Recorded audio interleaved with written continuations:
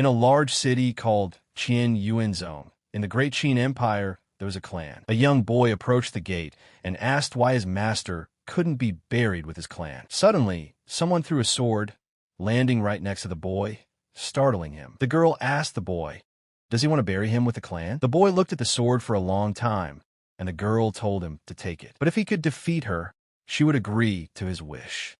This girl was called Ran Yushue, and she was an elder of the inner gate. The people nearby said, "How could someone like Chun Feng, who had his meridians blocked and couldn't cultivate at all, defeat Elder Ran?" The man said that if he were Chun Feng, he would have long forgotten the corpse of his useless master.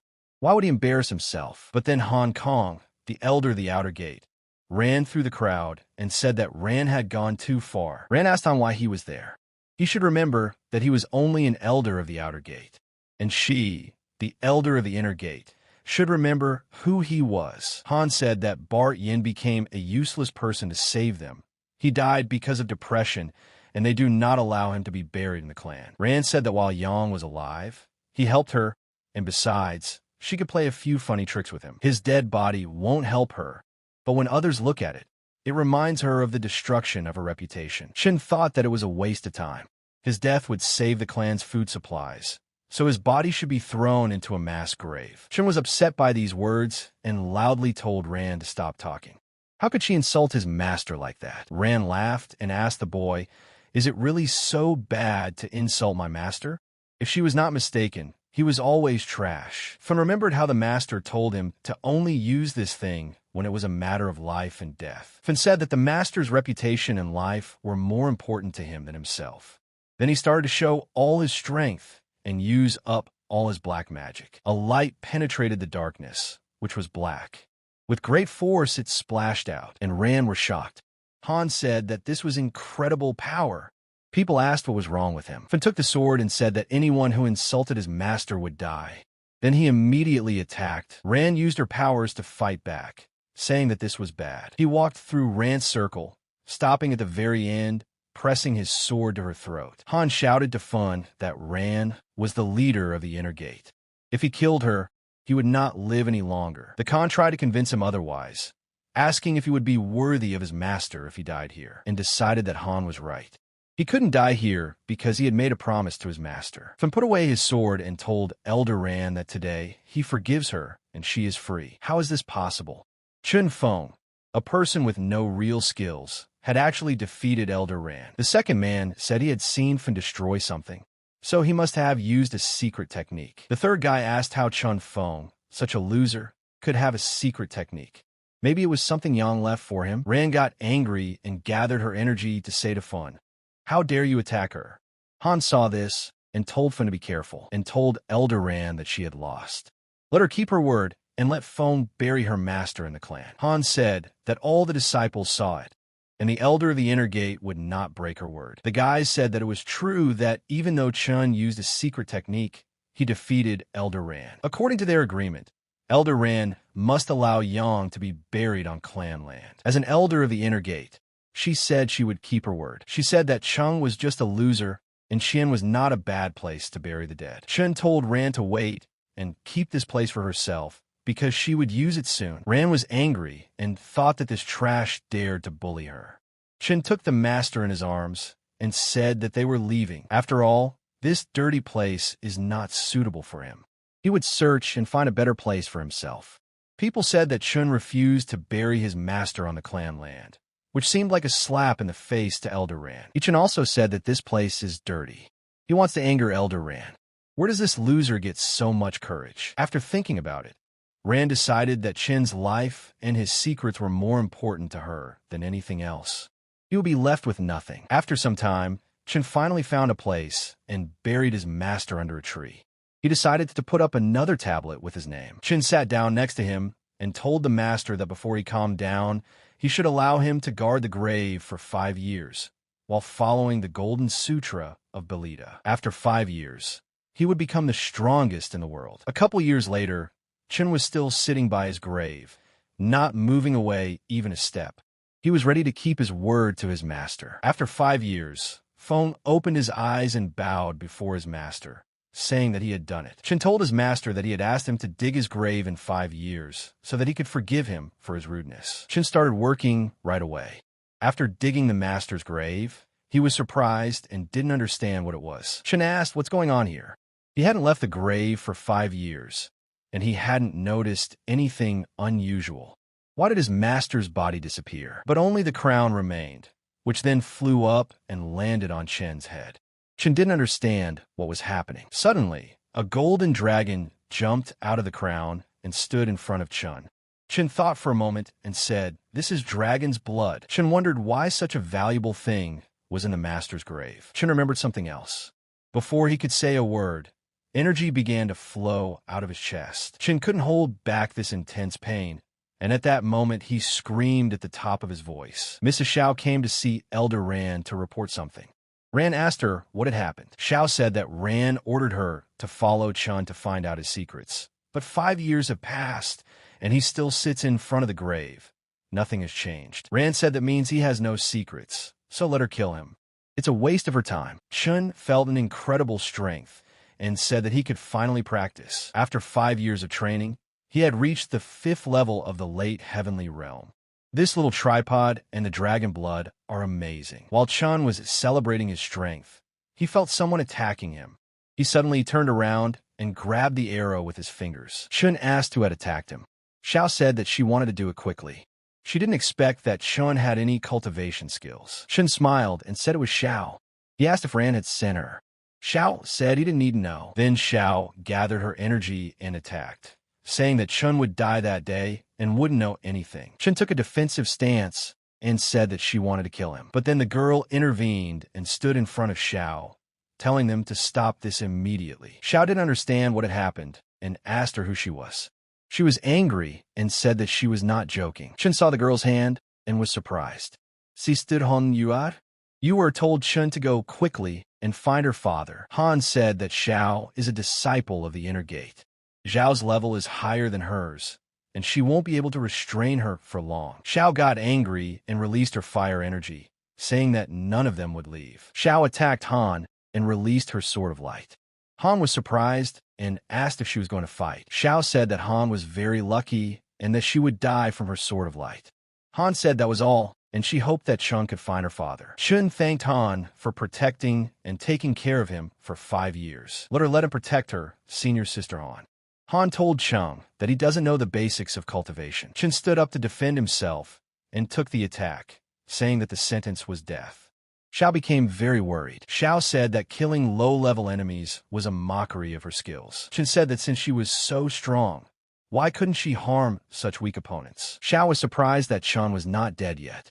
She thought that back then, he used a secret technique and was able to defeat her master. Could it be that he still had that secret ability? Chun asked Xiao if she had anything to say, but Xiao remained silent, unable to respond. Xiao decided that if Chun still had the artifact, he would know. She should let him give it to her, and perhaps he would let her go. If Chun didn't give it to her, she would let him go. But then Chun came up to her and punched her in the face.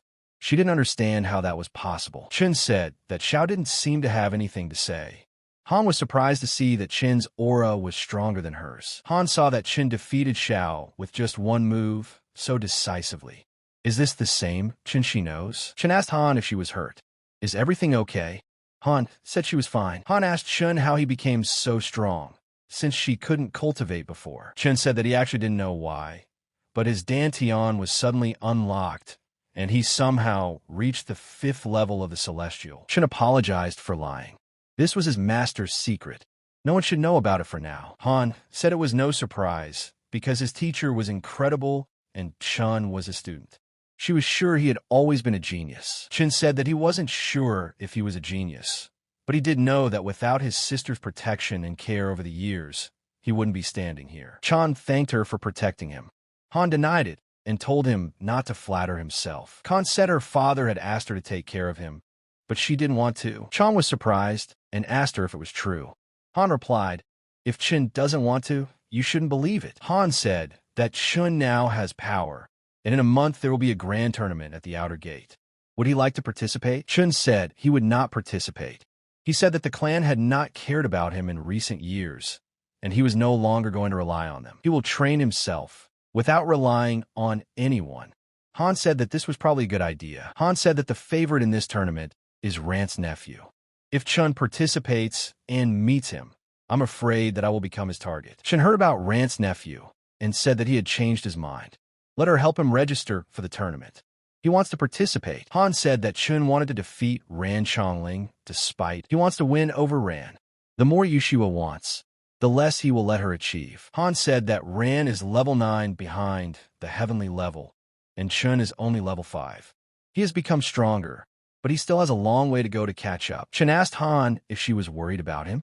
Han was embarrassed and said, who would worry about him anyway? Han said not to worry about him because she couldn't stop him and her father would be furious if he found out. Chun told her not to be afraid. He won't die. In 1 month, he will definitely become stronger than Chongling. Han turned around and, as she left, said that she needed to report to her father about her safety. Chun said that he was able to defeat Rand this time, but he was afraid that she would attack him again. He must become stronger as soon as possible. Chun came down and said that he needed to see if there were any items left. And then Chun looked at Xiao's clothes and found the awards and said that this was something incredible. That's 18 mid-grade spiritual stones and hundreds of low-grade spiritual stones. Of course, it's not bad for Rand student. Their family is rich, but these days, such items are quite cheap. Then Chun saw the scroll lying underneath her and wondered what it was. Opening the scroll, Chun said, this is a 3rd-level yellow technique. The Great Seal of Light. The Great Seal of Light allows you to transform energy into a golden hand seal.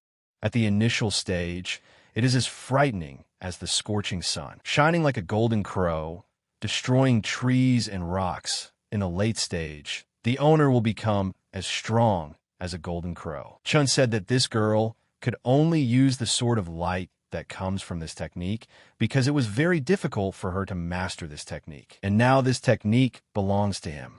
Even though it is a fragment, it will be enough to reach the 1st level of the Divine Gate. Chun raised his hand and told Jade Snow that he had sent him such a gift and would be thanked in the future. Chun said as he left that in a month at the tournament, he would make his master proud of him. The servant ran to Elder Rand and said that something was wrong. Sister Xiao's life mark was gone. Is Xiao's medallion broken? It must be a mistake. How could she lose to that loser's disciple, Yang? Rand said to send someone else. The servant said that Chan was no longer guarding the grave. He had entered the Green Forest Mountains. And they also learned that he had signed up for the grand tournament of all the clans. And then Rand thought. Rand said that this trash dares to participate in the grand tournament just because of the few secrets that Yin left him. He really doesn't know how to live. Rand picked up the jug and said that in that case, they would destroy in the great tournament. She ordered the servant to tell Lling that if he met Chun, he should not hold back. Rand took off her clothes and said that she had been preparing for this for so many years. If Lling won the tournament, she would be able to enter the secret place. Having descended into the water, she rested and said that the time had come to reap the fruits. Chun went to the Aomori Mountains and ran headlong, saying, "Something will never end." Didn't he take the plant from him? This animal has been chasing him all day and all night, and he still hasn't given up. If only he could swallow this white jade flower, he would be willing to fight to the death with him and the 6th-level celestial black blood snake. But now he doesn't have a chance. And then Chin saw a loophole and said, "They're in other monsters' territory. This is his chance." At this moment, Chan went to the other side of the beasts and said that he would be able to break away. As he approached the foreign territory, Chun saw that another beast had come out in front of him and stood guard. Chun said that he was finally here. 6th-tier Storm Wolf Demon. He was the same level as the Black Blood Snake. At the crucial moment, Chun managed to step aside, and the wolf released its powers, attacking the snake. During the battle, a huge explosion occurred. Seeing this, Chun stood in the bushes and said that this was his chance to absorb the white jade flower. At this moment, Chun noticed the resource and understood why the black blood snake was chasing him so madly. There is so much energy in this white jade flower.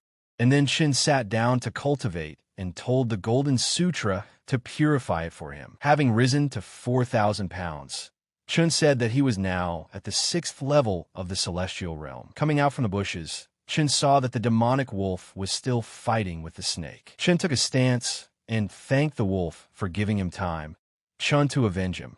May he rest in peace. Chun lifted his sleeves and approached the snake and said, "It's time to settle the score," and immediately pulled out his sword. Chun said that he was using 10,000 pounds of energy and immediately pointed a palm of light straight at the snake. After defeating the snake, Chun ordered the seal to be blocked. He said that the Great Seal of Light is truly incredible. But then the snake woke up, and Chun said that it had been chasing him for 3 days, and now it was time for revenge, and they will fight to the death. But then the snake began to run away, and Chun asked her where she was going. Chun didn't let it go unpunished, and said that the snake had been chasing him for 3 days and now wanted to run away. Having caught up with the snake, Chun used the palm of light, and in the battle, he said that the snake would try to eat him. After finally killing the snake, Chun said that the scales of this 6-tier monster were very thick and strong. It took more than one blow to kill it. Chun walked up to the wolf and stroked it, saying that it had avenged it and that it could now rest in peace. But then the wolf stood up, and Chun was surprised that he was still standing. But the wolf did not take his eyes off the cave, and Chun asked. When Chun went inside, he said that there was a whole litter of wolf cubs here. They had been hiding here all this time. But then the wolf cubs began to howl and attack him. He bit Chun on the hand and said that it seemed that they considered him an enemy. Chun grabbed them all and said that their mother died because of him, so now they will be with him. At this moment, Chun noticed a sneak attack. But before he could dodge, the arrow hit his face. Chun asked the guy if he was the one who sneak attacked him. The guy said that Chun dodged it quite cleverly. This guy was from the Aoki clan, and his name was Lling. He told Chun to give them the wolf cubs. Chun smiled and said, "What happens if he refuses?" and said that his master gets whatever he wants. Does Chun know who this master is? The servant said that he was Li, the only son of the Chinmu clan's inner gate elder, with a 6th level of cultivation. Chun said that this is the Chinmu clan, one of the 3 clans of Aomori and Qinyuan. The servant said that Chun now knows how good his master is. Chun put the cubs down and said he knew. The servant said that was great. He understood the situation he was in. Chun attacked them and told them they could go to hell. The servant didn't have time to say a word before he got punched in the face. Li was surprised and asked Chun how he dared to touch his man. Chun said that Li almost killed him and then wanted to take what was his, and he shouldn't have done it. Li said that he planned to leave Chun alone, but since he doesn't know how to behave, he'll have to teach him a good lesson. Chun also released his energy and asked Li if he thought he could teach him a lesson. Li said that Chun was also a 6th level celestial like him, but he was no match for him because he was invulnerable and counterattacked with the power of an iron fist. At this moment, Li was surprised that Chun had only held back his blow with one finger. How was that possible? Chun asked Li, "Is this what he calls invulnerability?" Li fell to the ground, and Chun said he was not worthy of it. Li stood up and wiped the blood and said, "How is this possible?" Chun attacked again and said, "How dare he call himself invincible with such skills?" Chun asked him if he had anything to say at the end. At that time, Li was shouting that his arm was very painful. Li said that he swears that if Chun lays a finger on him, the entire Aoki clan will hunt him down. How dare he say that? You can touch him with 5 fingers, and what will he do? But then his father ran up and shouted at Chun to stop. How dare he harm his son? He will be finished now, and the family too. Li screamed for Uncle Chien to help him. He told Chun to kneel down immediately and beg for mercy, and maybe he would let him go, and said that Li was going to die as his body fell to the ground. Chun said that he hated being threatened. Father Li, seeing his son fall, pulled out a whip and attacked, shouting that he would finish this guy. Chun didn't run away after seeing the man's attack, and decided to use the palm of light. Colliding with the whip, Chun was sent flying back. Uncle Chien of the Aoki clan said that the 6th level of the celestial realm could hardly stand up to his 8th level. Chien asked Chun what kind of technique he had. Let him give it to him, and perhaps he would suffer less. Let him pay with his life then. Chien said that he will make him tell then. Chun thinks that since he's not dead, he can stop him. Chun asked. Chun said of course. He cannot stop them now. Have they ever heard of palm falling from the sky? Chien asked, what kind of technique is this? And said that this was a technique that would kill him, and no one would see mercy from him. Chun rose into the air and began to talk about the palm of light, And when he reached the end, he released a huge palm from the sky. Chien lost his mind and did not understand what it was. How could it be so powerful? Chien knew that he couldn't resist such a force, but he decided to resist, but he didn't succeed. Chun said that they should now understand that this is a palm that fell from the sky. Chun took the wolf cubs and said that the Doki clan was hiding. Finds out about this. He's already taken the trophy, so it's time to get out of here. Li's father came to the scene of the crime and mourned his son's body. He asked who dared to kill his son. Aoki clan's Gao Xin saw that Li's eldest son had been killed. Even Uncle Quan, who was a level 8 celestial, was dead. So who dared to go against the Aoki clan? The elder of the Aoki clan told his son not to worry. He would definitely avenge him. The boy walked up to him and bowed, saying that he was listening to the order. The elder said that besides them, only the Kin Kong clan and the Chien clan can go to the Aomori Mountains. The person who killed his son must be from these two sects. He wants the names of those who trained in the mountains of Aomori. He doesn't care who he is. If he killed his son, he'll find him and break every bone in his body. Arriving at the shelter, Chun fed himself and the wolf cubs, but he told them to eat more slowly. Chun said that these little wolf cubs are incredibly voracious. They ate almost half of the entire black blood snake. It's good that there's a lot of meat this time. Chun started to sort through the rewards and said that there were dozens of medium-grade spiritual stones, hundreds of low-grade spiritual stones, and a mountain of golden tickets. The son of the Aoki clan elder is incredibly rich. This whip technique is useless to him, but he remembers how his older sister lacked a suitable whip technique, so he will give it to her when he returns. Chun said that now that he has enough resources, he can level up. First, he will absorb the crystal core of the black snake. Chun took one of the crystals and presented it to his head, telling Ran Chongling to get ready and wait for him. After 1 month in Qian, the great tournament of all clans finally begins. Today is the day when it will make its presence known. Chun has been waiting for this opportunity for 3 years. He wants to win and prove to everyone that he is better than them. Chun told his sister that he had hidden a lot of things from her before, but from today on, he would no longer hide anything. Then a guy came up to Han and shouted, "Is she the flower of the Qian clan?" He asked Han's sister, "Is she waiting for someone?" The guy said, "Interesting, she is waiting for her lover." He does not know who of them is so lucky, whose heart beats like this girl's. His heart hurts. But then a guy from the crowd said, "What a bastard stole his goddess. Come out. They will fight to the death." The girl approached Han and asked her who she was waiting for. After all, she was so modest, she could tell her. She must be waiting for Chonglin. Han started to smear her hands and said that this is not so. They're all wrong about this. The girl said that there is no need to deny. They all admire Brother Chongling, but Brother Chongling only looks at her. They are so jealous of her. The guy said that it meant she was waiting for Rant's brother. Okay, he understands. They don't have a chance against him. Khan said the tournament was about to start. Let's see who would have the last laugh.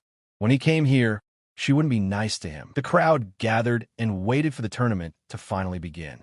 But one of the guys said that Brother Ran had arrived. And then the girl pushed Han in front of Ran and said that his beloved Chonglin was here. Han turned around and said no. They didn't understand her. Ran walked up to her and smiled and said, "Sister Yua?" Han was confused and pulled herself together and started walking towards Ran. The guys said that she denied it, and when she saw him, she was ready to jump towards him. Ran said that he had been courting her for a long time, and she had been avoiding him all the time. Now that she knows he will be the best in the tournament, Ran opened his arms, and people started saying that Ran wanted to hug her. He is definitely the best in the tournament, and he is also patronized by Zonghua himself. As soon as Han approached him, Ran thought she was going to hug him, but she passed by and pounced on Chun. Han told Chun why it took so long. Ran turned around and saw that she wasn't telling him that. Chun apologized to her and said that he had been so engrossed in training that he had lost track of time. The guys were all surprised that Han didn't wait for Chonglin. And that loser Chun. Han said that Chun would miss the tournament if he was late. Wouldn't he like to go straight to the tournament? Was she waiting for him here? Han pushed him and said, who was waiting for him anyway? Han said her father asked her to come and pick him up. She didn't want to come. Her father was waiting for him. He wanted to talk to him. Chun ran after her and told her to walk slower. Ran thought that she was really waiting for such a loser Chong, and they even openly flirted with each other. The boy said that brother Lling thought that Han wanted to hug him, and now he is so embarrassed. The good show ended there. Lling said in his head that Han was a bitch. How dare she disgrace him like that? Once he got her, he would play with her until he died. But his plan didn't end there. He said that he would watch Chun die in the tournament. The guy walked up to Lling and said why he let that loser steal his woman. His first fight will be with him. He will kill him to save his brother's face, Chui Jinshan said. Lling said that this was too easy a death. And then Chui was surprised and said that he admired him for his generosity. Lling said he would break all his bones and then kill him. Chui said his cruel attitude towards his enemies is like a harsh winter. He will learn a lesson from it. Lling told Chui not to let him down. Chui said after Lling left that he was so damn cruel. He would have to suck up to him. He couldn't hurt him yet. Teacher Han met the boys and said that Chun had returned. He asked Chun how his training was.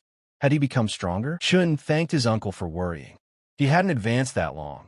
He was now at the 6th level of the Celestial. Chun thought that he could quickly level up before, but this time he tried to lay a solid foundation. But his real strength is comparable to the 9th level. Han said that if it was level 6, it would be a little difficult for them to get into the top 10.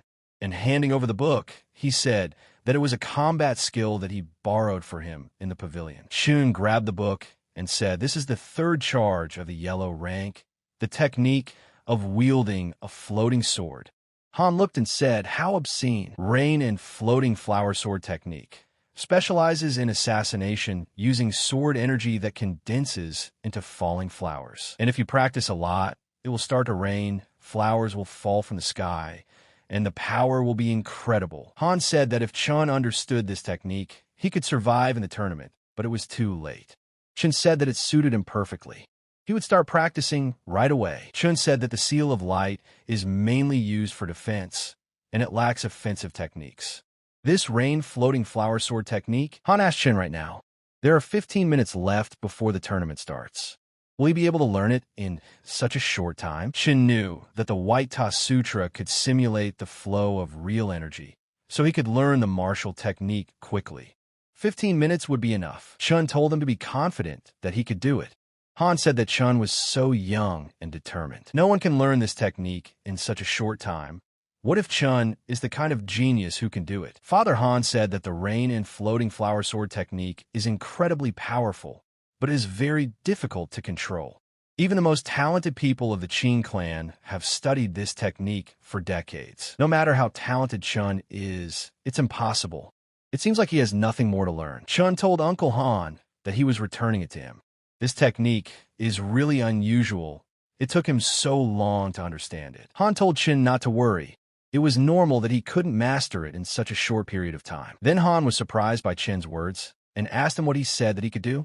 Chun said that he wanted to achieve mastery, but he had no time at all. Chun took out a book and told Sister Han that he knew this technique. Try it. Maybe she could use it too. Han picked up the book and said, "This is a yellow rank technique. She was just missing a suitable whip technique. Thank you very much, Chun." Chun said he was glad he could help his older sister. Han said that even if he had a conscience, he would still think of her. Chun told his uncle and sister that his first fight was about to begin. Han said goodbye to him and wished him luck. Han thought that Chun mastered the sword technique in 15 minutes. How talented he is. It seems that Mr. Yang has an incredible student. Han told her father that she always said that Feng was a genius. She had good taste. Her father said that her daughter had a good eye for guys. Han was embarrassed and said what her father was talking about. It's just that Chun is like a younger brother to her. Han said she didn't care. She was going to watch the tournament. Her father told her that Feng's fight was on the other side. Han said who said she was going to watch Chen's fight. The boys shouted that Brother Duan would win. The road to victory would be long, but he would become a champion. The referee said that the first fight of the 15th Grand Tournament will begin right now. Please, Chui and Chun, begin the fight. When people entered the ring, they said that in the first round, Chui's opponent was such trash as Chun. He was definitely dead. The guy said it right. Brother Chui has copper skin, iron bones, and his whole body is invulnerable. Chun won't be able to even scratch him. He will either die or be seriously injured. As he walked up the stairs, Chun told the master that he was finally standing here. He would be watching him, right? The leader asked Elder Han, did he come to see his fight? It's a pity that Chin's opponent is one of his disciples. The first round will end quickly. He really had no luck. Han told Elder Sun not to get ahead of himself. Sun said that everyone in their clan knows that Chun is as useless as his master. If Chin defeats his disciple, he will eat shit right away. Han told him that it is better not to eat today and also not to forget to empty his stomach, and said in a confident voice that they would see if Elder Han's words were true. The referee said the tournament was officially starting. Chui told Chun that he was unlucky to meet him, who asked him to bully Lling. If Chun fell to his knees right now and begged, he would suffer less when he broke his bones. Chin said that it turns out that Chui is Ling's 6.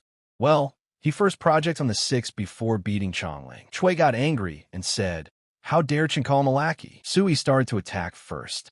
The boys were happy about it, seeing Sui's famous technique. This is a killer blow, and it will all be over. Chun stood there and told the master that it was time to clear his name. And then he attacked and started laughing. He said that this round will end. Elderan, I'm sorry, but he's not going to eat shit today. Han told Elder Sand that he had better take a closer look at the situation. Chun said that his Iron Mountain muscles were very strong, but he himself was too slow. And then Chui fell in front of everyone. Sun stood up and couldn't believe it. How Chun defeated Chui with one move. The referee said the round was over. Chun said to the master, did he see? He has become much stronger than before. And now everyone will answer. The guys were surprised and said that Chun defeated the famous Chui with one blow. Isn't Chun just an ordinary loser? Chun said that this was his first step. Let them wait for the most important thing. Elder Ran said that Chun had a bold look and, unexpectedly, the little ant grew up. How could this happen? Chun is trash. How could he defeat Chui Iron Rock? How is this even possible? Han told Elder Chong that he was so insightful. Since he said the round was over, it really was over. Sun said that Chun must have been lucky, and this victory over his disciple was a mistake. Next time he won't be so lucky. Han told Elder Sun to stay. Han said he heard Sun said that if Chun wins, he'll eat shit. He's not going to break his promise publicly. And then San turned around and started pointing at Han. The daughter told her father to just forget it. If Elder San did this in public, how would he be able to look people in the eye? Han asked San, what is it? The most important thing is to be able to keep your word, otherwise it will be bad in the future. He does this for the benefit of Elder San. But then Han said that recently, he couldn't find a yellow level technique, and he was a little worried. If only he had one of those techniques on hand. He could definitely pretend he hadn't heard anything. Sun threw a book at his feet and said it was about 3rd level yellow martial arts. And now he was leaving. Han picked up the trophy and said that they got a martial arts book for literally nothing. Han told her father that her daughter was ready to cooperate. Han's daughter said that it was her daughter's turn. She was ready. And Chun, she couldn't lose. Chin was surprised because he had never seen such a competitive spirit in her. The judge said that the second round of the 37th Great Tournament begins. Opponents Chun and Pan. Sun was nervous and said that if Chun won again, he would eat shit on the spot. Han was surprised and asked him what he said. Han said that Elder Sun had decided to try his luck again. Sun said that he did not think that Chun would continue to win. And then the judge says at the top of his voice that contestant Chin wins. He goes to the next round and told Elder San that this was a yellow level pill. Chin said that today he still hasn't met a worthy opponent. The guy said that everyone should look at Chun. He's incredible. The guy said that Chun is out of this world. He is so strong. He won both rounds with one move. Today, Chun is the brightest star of the tournament. Chun was embarrassed and said that he was not yet used to such attention. The girls told him that they were delighted with the way he behaved. But can senior brother Chin come to someone's room tonight and give them some advice on their cultivation skills? And the Long family also wants to talk to senior brother Chun. Let the girls let him pass. The girls said they'd rather get sunstroke than agree to another day. Chin started getting angry and saying that these girls were more trouble than his opponents. But then Han saw Chun and asked what he was doing. Chun asked Han, did she finish? Han said that she finished, but she saw that he was busy. Han said, well, if Chun is so busy, he will go first. And then Chun ran and told her to wait for him. Chun told his sister that he had some things to do, so he would go. The girls said that they would wait for him tonight. Han told him to catch up. She thought he couldn't even now. Chin said it was a misunderstanding. He was looking for her and ended up getting blocked, but luckily she saved him. Han asked Chun if it was true. He looked happy. His eyes were looking at their chests. Chun said it wasn't true. Han said that Chun was a pervert. Chun fell to his knees and told his sister that he didn't mean it that way. Han told him to calm down since he was panicking so much. Did he really win the second round? Chun said yes. Did his sister see? Han said once he wins, he wins. The whip just won't hold up any longer. It will break soon. Should we do something about it for the next round? Chun told his sister. He saw many shops in the Whitestone City. Chun said that he could buy a suitable new whip. Han was surprised and asked if he really did that. Han said that the new one would be better than the expensive one, right? Her father paid a lot for this whip.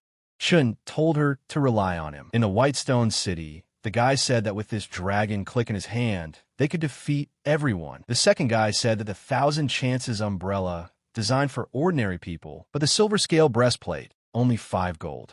First come, first served. Let them look and check. Han arrived at the market and was surprised and said that there were a lot of people here.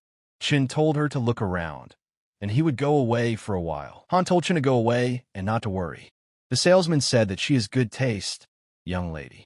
These are the best pearls in the world. Chun said that it seemed like she liked shopping. In the meantime, he would exchange the materials he found in the monster forest and buy more things for his sister. The salesman asked Chun how he could help him. Chun asked him if he accepted monster materials. Han grabbed the ball and said that it was also good. She was ready to buy it, but she could not afford it. And then the seller from behind asked her. She turned around and was surprised. Xiao said, if she wants something, this brother can buy it for her. Han said she didn't know them.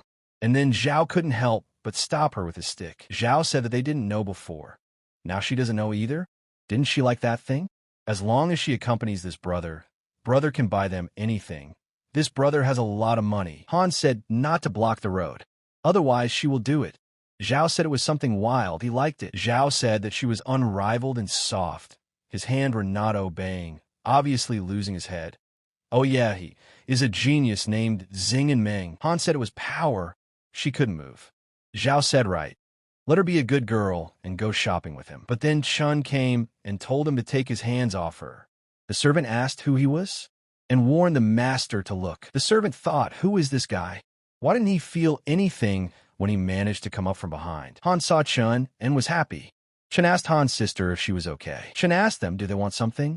If not, let them leave immediately. Xiao thought about it and said, how dare he chase him away? He will break his shoulder. Chun told his sister that it was time for them to go. But as he was leaving, Xiao wanted to attack, but Chun managed to react and attacked in return. Chun told that guy to watch where he's going. Xiao said, everyone go and kill him. He wants to see him dead. The servant told the master that it would not be easy to kill him in front of everyone, but do not worry. He will not leave the city of Whitestone alive. Chun said to the elder sister, is she worried about the younger brother? Han said Chun was too confident. She was just worried that if he became disabled, she would have to look after him forever. Chun said that it meant that if he were injured, he could rely on his elder sister for the rest of his life. Han said she wouldn't want to. Chun said she didn't want him to get hurt or didn't want to take care of him. Han said she didn't want to talk to him. Chun said he should buy a new whip to make her happy. Han said Chun was such a chatterbox. At that moment, they both stopped, and Han asked what it was. Chun said it was 500-year-old aconite. It was harder than iron and very flexible. A great choice for a whip. Chun told his sister that they were so lucky today. With a black gold vine, it would be a great whip. Han said it must be expensive. Chun asked the seller how much this vine was worth. The seller said 300 mid-level spiritual stones, but he only accepts in exchange for items. The seller said that if the guy offered an item at a price higher than the price of the vine, Han said 300 mid-level spiritual stones? That's too expensive. Let Chun forget about it. And then Chun reached for the money as someone threw the thing and said that he was buying it. He said that he was exchanging this crystal for it. The seller saw the ball and said that it was a crystal of a 5-level monster. Of course, he agreed to his conditions. Chong said that he did not dare to let Chun get what he wanted. The seller told Chong that the black vine was his. Chun said to wait. The salesman, the first to be served, should be the one who came first. The seller said correctly. The first one to be served is the one who arrived first, but it also depends on who offers more. If Chun can offer something more valuable than this crystal core, then this product is theirs. Zhang started laughing and asked Chun, "He has nothing to offer, right? He doesn't look like someone who could defeat even a level 5 beast. And it doesn't matter, because he won't get it. But if he lets him keep his sister company, he'll give him that whip." Khan said he's a shameless scoundrel. Chun got angry and put his hand on his shoulder and said that he felt sorry for him for the first time, but he was still looking for death, so don't blame him for it. Zhang was scared and asked what he wanted. He just suggested it, and if Chun was against it. Han told Chun that it was time for them to go, and she didn't need that vine. Chun asked her why not. She knew that she couldn't let Chun be a laughingstock because of her. Chun put the reward on the table and asked the shopkeeper, "Is this enough?" And then they were all surprised. It was the fong of a black blood snake. Zhang asked, "So what? Isn't it just a broken fong? Can it compare to his crystal core?" The seller said that this black blood snake is a level 6 monster, and its fong is very strong. It can be smelted and carved into bone weapons. How did he come to have such an expensive material? As a representative of the inner gate, Ming, they don't have such materials in their territory. Chun told the shopkeeper that this poison fong is more than enough for this black vine, right? The shopkeeper said that he had already packed it for him. The seller said that if the guy thought it was not enough, he could choose any other product. Chun looked closely and said that he would take this iron. The seller, having sold everything, said, "What an idiot, chose a useless piece of iron. On this, he was able to make a lot of money." Zhang got angry and said, "How dare the guy hit him in the face twice? He will kill him." The servant told him not to worry. He will be killed as soon as he leaves the city. Zhang told the servant to leave this guy alive. He wants the guy to see how he will play with his sister. Chun thought that when he saw this iron, the dragon blood in his body began to boil. He doesn't know what it is, but it is something unusual that can affect the blood. Han asked Chun if he was okay. Chun said he was fine. He just thought they were very lucky, and when they come back, let her ask Uncle Khan to work on her whip, then she will have a new whip. Chun told his sister to put her things away. They had guests. Han asked what are the guests, and said it was that guy again. Zhang said he finally caught up with him. He thinks he was not expected. Zhang said they will see how he speaks when all his bones are broken. The servant told the boy that no one dares to insult their young master, and now his time has come. The servant decided to use his powerful Vajra palm to attack. But Chun was not afraid and stood his ground, and said that the Vajra palm is the best skill of the Xinjiang clan. It is unstoppable and indestructible, and the guy deserves to die from it. Chun asked, "Cool technique? This one? Is that all?" He'll show them the real technique. Chun also used his palm seal and slashed it towards the servant who attacked him. Zhang asked, "What is this?" The servant could not withstand such force and broke all his fingers. He asked how this was possible. Chun said that the light from the firefly was worth the moon itself. Zhang fell to his knees and said that it was impossible. How could it be so strong? He provoked them so many times before, it was already worth a death sentence. Zhang said that he didn't dare to kill him. His elder brother was the best martial artist of the outer gate of Xinjiang, Xiao Sanshan. Han asked, "What is Xiao Sanshan?" "Someone who has reached the 9th level of the Celestial." Zhang said that now they know that his older brother is invincible, right? And now that the boy is scared, let him kneel down and beg his forgiveness and let him be with his sister. Perhaps then he will leave him unharmed. Chun grabbed his head and asked why people always lose control of themselves in this situation. Han told Xiao that if they kill Brother Xiao, they would be in big trouble. Chun told his sister not to worry. He was going to meet him anyway. Han asked Chun, had he already reached the 9th level? Han thought that Chun's strength had increased so much. She felt safe. Chun asked her why she was blushing. Han said that maybe she was just nervous. They needed to remove the body and return to their clan. Chun told his sister that he thought that the brother of the best martial artist of the Xinjiang clan must have many good things. At the gate of Xinjiang, the crystal that showed Zhanggua's life indicators suddenly broke unexpectedly. The guy who was training saw that the life map was broken. Did they kill this trash? The guy said that in any case, it was disrespectful to Xiao Sanshan. After all, he was also his brother. But he wanted to see the one who dared to kill people from his clan.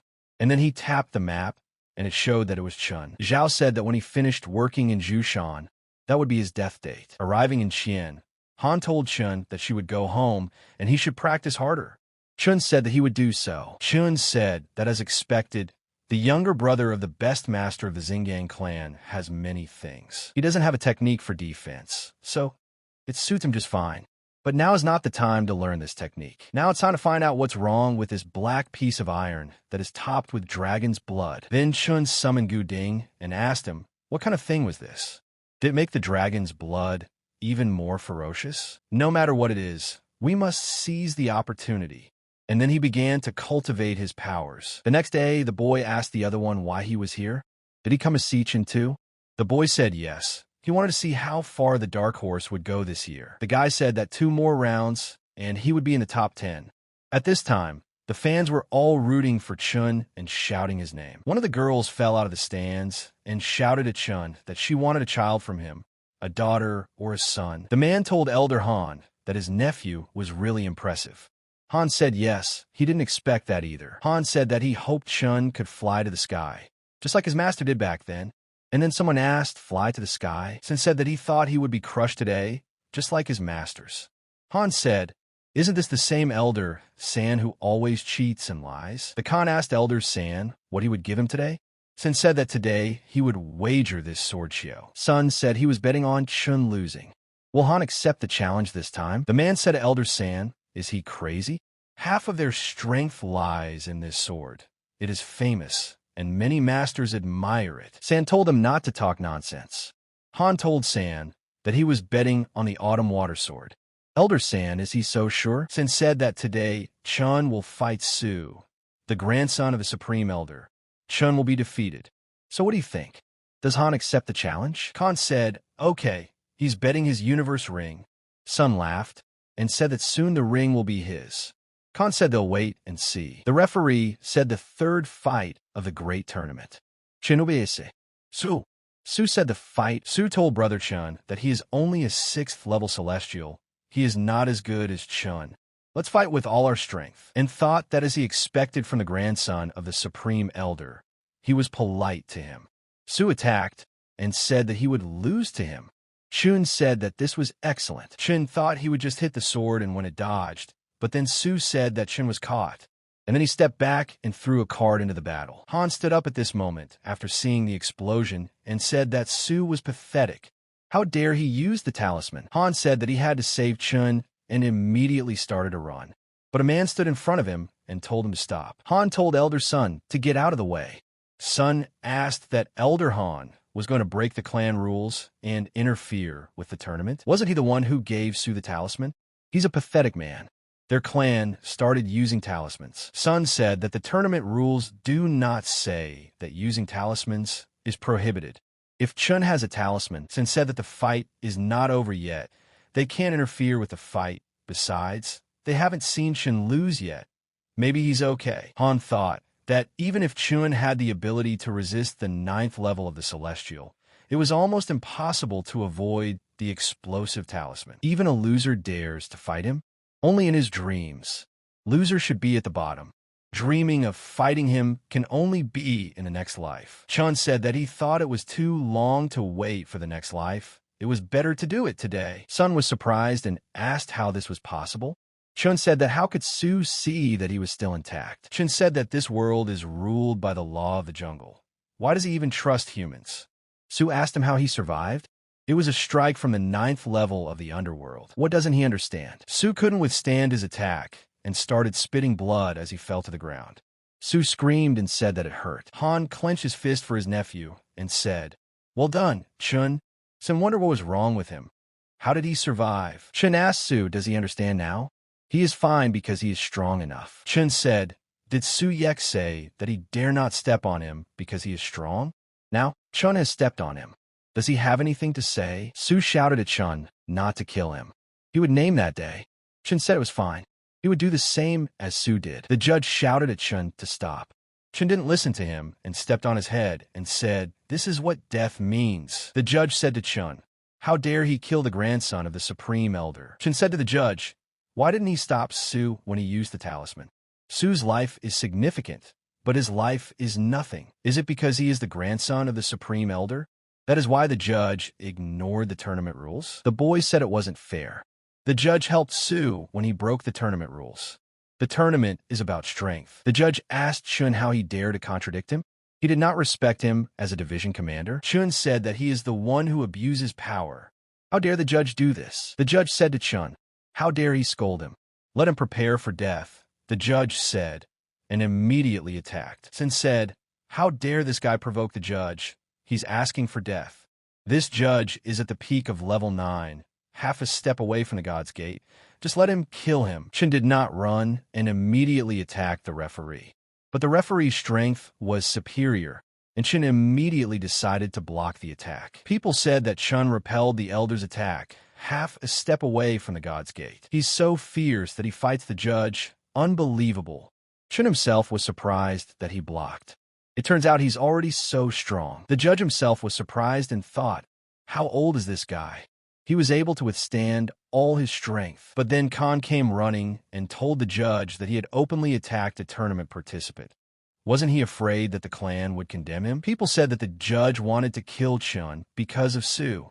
Just because Su is the grandson of the Supreme Elder. The judge told Chun that he would forgive him today. But when the Supreme Elder returned, he would be finished. Chun heard these words and told the judge to wait. The judge asked what else he wanted. Chun said that he tried so hard to please the Supreme Elder that he had already forgotten his job as a judge. He hasn't announced the result of the fight yet. The judge said Chun won, and he goes to the next round. Chun raised his hand and said he won. At this time, 3 people were watching the tournament, and the guy asked, is this Yang Qingyu's disciple? The second guy said yes. He couldn't practice before because his dantian was blocked. Chun Gyun said that he didn't expect that he would raise his level to the inner gate in a couple of years. Is his power related to Yang? This guy's name was Xiao Bufan, the head of the Qian clan. Xiao asked Yushua what she thought about it. Yushua said it didn't matter. He was on his way to Chongling. Yushua told the clan leader that she had business to attend to, so she was leaving them. Chun Gyun told the leader that this guy had killed Su, the elder's grandson, and when would he return if he was unwell? Bufan said that this guy is an excellent disciple. Let Chun try to protect him. Is he badly injured? Chun said that he was slightly scratched, but everything is fine. Fortunately, he reached the 7th level of the Celestial yesterday, and it was thanks to that black piece of iron. The next battle is about to begin, and if he needs a sword for the rain-blooming flower technique, he will give him a great sword. Chun asked his uncle, does he use a sword? Where did he get such a good sword? Khan said that he didn't have it, but someone else did. At that time, San said that Khan couldn't see him and wanted to hide. Han asked Elder San where he was going. Although it doesn't matter, he won't go back on his word, right? San asked him what he was talking about. He was talking about eating his own. No problem.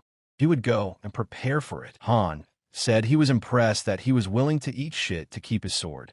Chun said he thought Sun was not the type to keep his word, but if he said so, Sin said that he admits defeat. This sword Xiao Shui is now his. Han thanked him for his help these days. Han told Sun that if his nephew were making it into the top 10, it would be partly his doing. Chun thanked him too, bowing. Han hugged his nephew and asked how he liked the sword. Chun said that he was sure. Uncle, it was reliable. Han said that he hoped that this sword would help him when the next fight. Chun said that he would try to live up to his expectations. Chun said that for the sake of Han and Sister Uer and his master, he would definitely win this tournament, because his next opponent would be Lling. He asked him if he had washed his neck. Lling said that this was unexpected. Such a small worm. How could he climb to such a level? Okay, let him personally bring it back. Lling said that he had been waiting for this day for a long time. Chun said that he had also been waiting for this day for a long time. But then Uer ran up and told Chun that she heard that he was injured. How is he feeling now? Chun said he was fine. It wouldn't affect the next fight. Uer hugged him and wouldn't let go. Uer said that Chun doesn't look unharmed, and he says he's fine. He's bleeding. Uer said that she would prefer him to quit this tournament if something happened to him. Chun asked his sister if he was that important to her. Uer turned away and said that she didn't want him to die because of this tournament. Chun told Uer that he was fine, because he didn't want to see her sad. Chun said that he ran. Let her wait for news of his victory. Uer stopped him and told him to wait. Chun asked her what was wrong. Uer immediately kissed him. People said their flower kissed Sin. It's amazing. The guy said he wants to die. This is the goddess he loves. Uer told Chun that she would wait for him. But before Chun could say a word to her, he immediately turned red. That Chun was returning to the tournament, and she was leaving, and she was angry at herself. How dare she do this in front of everyone? The guy said it was so romantic to kiss in public. He wants that kind of love too. He's ready to participate in the tournament too. Chun said that his elder sister kissed him. They all saw it. Their goddess kissed him. Lling was angry that she kissed Chun in his presence. When he kills Chun and then moves on to her, the judge asked the boys if they were ready.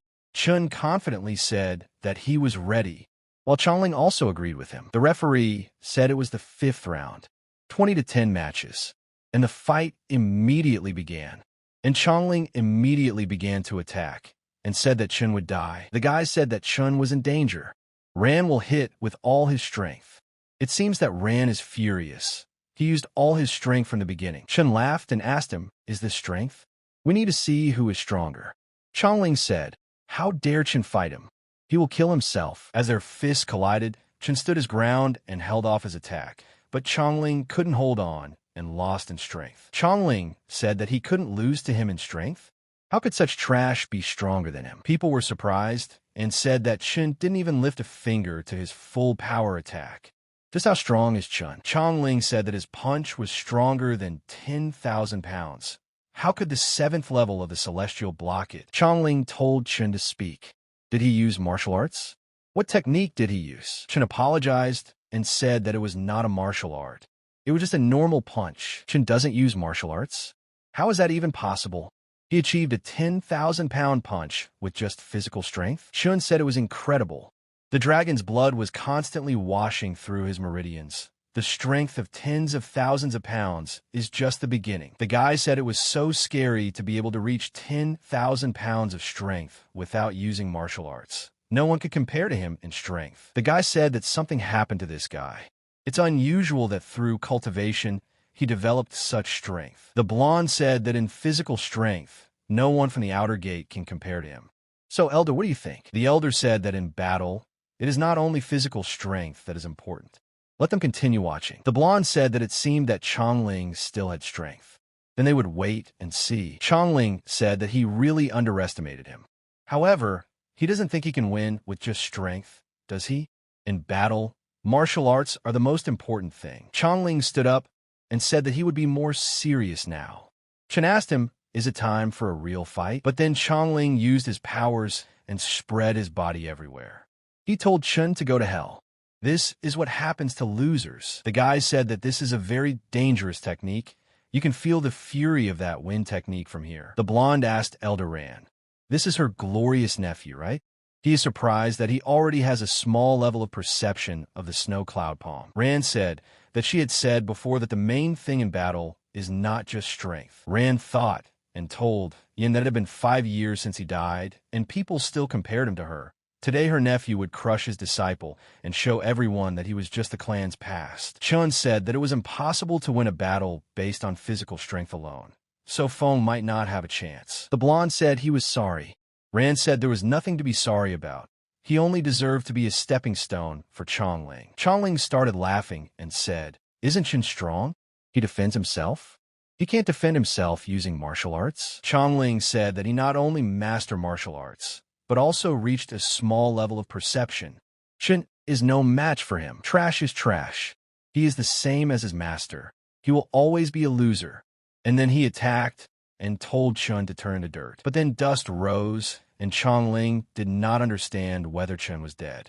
At that moment, he held his hand and Chun cut it. Chun said that he was very disappointed in what he had just done. And then Ran was surprised too. How could Chun defeat his snow-piercing palm? It actually hit the target. Chun said that it was because the level of his martial art had reached the perfect state. Lling was surprised and said that it was impossible. Ran said that this brat must be bluffing.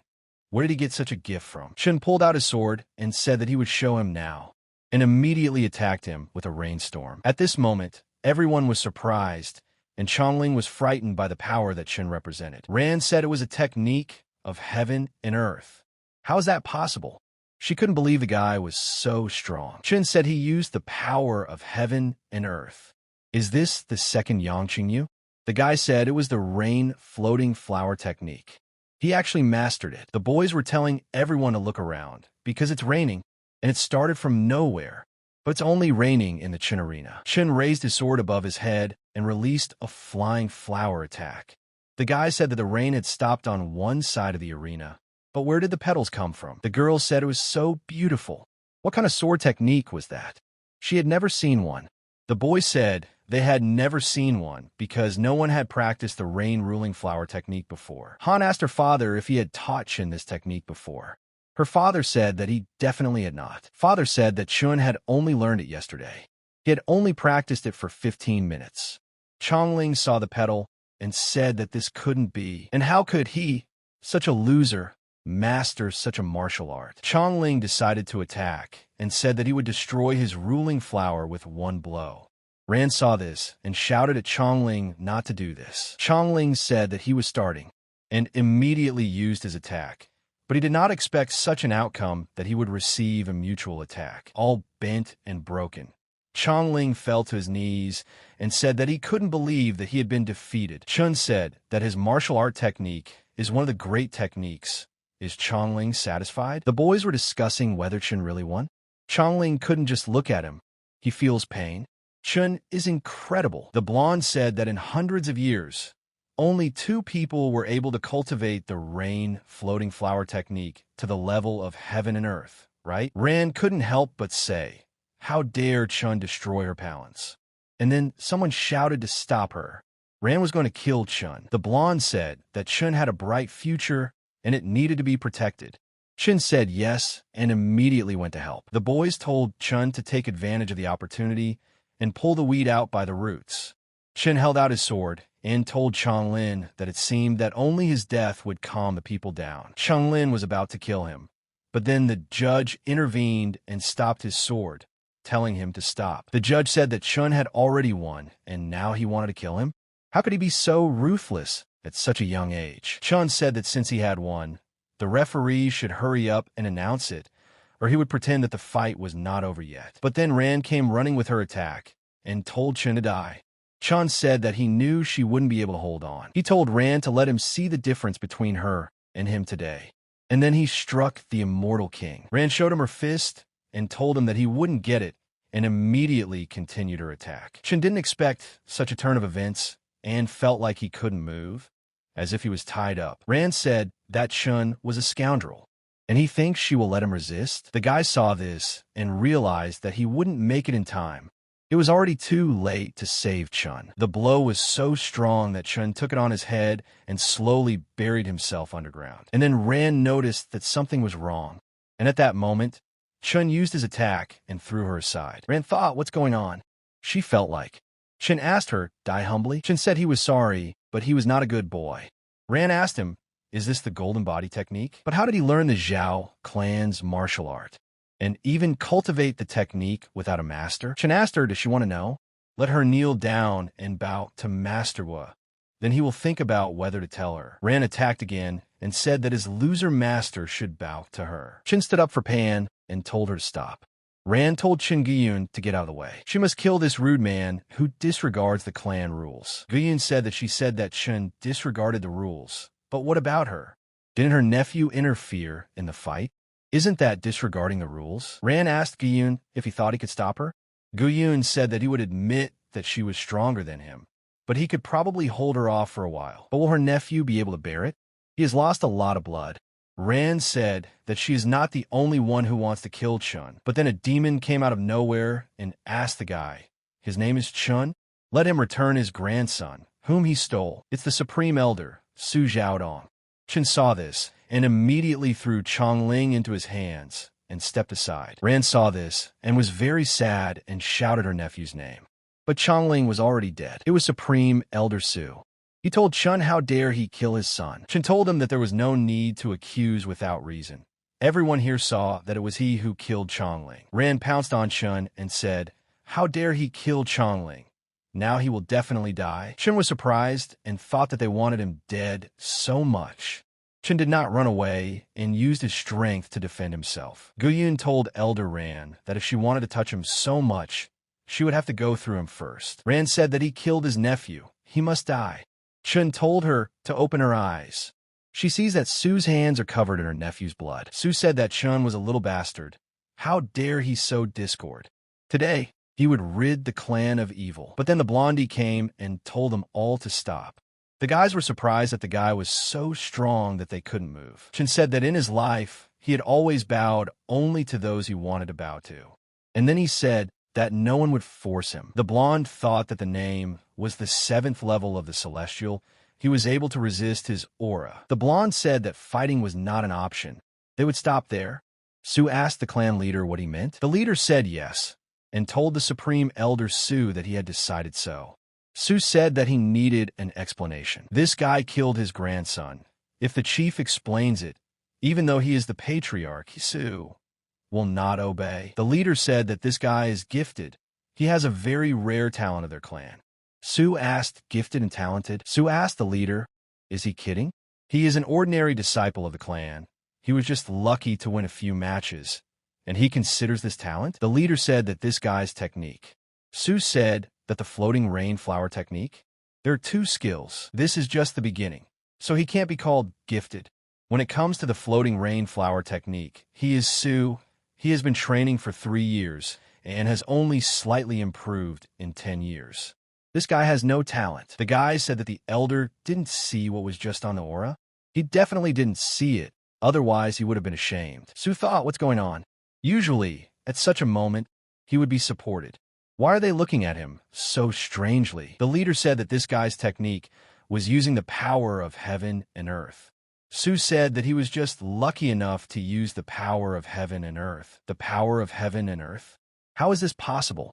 Gyun said that tens of thousands of disciples here have seen it with their own eyes. So it is still possible? Su said that using the powers of heaven and earth at the level of the underworld. The leader said that this meant that there was a new disciple of the Tianhe kingdom in their Qian clan. The leader told Elder Su that he said that Chun was very talented. Are there any more questions? The leader said to Elder Ran, she still insists on killing Chun for the future of their clan. Ran asked the master, did her nephew die in vain? The master said that Chong, Lling, and Xiao were weak, having stepped onto the path of cultivation. They had to be mentally prepared. If in the arena, Chongding was the one who killed Chun, would they kill Ran Chongling to avenge Chun? Ran was indignant and said that if this bastard. And then the head looked at her sternly, and then she fell silent. The leader told the elder that they all knew why Master Chun was badly injured and why he died. They have no regrets for the loss of their brother, Ian. I'm afraid with this attitude their clan has no future. Ran said that she understood and agreed with him. The leader said that as expected, Yang taught them good manners. The chief told the judge that he could announce the result. The judge said that the winner of the 5th round of the Great Horizontal Bar is Chun Foam. People were shouting that Chun was in the top 10. It was very difficult for him. The judges wanted to kill him.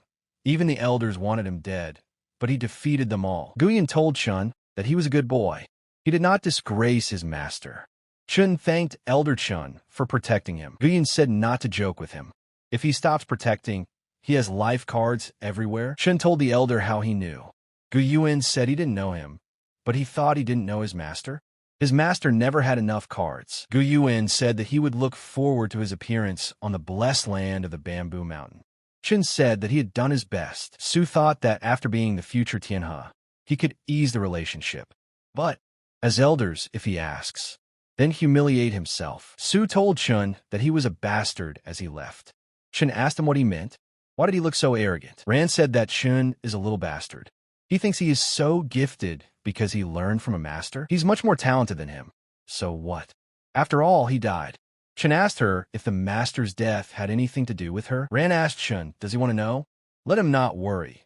She will reunite him with the master. Chun told Ran that if she killed him, he would personally kill her in front of his master's grave. That Chun had won. He had entered the top 10 and had been admitted to the blessed land of the Bamboo Mountain. Han told her father that he had only taken a few steps. They had to meet Chin Feng. Father told her to look how happy she was. Khan became embarrassed. Han kept telling herself that she wasn't happy. She had to calm down. Chin couldn't think that she was worried about him. Chin ran to them and told his uncle and sister that he had won. He had been admitted to the blessed land of the Bamboo Mountain. Han saw Chin running towards them, so all she had to do was be restrained. Chin shouted to his sister that he had arrived, but then he didn't notice something flying towards him and immediately fell to the ground from the impact. The girl climbed on top of him and said that he recently used the golden body technique Is it possible to be completely hard? The younger sister wants to study. Chun told the younger sister that another day, another time. They can't do it so soon. The girl started stroking him and asked why he didn't come then, when she had been waiting for him all day. He didn't even train with her. He's so strong now, they can go 300 rounds. The girl told Chun that he must be tired after the fight. Maybe she could give him a relaxing massage. Chun told the girls that they had so much time ahead of them. But at that moment, Han was very angry about what was happening. Han said that this group of goblins were seducing Chun right in front of her again, without any shame. Han yelled at Chun to get his ass out of here, and Chun came running to her. Chun told her that he came as soon as she called. He is a good boy, isn't he? Han told him not to smile like that. Father Han said it was good to be young. It reminded him of his passion when he had 3 meals a day. All 3 girls struck a pose and told Brother Chun that their door was always open to him. Han told Chun that the girls invited him. Isn't he happy? Chun said that his heart is occupied by only one person. That's her sister. Han said it was too much. She was leaving. Chun told her to wait for him.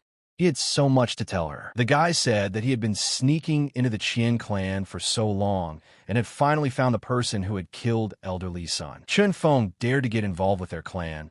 He would be buried in the blessed land of the Bamboo Mountain. Father came into the room and apologized for the long wait. He said that this was the last dish, farewell chicken. Chun said, what a great dish. Thanks to Uncle Han for making it himself. He loves chicken and he loves noodles. Chun told his sister she likes noodles. He will cook it. Han asked, who said she will eat his noodles. No, it will not taste good. Han's father told Chun that her daughter was just stubborn.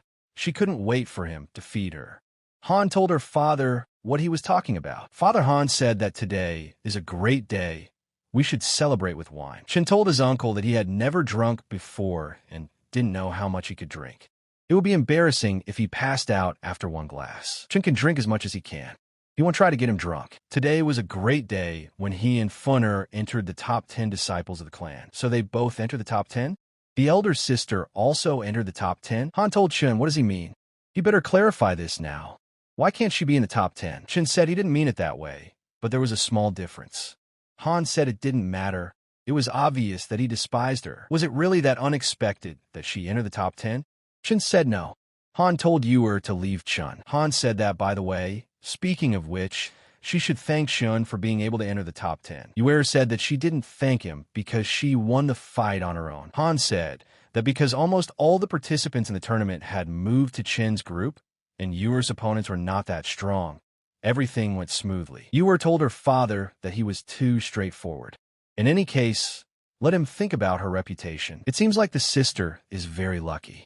Uer said that this was an offensive answer from a straightforward person. Uer asked, is it really? Is it because of her punch?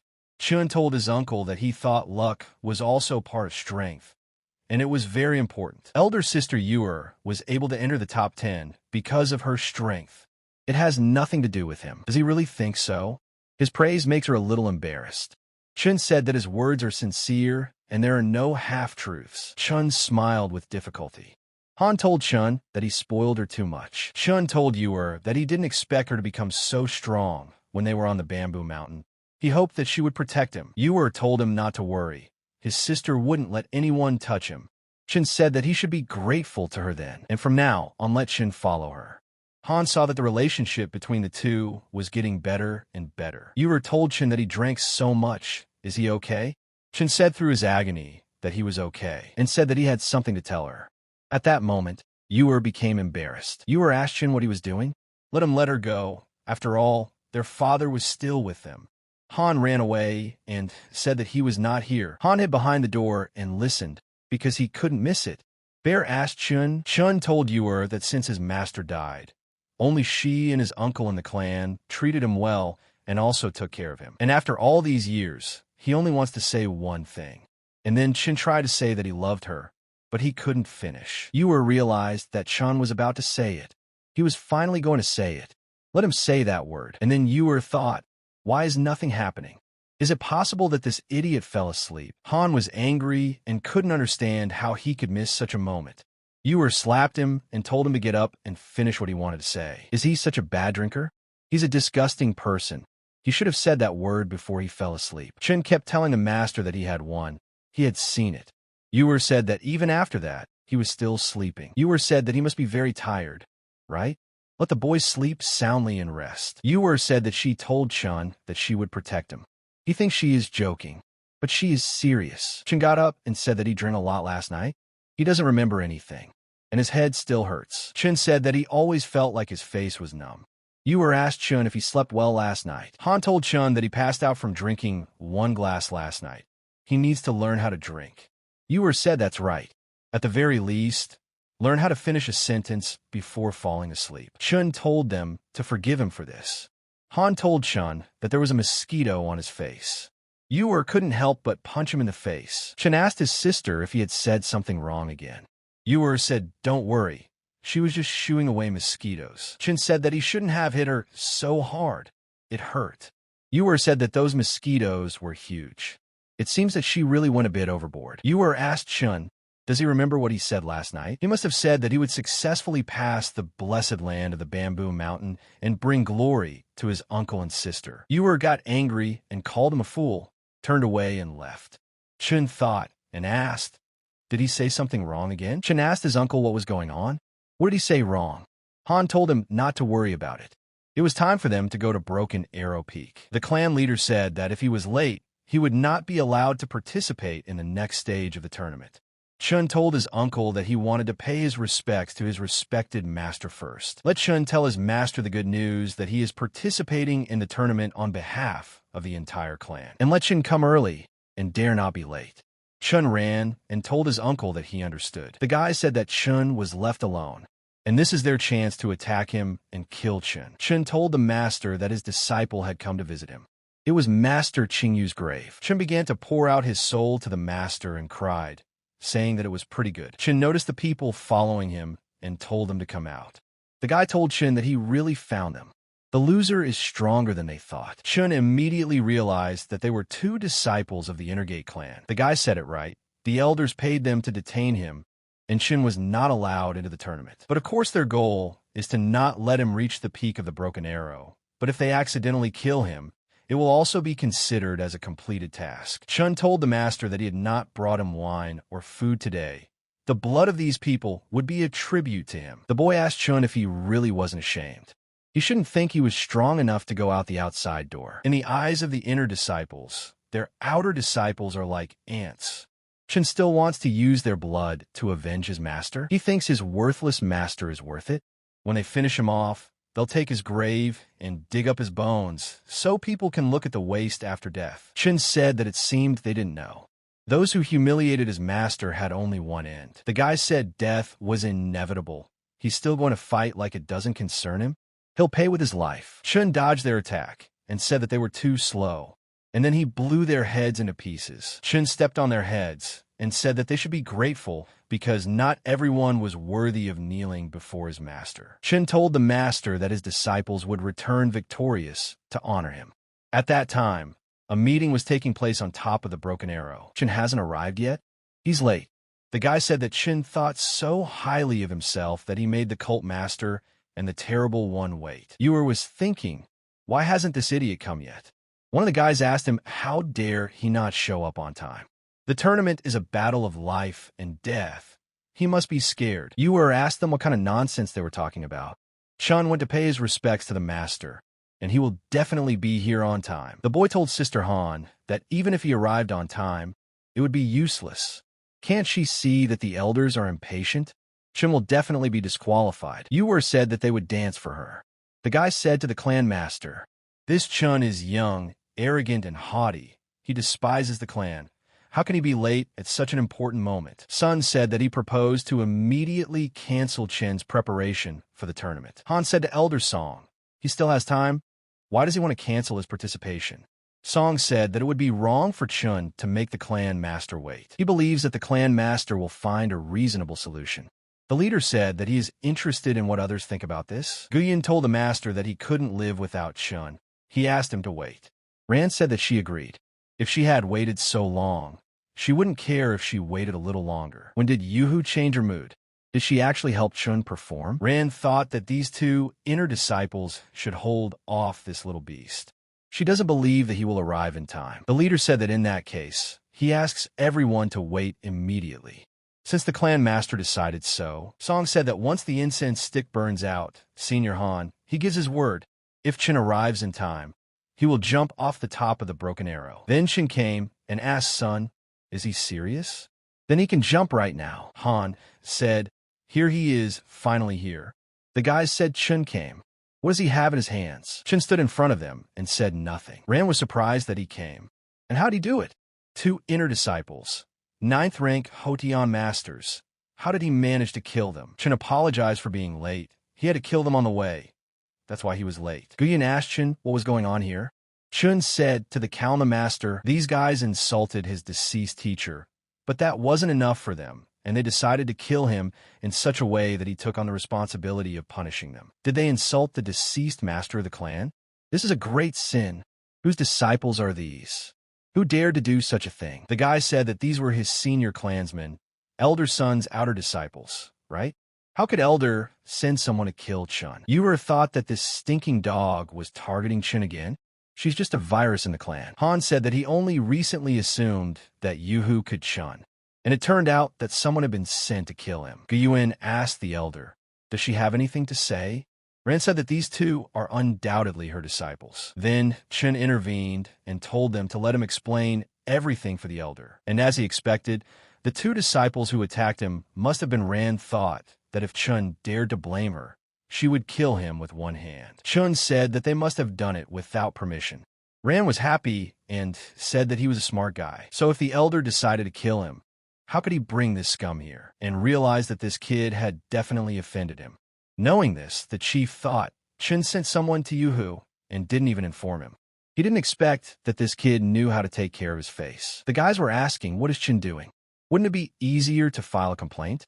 That's the best way to make Yuhu look disgusting. Chun said that no matter what, 2 of their disciples had violated the clan's rules. They had brought shame on the clan with their actions, and the disciples had provided for themselves by acting without the master's permission. Chun said that he hoped that the elders would not blame him.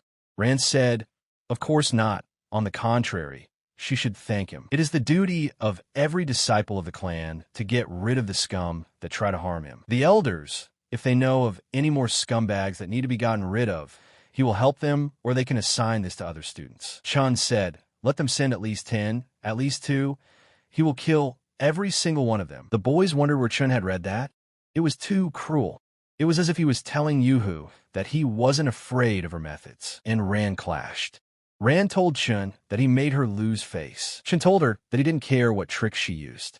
The leader saw that this was a great talent. Not only does he care about his dignity, but he also strikes his opponent mercilessly. He is worthy of being called Master Qingbian's disciple. Uer said that Chun did a good job, that which was definitely angry. The guy standing next to her said that she just went and beat him up. Han said in his mind that he would definitely be happy for him on the sidelines. And then Chun turned to Elder Song. He said that he recently heard someone say that if Chun made it in time, he would jump from the top of the broken arrow. He didn't know who said that. Song got angry and told Chun that the mountain wind was too strong. He couldn't hear Chun what he was saying. Sun knew that he definitely didn't intend to fly today. He would pretend to be stupid until the end. Let's see what Chun could do to him. Chun told the leader that the disciple was caught and almost killed by his own clansmen. His mind was wounded. The clan should be a haven for disciples, and the students must take care of each other and experience the warmth of the clan. However, one of the elders previously used the student's tardiness as a condition for a bet. Not knowing this yet, the student was very upset. He hopes that the clan master will solve the student's grief. Han told the chief that Sun was not getting along with the clan. He suggested that his position as elder be immediately reviewed. Guyuin said that he agreed with Elder Han's words. Song said that Han was talking nonsense. How could he not get along with the clan? Chun told the leader that he was just joking to liven up the atmosphere. Chun said that Elder Song didn't know how much he was hurt by his joke. Chun said that if he performed poorly in the tournament, the cult might lose because of him. Song wondered if Chun was playing too much in this performance. The leader told Elder Song that he was the center of the clan. Song was the sect master and told Chun not to urge him on and not to dare to underestimate him. How dare disciples urge respected elders?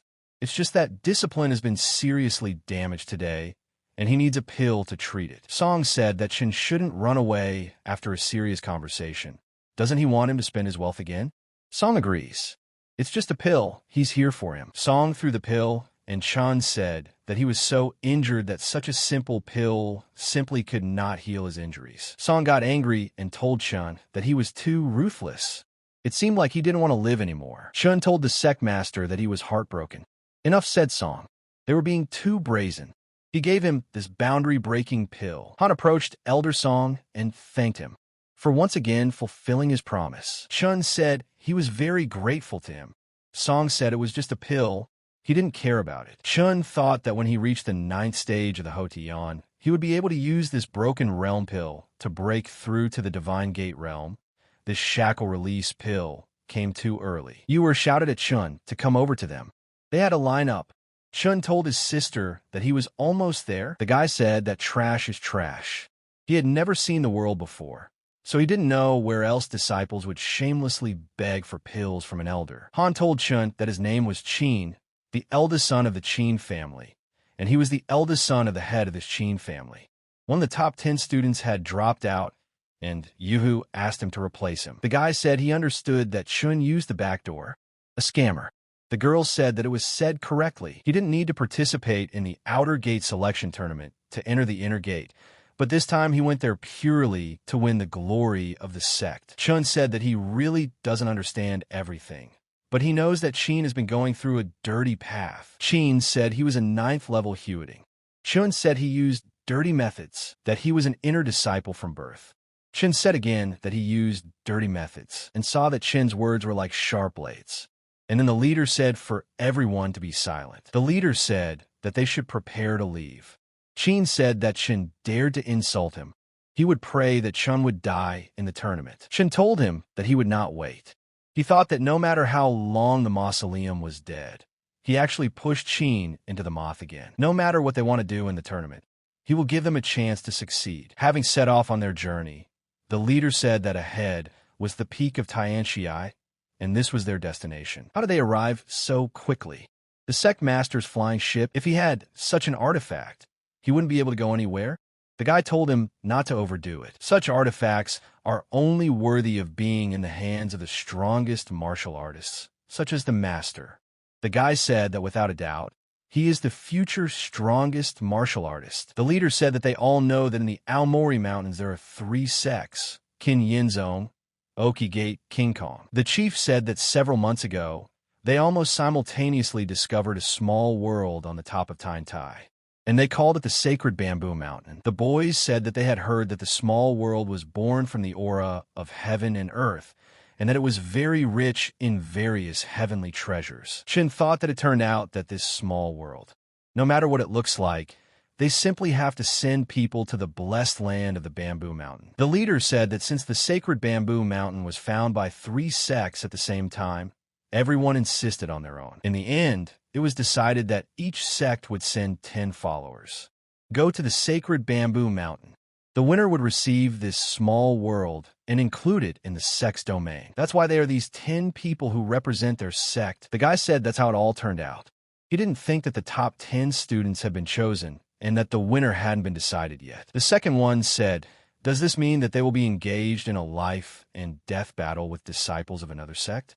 He thought that would be a normal tournament, but he never suspected that they could die. The leader said that the Sacred Bamboo Mountain was very important to their sect, but for them, it was a once-in-a-lifetime opportunity, because according to the rules, all the treasures they get there belong to them. The guys were delighted and said that this was simply an ideal opportunity to change their lives, given by God. Chin saw that just a few words motivated the disciples so much worthy of a leader.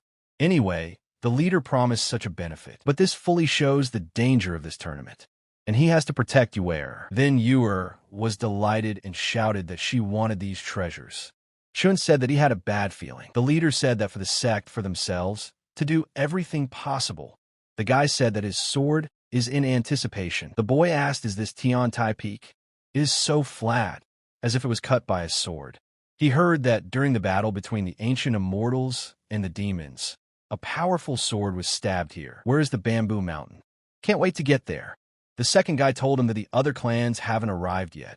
Why is he so excited? Chun saw the sound of people trampling and a large group heading straight towards them and said that they had arrived. The first person standing in front of the group was the elder of the Vajra sect, and his name was Wan Chi Xia.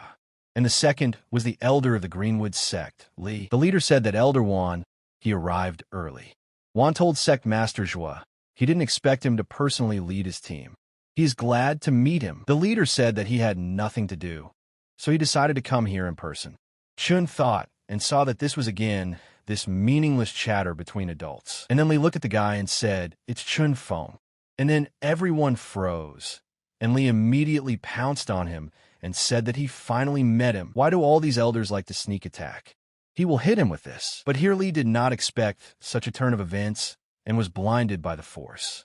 He asked who did this. Li jumped back from the force, and the boy asked Elder Li if he was okay. The leader said to Elder Li, for what reason did he intend to hit his disciple? Are they ignoring his existence? Chun saw that the patriarch helped him block the blow. He also has a supporter. This man is the elder of the Greenwood Li sect. It seems that this old man is the father of the guy he killed in the Aomori Mountains. Revenge is near. Li saw that Zhuo blocked his attack quite easily, but the force of the counter-strike almost broke his finger bones. Is his strength that terrifying? Li told Patriarch Zhuo that this boy. The boy told the elder that he was not Zhuo's equal and they should not conflict with him. But that's not the main thing. Once Zhuo enters the Blessed Land, he won't be able to keep an eye on his disciple. Then he'll have the chance to avenge his son. Li thought that what Gao said made sense, but now he would have to endure the consequences of what he had done. If it gave him the chance to avenge his son, the leader told Elder Li that he still had to explain himself. Li told Patriarch Zhuo. Li said that he heard that this Chun had taken a prominent place in their Qian Outer Sect competition. He only wanted to test his strength. Zhuo said, since when did the Greenwood sect test the strength of Qian disciples? Was he really trying to test the strength like that? Zhuo said that he would also like to test the strength of their disciples. Li began to feel that Zhuo's power was so strong that they couldn't even breathe. He was much stronger than he expected. This is the main strength of the Tianbi kingdom. He will also reach this level soon. Wan said, Sect Master Zhuo, please withdraw your power. This is just a misunderstanding. Their three sects should be at peace with each other. Chun told the patriarch that since all the disciples were already here, let them leave this problem to the disciples themselves. They could let the disciple personally influence the great events of the sect. The patriarch told Chun that everything would be like this, and everything depended on him. Chun thanked him for such work. The patriarch saw that in a situation where Chun was being threatened, he put the interests of the sect first. Chun asked Elder Li, right? He wanted to test him. Li asked the guy what he was trying to say. Chun said what he was trying to say was that he already knew about his abilities.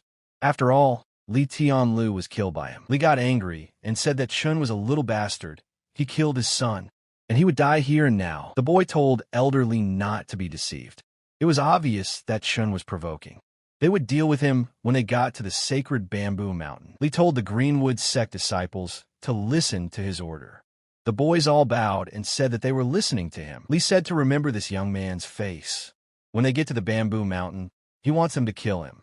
Kill him at any cost. The patriarch asked Chun if he was afraid.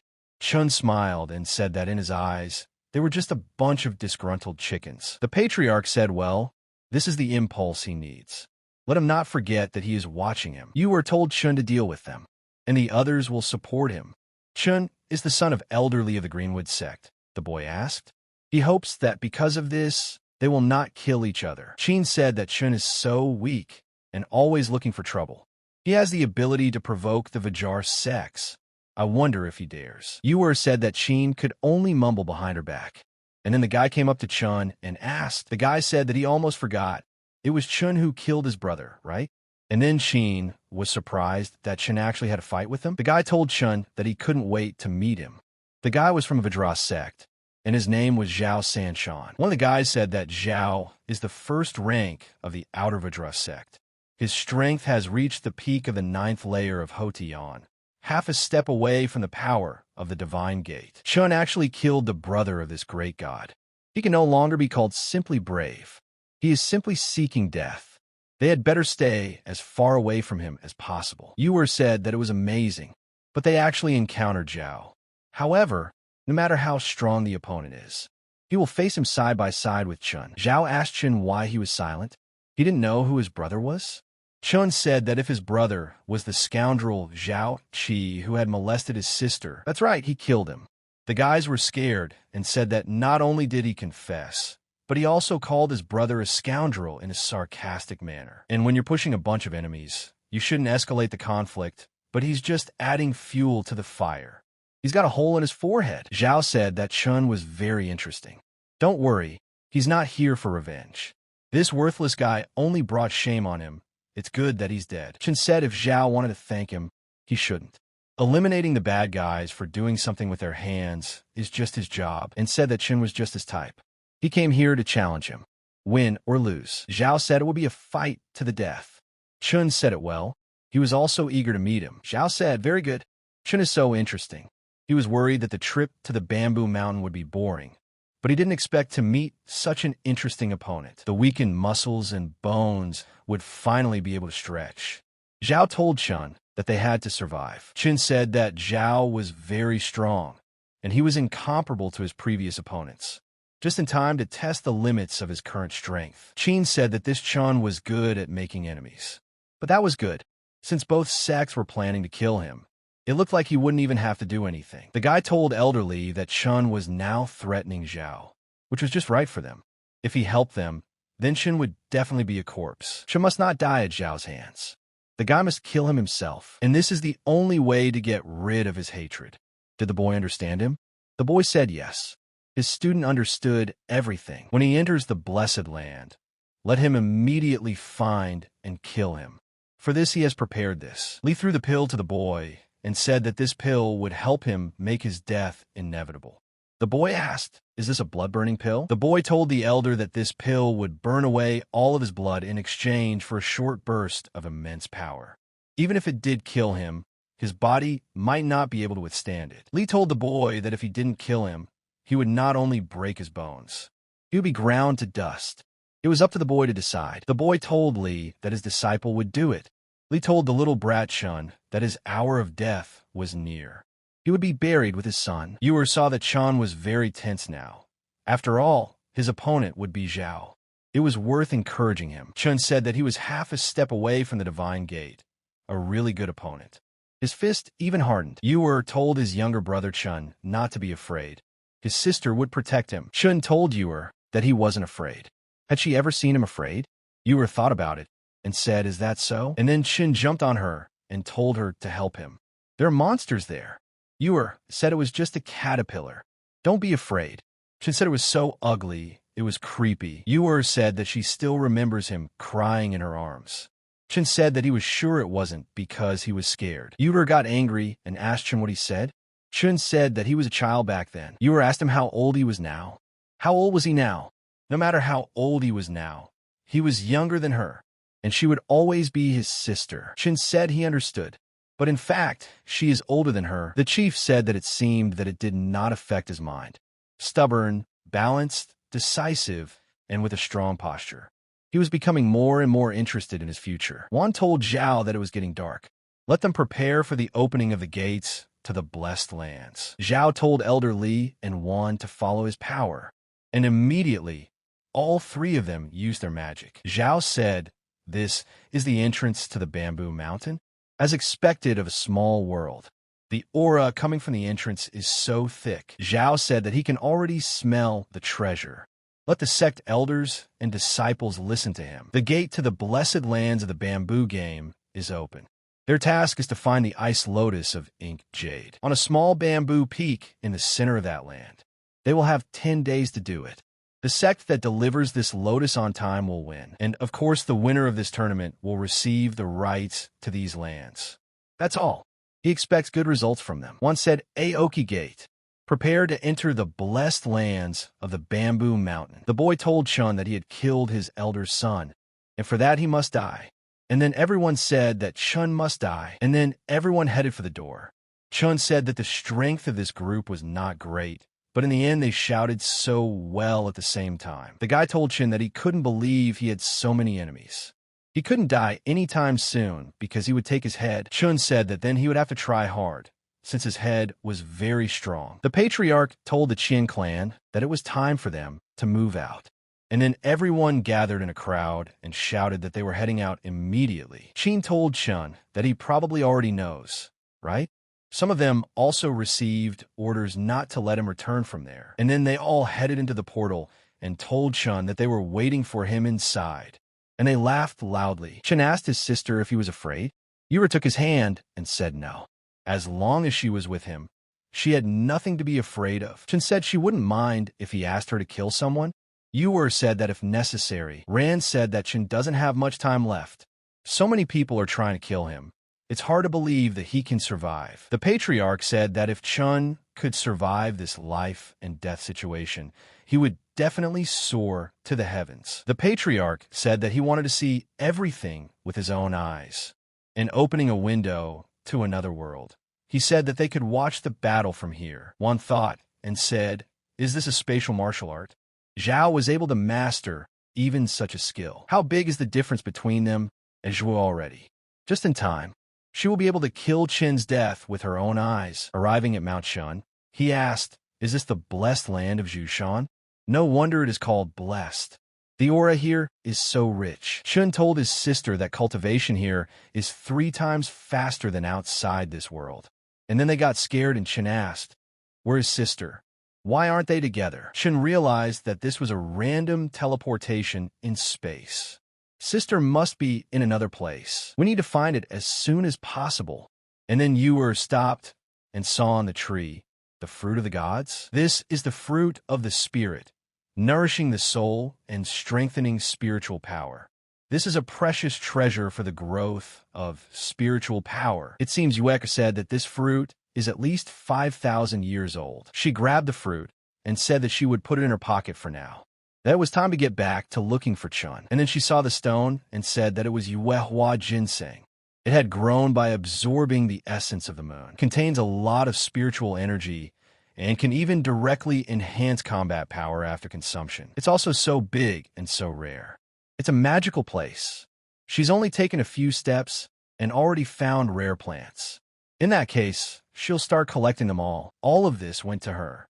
Royal bloodgrass. Uer filled the basket and wished for more and more. She wants to become as rich, and then she stopped and thought that she was imagining things or that she had forgotten something. But it was hard for her to remember. Uer said how could she be distracted when she had so many precious plants waiting for her? What could be more important than that? Uer told them not to be afraid. Her precious treasures, little sister, is already coming for them. Chun thought that his sister must be worried about him. Let her wait a little longer. The elder said that the gods themselves favored them. All 4 of them, from Qingmu, were teleported to one point. The elder laughed and said that Chun should see that even the gods are on their side. Well, it's time to find him. The boy told Brother Huan that there were so many precious herbs here. Let them collect them first. The elder said that if they didn't kill Chun, he himself would be killed. But before that, he would take them with him, okay? The boys said they understood everything. They would follow Brother Huan. Huan said to find Chun or his girlfriend. That way it would be easier for them to deal with him. Huan told them not to worry. Once they killed Chun, everything here would belong to them. The boy asked Brother Xiao if he would go with them. Xiao said that they should do the task without him. He would go and find Chun. The guy said they could help him separate from him. Xiao asked for help. Was the guy insulting him? The boy told his brother not to misunderstand. Xiao said that this was a duel between the 2 of them, between a man and a man. No one was allowed to interfere. The guy said that Brother Xiao had already broken through to the divine gate realm, right? His strength was simply terrifying. Chun had brought a huge disaster upon himself. All this time, Chun was looking for his sister, and he couldn't find her in the forest. And then he noticed something and realized that he had finally found her. Chun said that it was his older sister's voice. She was somewhere ahead. And then someone said that Chun should not be afraid. He would soon be in his sister's arms. Then Chun stopped, hearing suspicious words. He thought, when did his sister become so bold? And then he heard his sister again telling Chun to let her take care of him. Chun realized that he had heard right. Chun said that she was so worried about him that she couldn't wait to hold him in her arms and open her heart to him. Chun rushed to embrace her and told her to let him drown in her love. But when he arrived, he was surprised because he found no one. Uer said she found another rare plant and let it come to her, so small. Chun realized that it was all about the herbs, not him. Was it because of them that she forgot about her precious brother? Uer collected a pile and said that all these precious herbs would belong to her. Chun realized that she had truly forgotten about her younger brother. However, it was rare to see his sister so happy, so he wouldn't distract her. And then someone attacked her with the words that he had found. And then Chun shouted to his sister. The guy knew that by capturing her, he would increase his chances of defeating Chun. And after killing him, he would become the best and would be able to reach the heavens in one step. And then Chun said that he would definitely die now. And at that moment, the guy stopped out of fear. And then the guy was surprised to see Chun in front of him, who was already attacking him. But then Uer turned around and asked what that noise was. She must have misheard. As if you weren't there. We need to continue collecting her babies. The guy said to Chun, doesn't he know the etiquette of surprise attacks? Chun said that as a man, he should know one thing. The guy asked him what it was. Chun twisted his head and said that this is what he should know. Chun said that it was not to make the woman unhappy. Otherwise, he would face serious consequences. Then Chun turned around and saw his enemies. The guy told Chun that he didn't expect him to be so infatuated with his sister. Chun told the boy that he was very indifferent to his people. He thought that he would try to save him. The guy said that he was useless, but in this way he was able to be useful at least before his death. The boy said that his task was completed and now it was their turn. Let Chun prepare to die. Chun told him to stop. The boy asked him what he wanted to say, but he shouldn't beg for mercy. Chun said no. The guy misunderstood him. It's okay if the guy doesn't spare him. Chun said that he just wanted to ask them not to shout and make too much noise. He didn't want to disturb his sister. The guy said that at the threshold of death, Chun still cares about others. You better take care of yourself. And that's the end of him. She'll go to the grave with him, but before that, they'll have a lot of fun with her. Chun looked at them angrily and immediately decided to launch his attack. And in 2 moves, he killed them all. Chun stood in front of them and said that he asked them not to make noise. After all, the woman should not be disturbed. The guy was surprised and said that Chun killed 2 people in the blink of an eye. Incredible speed. Chun said that fortunately, he finished them quickly and did not disturb his sister. Chun looked at the boy and said, now it's his turn? Will he also scream loudly? The guy showed his strength and told Chun to show him a little respect. Don't let him think that he's a weakling like them. The guy said he was the best in the outer sect of Aoki Gate. Chun didn't listen to him and immediately launched an attack. The guy stood up and said, how is this possible? He didn't even see Chun move. Chun said, and why didn't the guy hear him? When they asked him to be quiet, Chun told him not to think he was the best and thus think he could disobey the rules. Chun did not spare him, and, jumping into the air, the guy was surprised and, without having time to say a word, was buried in the ground. Chun said that most people in this world ignore his words. Look at how happy she is. He wants to ruin this appearance. The boy said he was not convinced. Chun became violent and asked him, now, can he see? And then the guy couldn't help but open his mouth and scream. Chun got angry and said that he did scream after all. Chun punched him and told him to know that since he was born, he had rarely seen his sister so happy. And she always worries about him. He doesn't want her to be like that. He wants her to laugh as often as possible. He wants her to be as happy as she was before. So, he won't let anyone take that smile away from her. The guy said that he didn't even have the strength to respond to the blows. The blood-burning pill, if he ate it, he would still have a chance, and said it was too late. The guy didn't even have time to eat the pill before Chun attacked, and told him to die. Chun said that he would protect his sister's smile. One said that Chun had just killed 4 members of Qin. How strong is his strength? Li got angry looking through the portal and called his participants idiots and worthless. Li asked why he didn't take the pill right away when he met that damn bastard. The patriarch told Elder Li that he asked him to watch his words. If he spoke badly of his disciple again, he would consider it a provocation. Li said he apologized for the harsh words. He said a little too much on that occasion. Li said that they should continue to watch. And then he smiled and said that Chun should not disappoint him. Li thought Gao was a brainless brat. He shouldn't think that he would let him go so easily even if he was dead. Once he came back, his entire family would be killed by him. Chun can rejoice for now. He is not the only one who longs for his death. Punishment will fall on him anyway. Rand saw that Chun's strength had reached a new level. He was growing too fast, He had to die this time, otherwise he would become an obstacle. Chun said that his sister was too focused on collecting herbs. It was no wonder that she didn't even pay attention to the screams. Then Chun looked at the ball and said that this was a blood-burning pill that burned all the essence and blood for a powerful blow. Although he himself will not be able to use it, he will be able to earn a decent amount of money. He'll see if he has another precious baby. And then Uer asked, and then she pounced on Chun and said that all the babies were hers. She would not give them to anyone. Chun turned around and saw his sister attacking him with her fists. She knocked him out and asked where her baby was. Chun told his sister that she didn't even pay a single attention to the cries of battle. But as soon as the little one whispered to him, she immediately responded. And then Uer turned around and asked what? Seeing Chun, she threw herself at him with hugs and was very happy to see him. Chun thought that his sister was flying into his arms. And then Uer approached Chun and punched him in the face. Uer said that there was this cute flower on his head. Chun said to his sister, shouldn't she take care of him first? It must not be as dear to her as these little ones. Uer said it couldn't be, Chun. Chun said nothing. He doesn't blame her for it. Uer said that he really thinks that he could be more precious to her than these plants.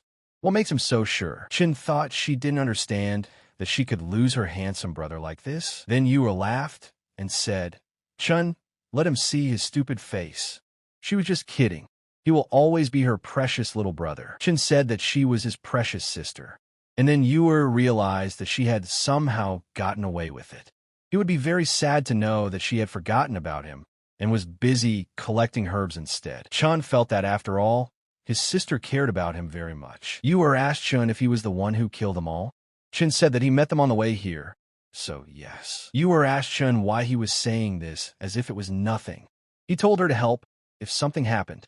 Why did he secretly do this without her? Chun said that he saw how focused she was on collecting the herbs, so he didn't want to disturb her. After all, he had already handled them without any problem. Uer said it was possible, and they were so weak. Chun said he could see it. That's why he didn't dare bother her. She was very busy with something more important, so he didn't distract her over a trifle. Uer said that was true. She collected a whole basket of herbs. Chun looked at the basket and said that this is a royal blood herb. So many valuable herbs from the outside world. And then, taking out the root, he said that even the living dead, a medicine made of flesh and bones, is royal ginseng. Uer asked Chun how he was. Wasn't his sister amazing? Chun told his sister that her younger brother was impressed by her. Uer told him not to forget that he could ask her for anything and his little sister would do it for him. Chun said that she should just take care of him. He doesn't need more. Uer said, who cares about him? She will continue to collect herbs. Uer knew she was embarrassed to tell him this, but all of this had been collected for him. Chun told his sister to wait for him. Let her think about him. Isn't it bad for her when her handsome boyfriend, like him, doesn't warm her bed? And felt a strong surge of power. Uer asked Chun, is there something wrong? Chun said that everything was fine. He just suddenly remembered that on the way here, he came across whole mushrooms of precious herbs, and he will go in the other direction and look for more babies, and then they will be collected. And then Uer's eyes lit up when he heard about the babies. Why doesn't he want to collect them for himself? Chun said, because in his heart there is only one treasure, and that is her, his elder sister. He wanted to meet his sister first, and only then collect herbs. And then Uer blushed. Chun told her to hurry, otherwise others would collect all the herbs, and they would get nothing, and told her younger brother that she would wait for him. Chun apologized and said that she said she wanted to help him deal with his enemies, but not this time. He didn't want to put her at risk. Uer hid behind a tree and realized that Chun had deliberately sent her away, and she had listened to him. But if he is faced with danger to the brink of death, she will risk her life to protect him. Chun said that he was waiting for his opponent. And then Xiao appeared and shouted to Chun that he was here. He had come to him. Xiao said that he finally found it. One said that he was very sorry to say this, but Xiao still found it. One said that Xiao and Chun are the two strongest fighters in Jushan Fudi. What a pity that they met so early. They began to laugh loudly and said that Xiao was half a step away from the divine realm. To the Khan's bastard, Zhuo looked at Li angrily and conveyed in his thoughts that he was acting and speaking incorrectly. Li knew that it was useless for Zhuo to stare at him. This little beast was destined to die. He would pay with his life for his son. Zhuo began to think that Xiao was half a step away from the divine gate. Chun would definitely deal with him. Ran was also very happy and hoped that Chun was a corpse. No matter how strong he was, he couldn't cope with Xiao's strength. Xiao asked Chun if he knew how much he missed him. Chun said that he thought Xiao would find him first. It seemed that he was a little slow. Xiao was upset that he was not the first to find it. Xiao asked Chun, "Is he talking about those bags of trash?" Xiao stepped on one of the dead and said that the nobodies were still able to find him before him. Xiao said that this bunch of idiots were worth his effort. He would not take advantage and wait for Chun to rest. It didn't take much effort to deal with them. He didn't even warm up. Xiao laughed loudly and said that Chun was indeed a person he could admire.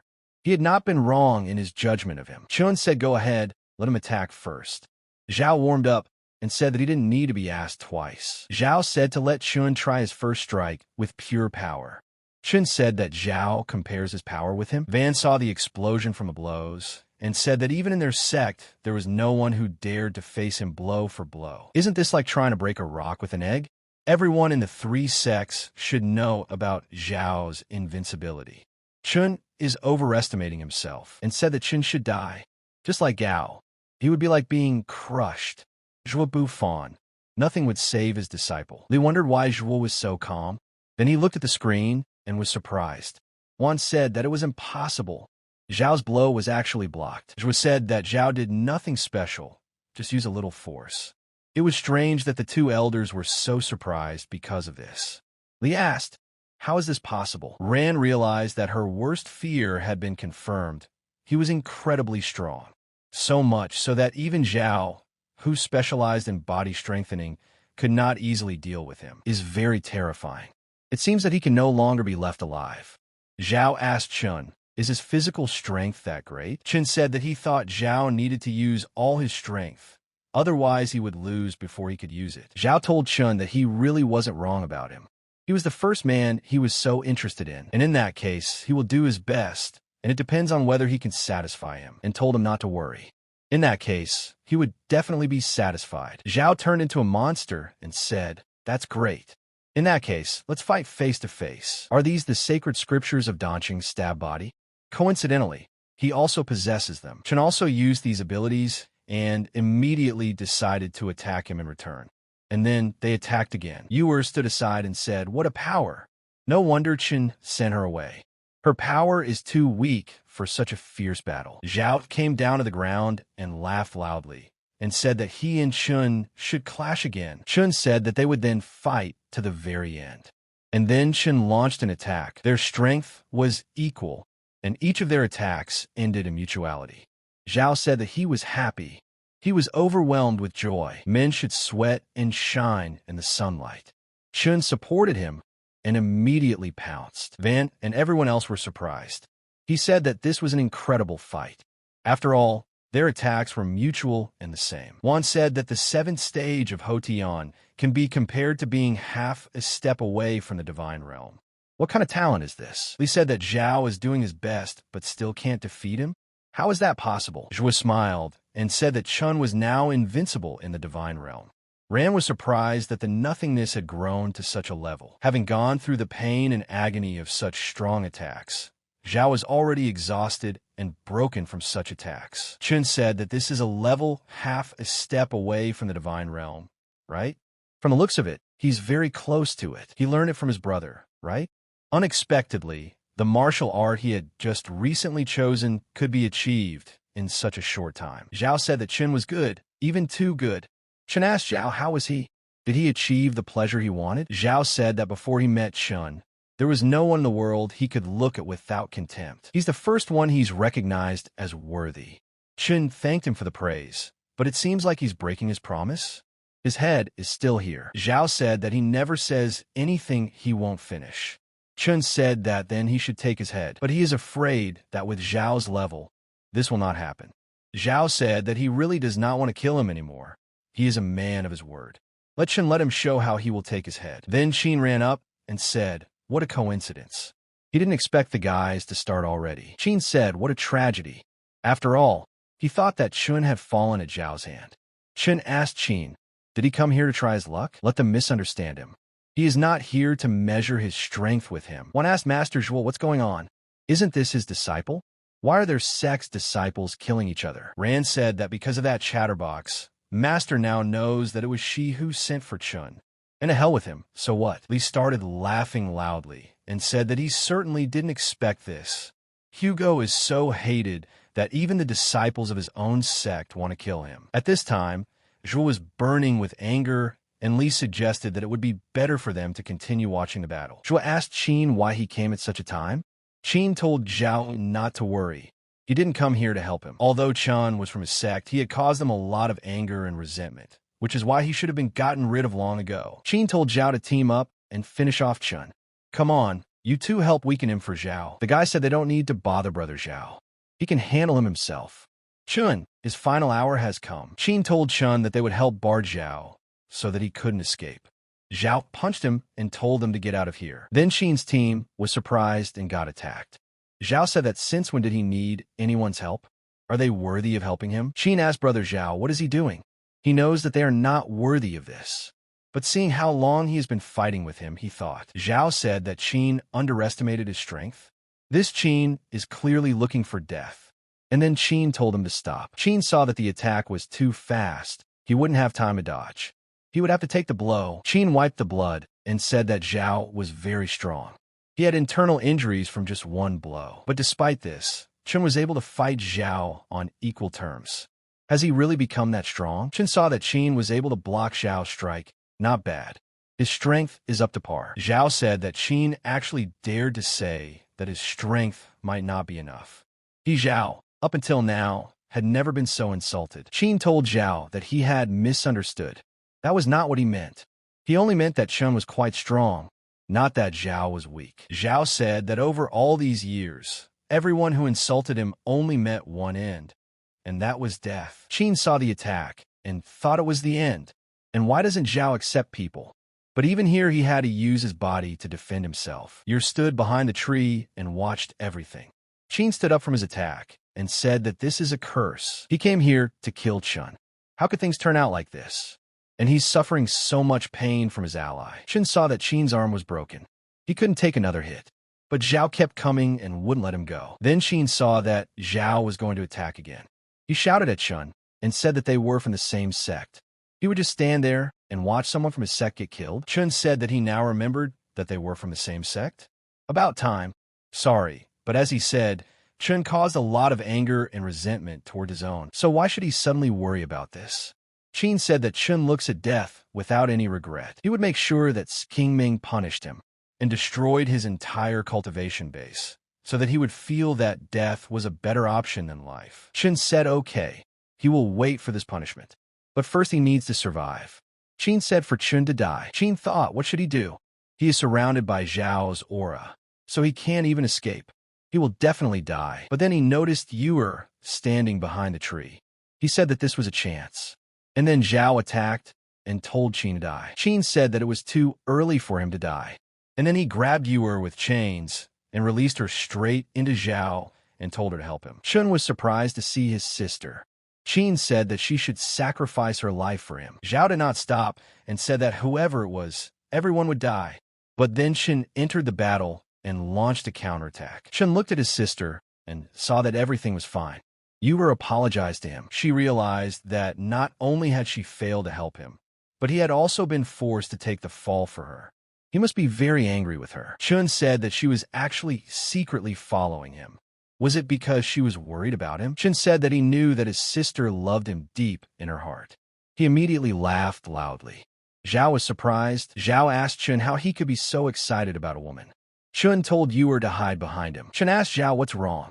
She's worried about him, and he's very happy about it. Xiao said that Chun is happy because a woman cares about him. Chun, they are men. Why do they care about women? After all, they only slow down the speed of his fist. Doesn't Chun understand that? Chun said that his sister would not slow him down. With her, he felt that he could move forward even faster. Uer thought about it and realized that being fast wasn't actually that good, and she immediately blushed. Xiao said that he was wrong about Chun. He thought that they were made of the same iron. Unexpectedly, Chun turned out to be a wimp with a love for a woman. Chun said he was truly sorry for letting him down.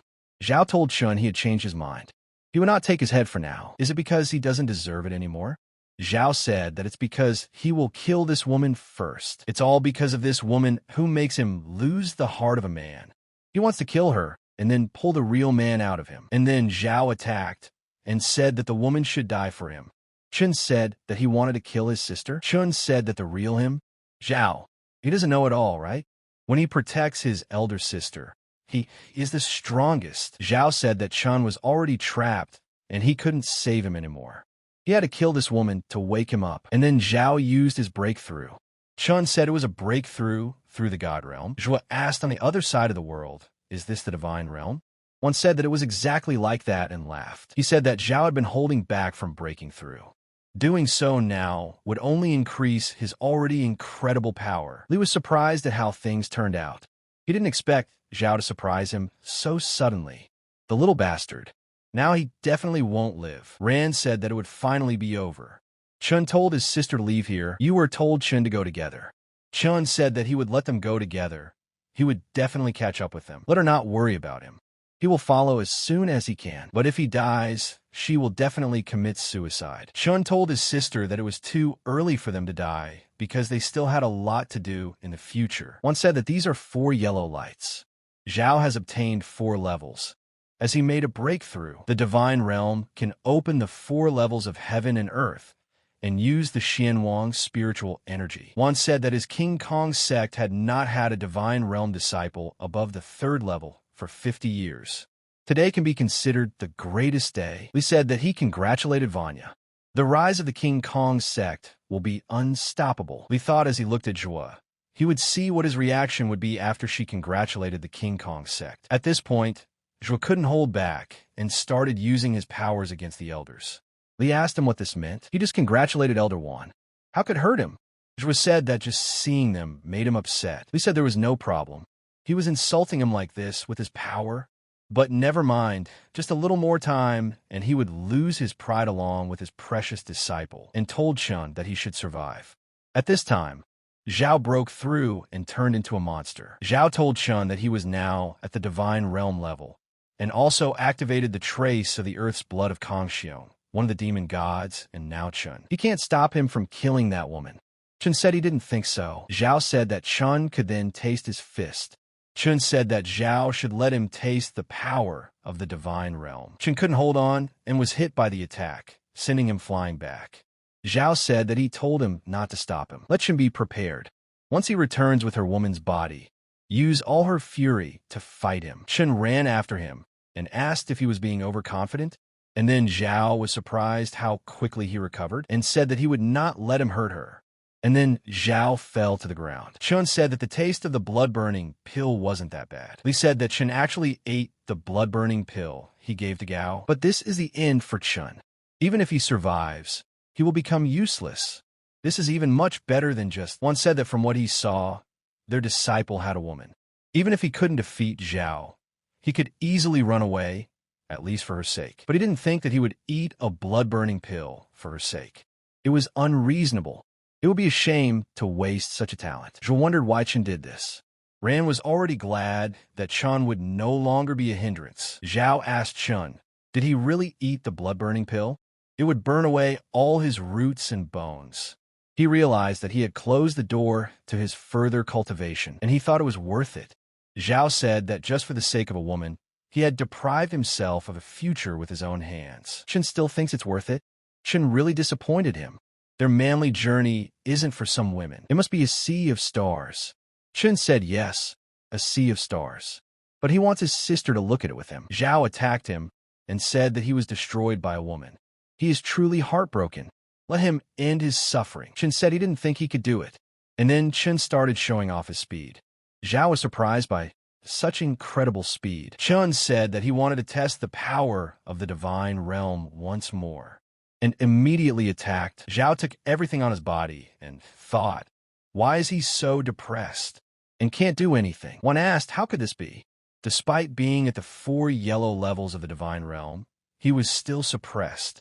Why couldn't he do anything but take hits? He said that this was nonsense. He definitely took the blood-burning pill.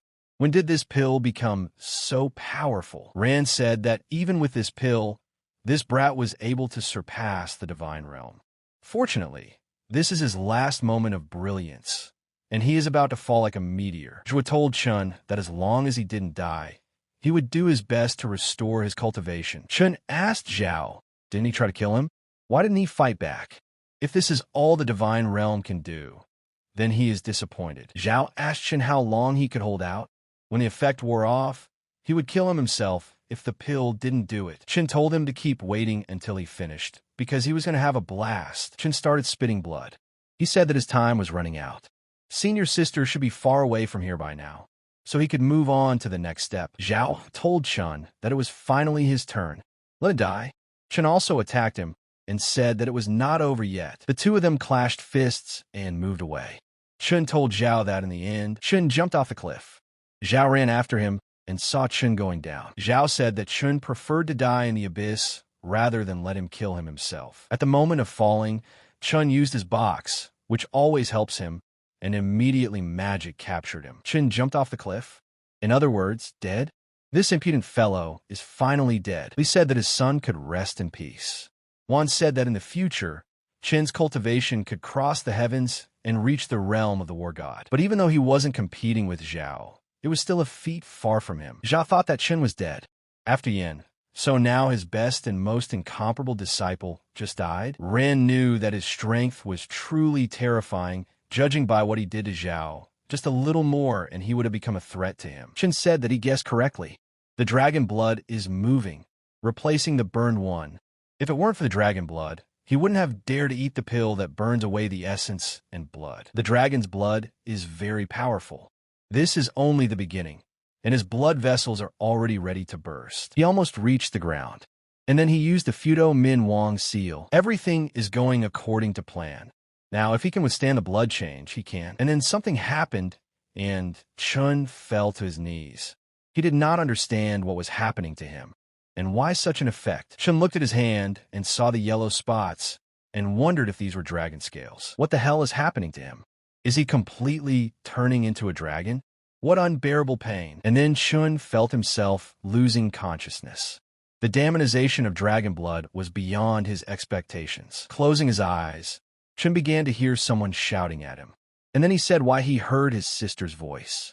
It must be a hallucination. Caught in his thoughts, Chun asked if he was really dead, and opening his eyes, he was surprised because he was in an incomprehensible place for him. But then he saw electricity coming out of the water. He asked what was going on here, and then a dragon appeared in front of him. Chun asked, is it a dragon? It turned into a dragon, but Chun realized that it was not that simple, and the dragon was heading towards him. Chun said it was the dragon's breath. It wrapped around him, through the pain and agony. Chun said he was turning into a dragon. It became more and more painful for him.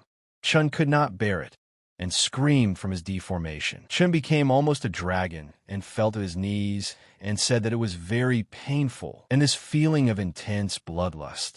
And now he needs blood. But then a girl appeared in front of him and said that if Chun wants blood, she will give it to him. Chun became weak in front of her and could not resist.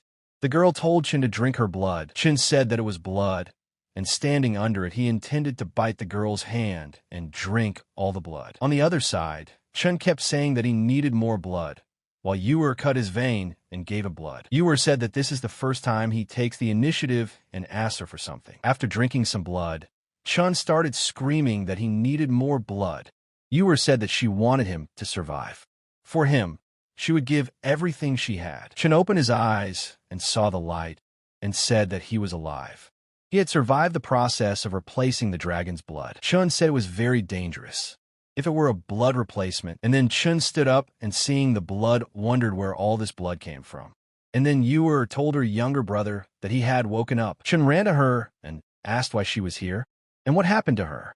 Uer said that she was fine. Chun lifted her hand and said that these were her wounds. So it was he who drank all of his sister's blood? Not to blame himself for this. She was willing to do this for him. Chun said that he had already said that he would always protect her. But in the end, it was she who protected him. Uer told Chun that she was his older sister, so it was natural for him to protect her. If her death gave him a chance to survive, she would not regret it. And then she dropped her hand and lost consciousness. That he didn't want her to die. None of them would die.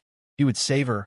He would definitely save her. Having emptied the basket of herbs, Chun began to look for something important, but could not find it. And then he saw a root and said that he had found it. Here, it is the royal ginseng. Chun went up to his sister and told her to hold on. Help was coming.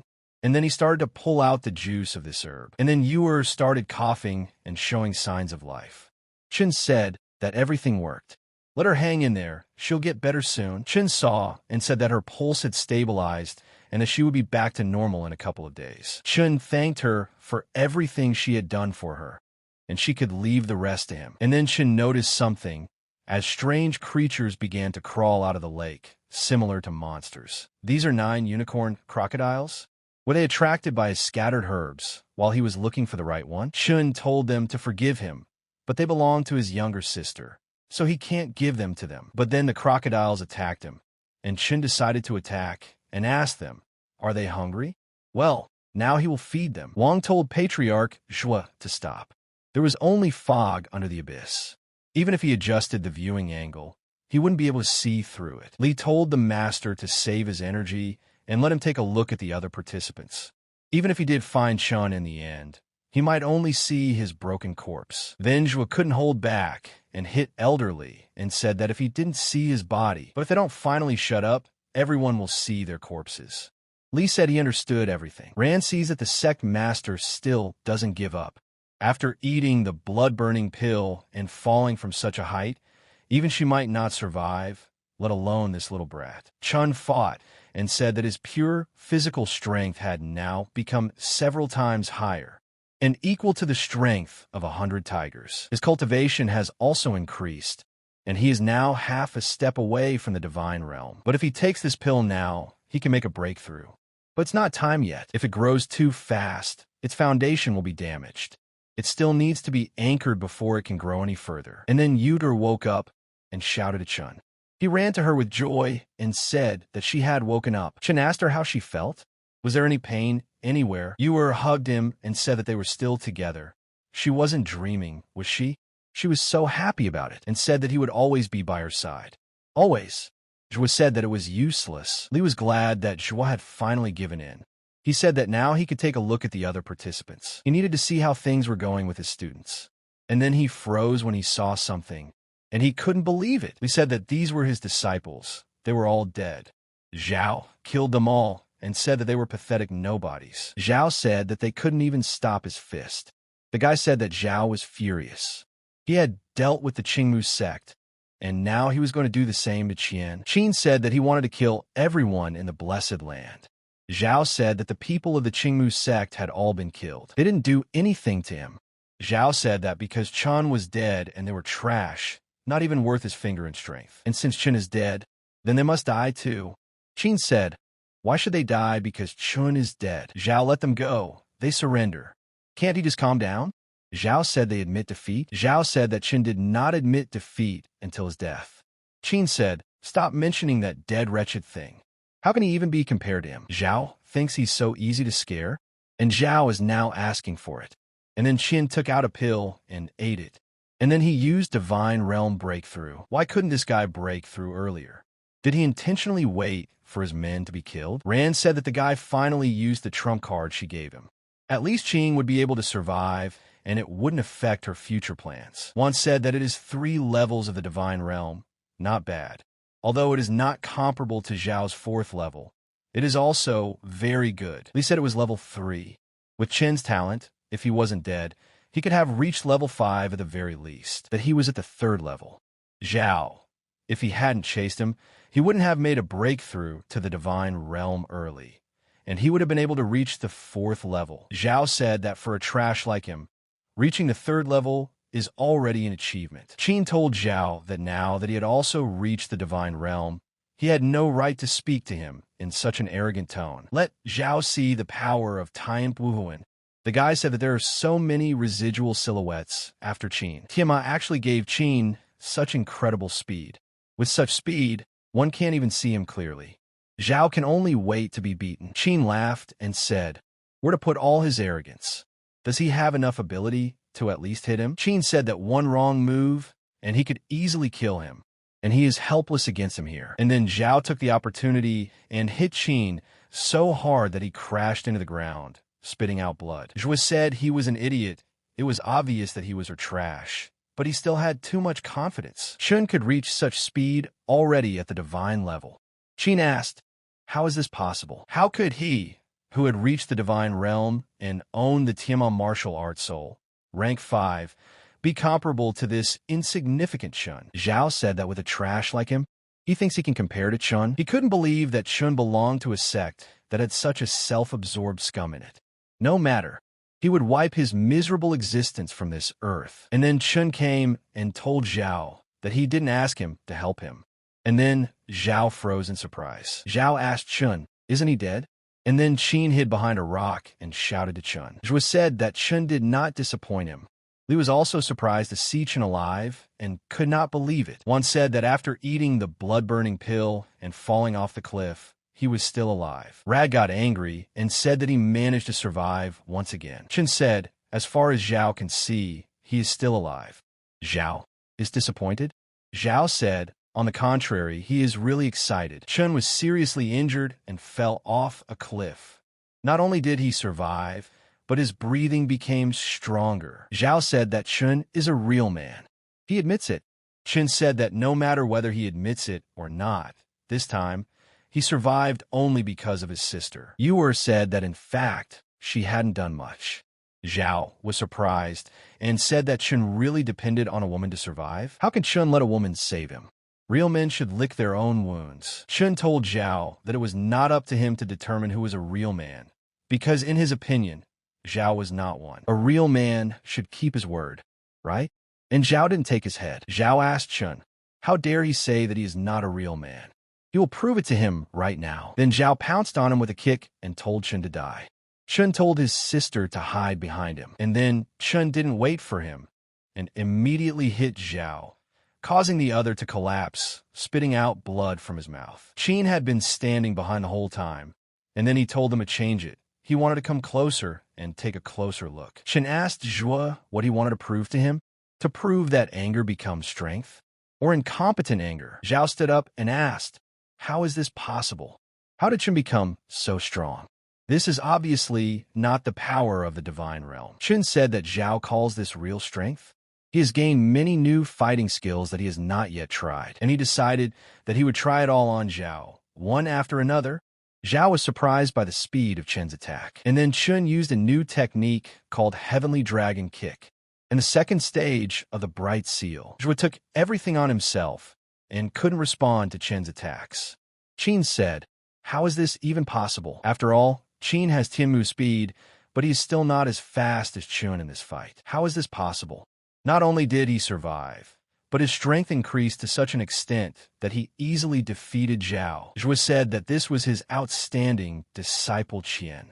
Ran thought that this Chun could now kill those who had reached the divine realm. Will he pose a threat to her when he breaks through the divine realm? Xiao told Chun that he hasn't defeated him yet.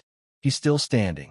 The battle between them is not over yet. Chun told Zhuo not to overexert himself because he was about to fall to the ground. Xiao, falling slowly, said that Chun could see right through him. Xiao fell to the ground and said that it turns out that there are women who do not affect the speed of learning. Maybe he should find himself a woman too. Li said that Xiao was defeated. What a monstrous talent that Chun had. Even an experienced divine realm fighter, and actually provoked such a powerful genius. Wan told Zhuo that he should thank his disciple for sparing Xiao's life. He congratulates him on gaining a talented student, which only appears once in a millennium. Zhuo said that it was very polite of him.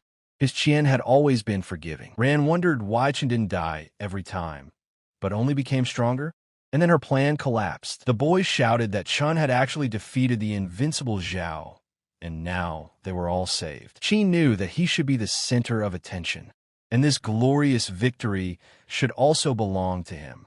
He is the best in the outer sect. Chun said they were from the King Kong sect. The boys fell to their knees and begged Chun not to kill them. It was all Xiao's fault. They had nothing to do with it. Chun said that they will take Xiao away, and when he wakes up, tell him that Chun will always be waiting for him for another battle. Chun said that the relationship between the King Kong and Qian sects has always been good, and he does not hold any hatred towards them. Chun told his sister that since he didn't kill him, she thinks he's a soft-hearted person. Uer said that Chun wanted to use him as a whetstone to temper himself. Chun said that he can't hide anything from his little sister. And yes, she is absolutely right. He is an idiot who only cares about martial arts. He will always push forward to help him become stronger. And then Qin said to Chun, why on earth did he let Xiao go? The guys asked Chun if he had hit his head. He even dared to call Chun pathetic. Qin couldn't defeat Xiao, and then suddenly decided to go after Chun, who defeated him. He's clearly got some problems with his head. Chun told Qin that Xiao was defeated by him, so he has the right to decide his fate. Xiao was defeated by Chun? It turns out that Chun has no conscience at all. Qin said that Chun may be able to deceive others, but he cannot deceive him. It seems that Chin's victory is not so simple. Qin is either stupid or crazy. Chun said that it turns out like this. If he didn't defeat Xiao, then who did it in his opinion? Qin said it exactly. Chun was only able to defeat Xiao because he had already inflicted internal injuries on him by the time Chun arrived. Qin said that otherwise how could Chun, who had not yet reached the divine realm? The guy said that Qin had simply gone crazy. He couldn't even touch Xiao during the entire fight. And then he decided to blurt out about internal wounds. Chun told Qin to let him ask a question. When you break through to the divine realm, you digest your core. But did Qin also digest your brain? Qin said of course, he had digested his brain, but in order to break through to the divine realm, he had to think everything through. Then Qin asked what Chun meant by saying he had no brain. Chun said that given his slow reaction, that only confirmed it. Chun told his sister that it was time for them to go. As normal people, they should stay away from stupid people, lest they become infected with their stupidity. Uer asked Chun, is he letting him go like this? Chun said that he doesn't want to let him go, but he won't let him die here. He wants him to die in front of Zai. Uer said it was a pity. Qin was irritable. At least Chun should have taught him a lesson. Chun said that they were from the same sect, so that they would not be accused of anything later. They should not be the first to get into conflict. But let her not worry. Has she forgotten that he is a dumb child? He will make his move through 3 entrances. Qin said that Chun not only ridiculed his recklessness, but also dared to ignore him. That was what was needed to prove. Uer said that Chun was right. He really is a blockhead. Then Qin attacked Chun with his power and told him to die.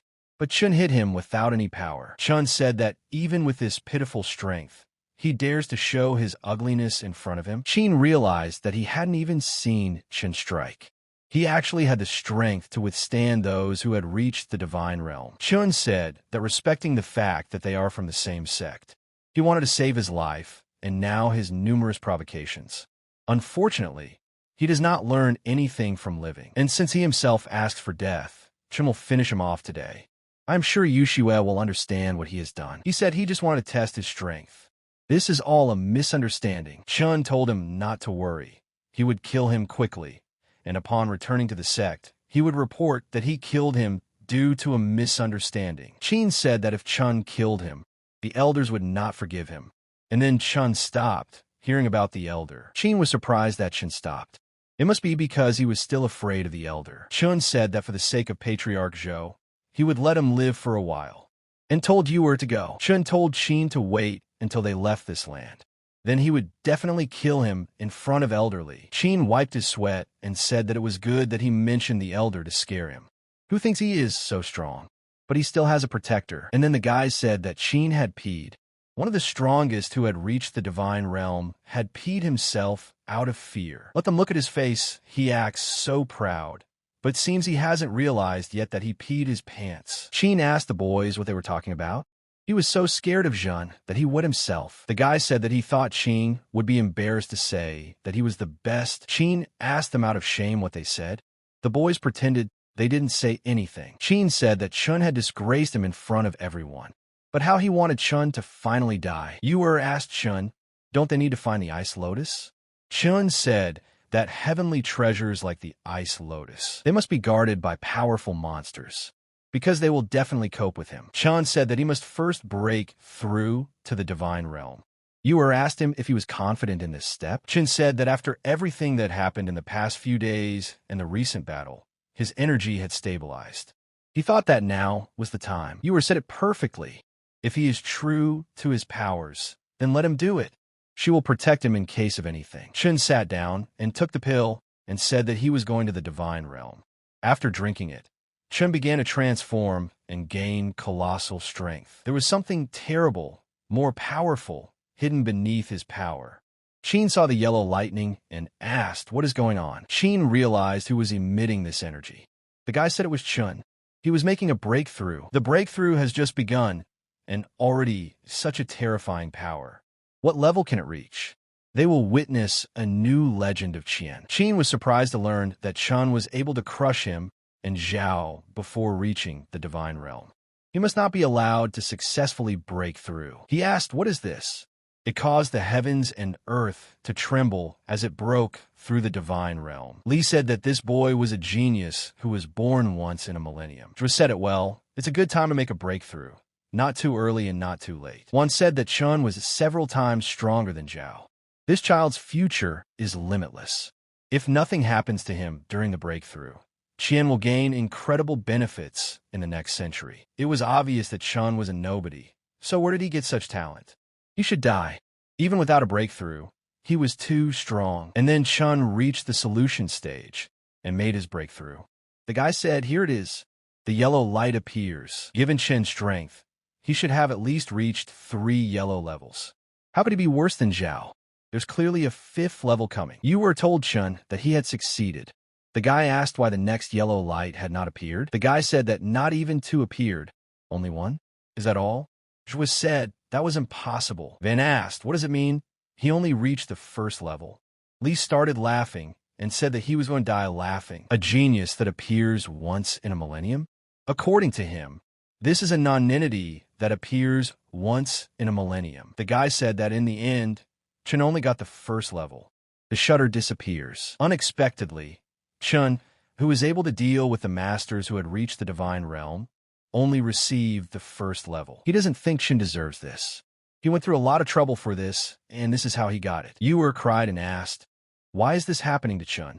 Hasn't he suffered enough? God, why is he so unfair to him?" Chun told his sister not to worry about him.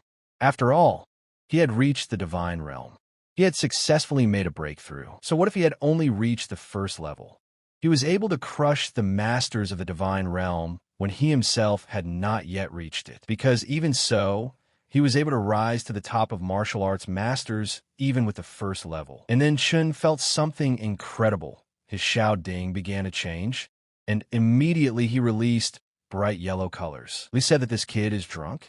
He dares to say that he will reach the pinnacle of martial arts with such talent. Wan told elderly not to laugh too soon.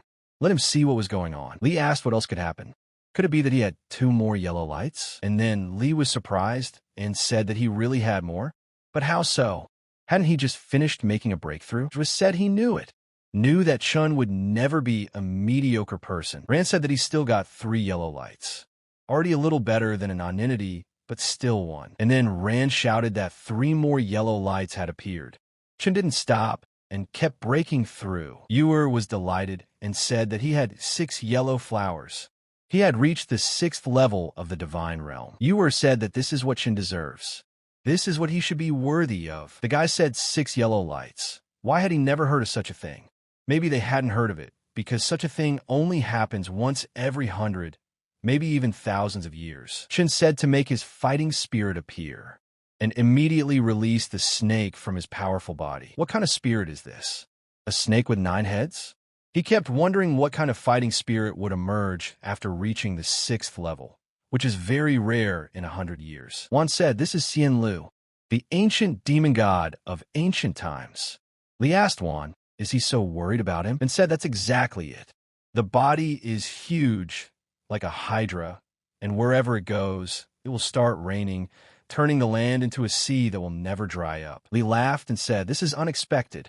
Chun has awakened such a powerful martial spirit. As Chin's level increases, his martial spirit will become stronger until it becomes a legendary spirit like in ancient times." Li fell down and said that it was the spirit of an ancient demon god. When he returned, he would kneel and beg for mercy, but it would be too late. Rand wondered how things had turned out this way. Why had this boy suddenly acquired such incredible strength? There's no way he can successfully complete the breakthrough. Damn Qing, do something. Arriving at the cave, Chun said that the ice lotus should be here. But then he saw a bright yellow light. Chun said that Chun had finally reached the 6th level of the divine realm, which was extremely rare in the entire century. He must not be allowed to survive. Chun said that according to the information Yushua gave, there should be a lava lake inside the cave.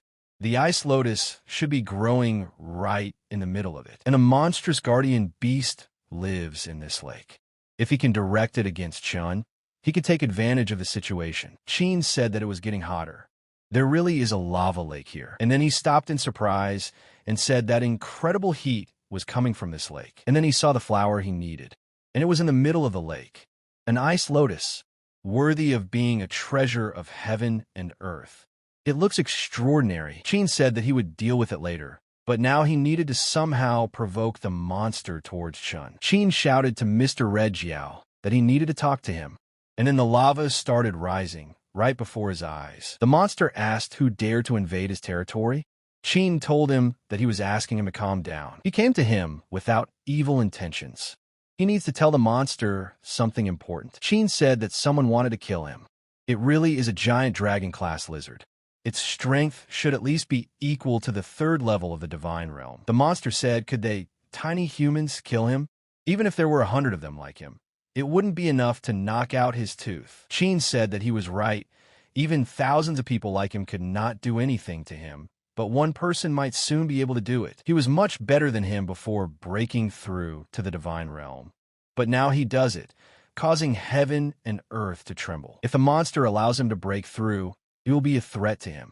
The monster asked, what causes the heavens and earth to tremble? Chun said that it was exactly like that. It was pouring outside right now. This happens when the sky and earth shake. He himself will understand when he sees it. Before the breakthrough began, the guy said that once his breakthrough was complete, he would deal with this lizard and rip off its skin. The lizard said that this was a cursed man. He would kill him right now, and immediately headed for the exit and asked the boy why he should believe everything he said. Humans were all damned liars. The boy wanted to distract him and steal the ice lotus. Chun said that he could make a sacred oath. If what he said was half a lie, he would die and his body would turn to ashes, and his soul would never reincarnate. Lizard said, okay, battle oaths are related to the heavens. Then he believes. Moreover, he thought too highly of him. How could he take away the ice lotus with such a low cultivation? If he takes a few steps, he will be burned alive. The lizard told the boy to wait here until he returned.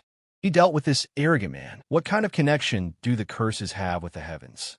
They are such stupid monsters that they believe everything he says. Chun said that he lied to him, but not only would he not die, he would also take the ice lotus with him. Chun said that his cultivation was indeed insufficient, but Yushua asked him to bring the ice lotus, so he had prepared in advance. Chun said that this artifact is specially made to cross the lava lake.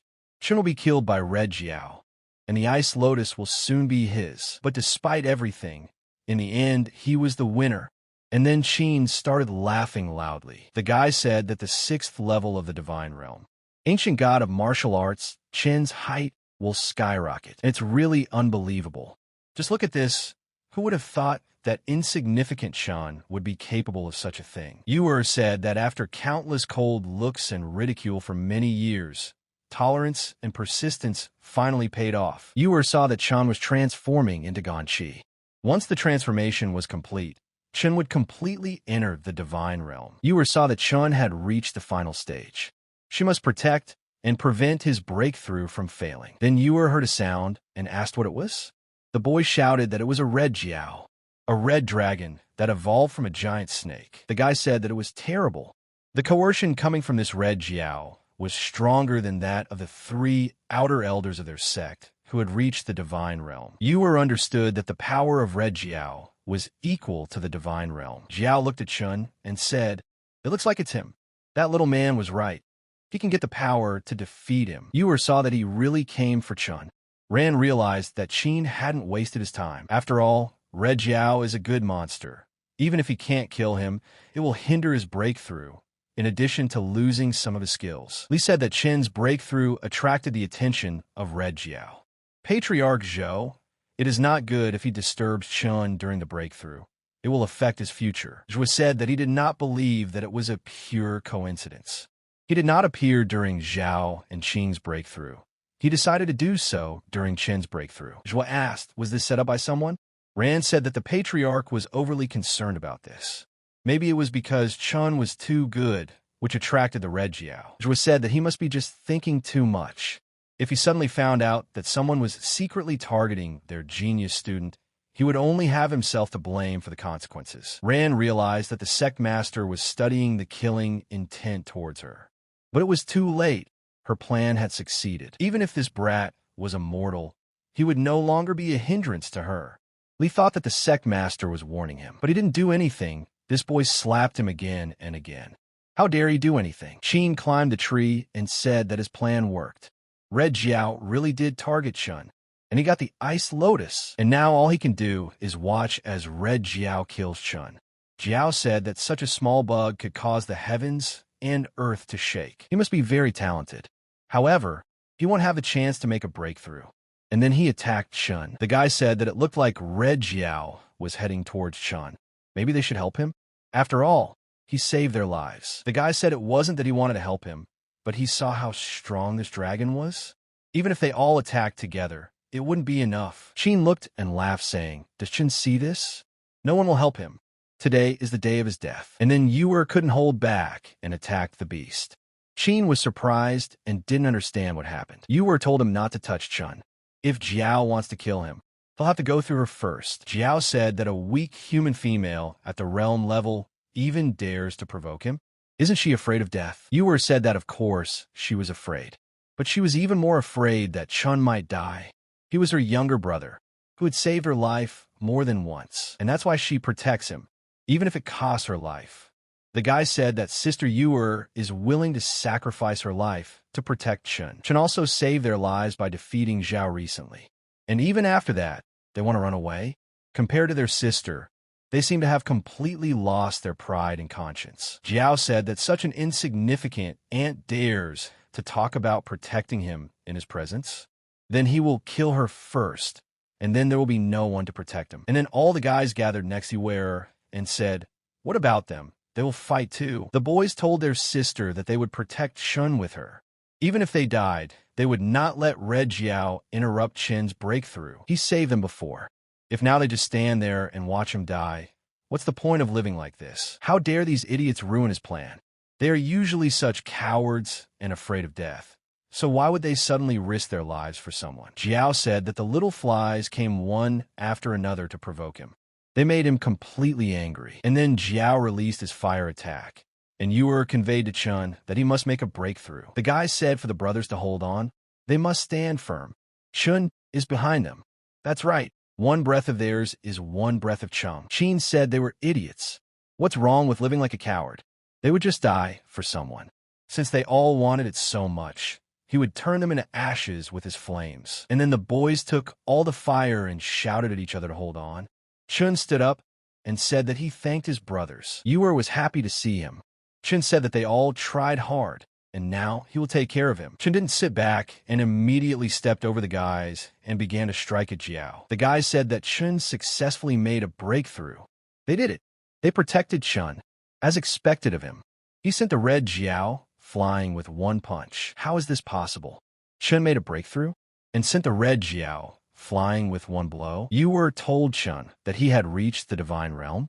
Chun said yes, he had finally done it. Chun thanked his sister for risking her life for him. Uer said that the credit for this was not hers alone. Uer said that he should thank them for this too. Chun said that he certainly thanks the brothers for risking their lives for him. Of course, if they need his help in the future, he will do everything in his power. The boys said that Chun was too polite. They are disciples of the same sect and should help each other. He had saved their lives before, so naturally they did the same. In truth, he was the first one to want to run away. Chun said that when they all came back, he would buy them all a drink. And then Chun turned around and said that he would deal with this worm now. Xiao asked, a worm? A bug dares to insult him? Suddenly attacked him, and now imagined himself. Xiao said that it wasn't a surprise attack. How could a two-legged bug push him back immediately after breaking through? He's at the third divine level. Chun said that since he's not convinced, He'll attack head-on to make it more convincing. Chun pulled out his sword and asked Xiao, is he ready? Xiao asked, is the ant ready? Chun flew up and struck the rain sword with a powerful attack. Xiao asked, what kind of trick is this? It caused the tremors of heaven and earth. Xiao said that he had some incredible killing intent. No good. Chun actually has the power to kill him. And then Xiao decided he had to run. Chun asked him, did he want to run? Chun released his sword and told him to fly and kill that pathetic Xiao. At that moment, the sword pierced Xiao. Chun moved towards a sword that had pierced Xiao's body and defeated him with one blow. The serving dragon was bleeding and trying to say that he was not ready to die yet. But the light in his eyes was getting dim. Chun told Xiao that death always comes unexpectedly. As a long-lived person, he should know this. The guy said that Chun killed a red dragon in the 3rd level of the divine realm with one move. And he knew that Chun was strong. But to this extent, the guy also decided to say that since the birth of the rain sword technique, no one had ever practiced like Chun did now. This guy is simply incredible. They were wrong to doubt him. Chun stood on the tree all this time and did not understand how this was possible. After all, a dragon of such strength could not oppose Chun. What kind of strength does he have now? Uer was very happy for her brother and said that he did a good job. She knew he could do it. Chun proudly said that he did not let his older sister down and was able to become stronger. Uer happily told Chun that the competition was almost over and they needed to find the ice lotus quickly. Once they got it, their Chun clan would win. Chun stopped her and asked, what's the rush? They don't even need to go look for him. Uer asked him in surprise, does Chun know where he is? She asked, and then Chun looked at the tree and said that this man had already kindly brought them an ice lotus. How come he brought it already? And who is this kind person? And then Chun realized that he was discovered. But that's impossible. Surely Chun is just bluffing. Chun asked Chun, isn't he tired of causing this drama yet? Is it really that easy to sit on a tree? Let him get out of there immediately. Chun was scared and realized that Chun had found him. He now had to hide until the end of the competition. Then he would still emerge victorious. Chun used his power and asked Chun, what is he thinking of running away? But that won't happen today. Chun immediately released his chains and grabbed Chun, just as he was trying to escape from the tree. Chun resisted and did not want to go to him.